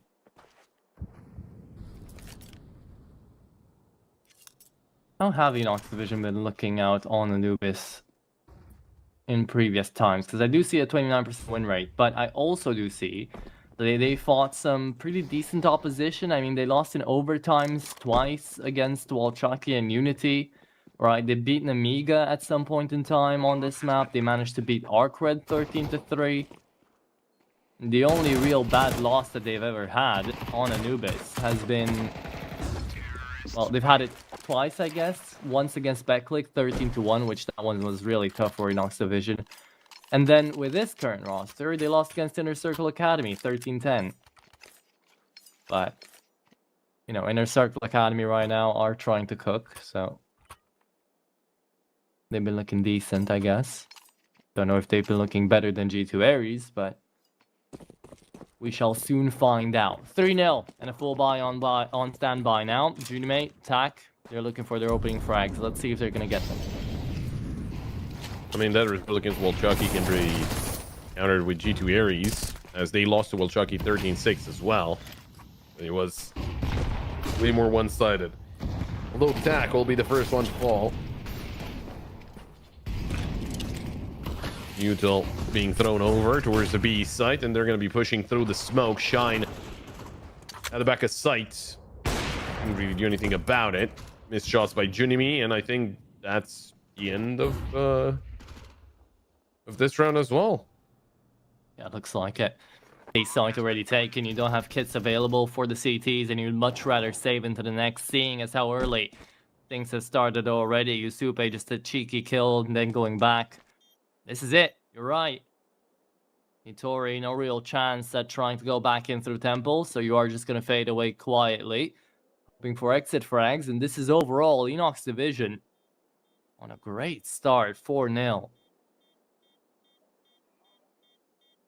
Feels like that should continue into the near future with the way that these entries do just go, but you've mentioned it a couple of times already. It is a very heavily T-sided map, so to have this sort of start, while it is great, it's also maybe half expected.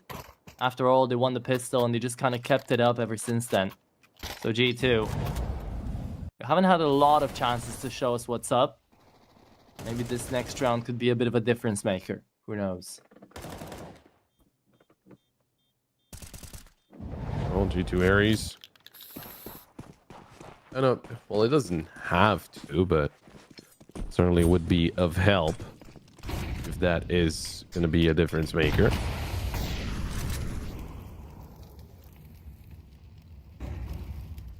Oh, here looking to get a little more aggressive. He gets domed by Koss. I'm going to be happy about it, but Enox Division, they're not forcing out the issue. And obviously, if you are G2 Ares, you're going to try and do that just because you're not necessarily in a great spot at the moment. But we'll see if that's going to be, you know, just super important, or if it will not matter at the end of the day. So looking for an A play. They have pushed B main, so they do know that that side of the map is empty. Is that going to be enough? You do have a lot of information, but is that going to be enough for them to overpower Enox Division? Junimi, nice shot onto Naughty Nick. He tack right around the corner. He keeps getting flashed. The Molly forces him backwards. Junimi with another kill, and he's right behind that smoke. Fenneman finally finds that kill. Oh, Gitzel, what a shot on the Shine. There's Tack and Yupe. with a kill each. They're both super, super low HP. Venomman down to 62, but he just needs a bullet for either of those players. 20 seconds. That's going to be a problem. He's going to be forced to get himself the bomb and get into the site, but that is easier said than done as they're playing. They were playing an interesting angle. Yupe made it to the site and towards heaven. Oh, there we go. There's the swing from Yupe. It could have turned very ugly, but it does not. 9 and 3 HP out here for the final 2, and yet still they managed to figure it out. Close rounds coming on by, but Junimate was the hero, right? That timing on the first kill was great. The fact he gets a second out of that position is absolutely crazy. And that's the way G2 find their opening roundup. Now, with an opener like that, Enox Division did manage to find 4 in a row. It's still a T-sided map, however, it could now be the start of something good here for G2. So, we'll have to see where all of this is going to take them. For now, Enox Division choosing to play a bit slower of an opening round into this 6th iteration that we're going down to. Gearing themselves up for the raid. Looks to be a B finish. Or at least a B looking. Enox don't necessarily have anything to work with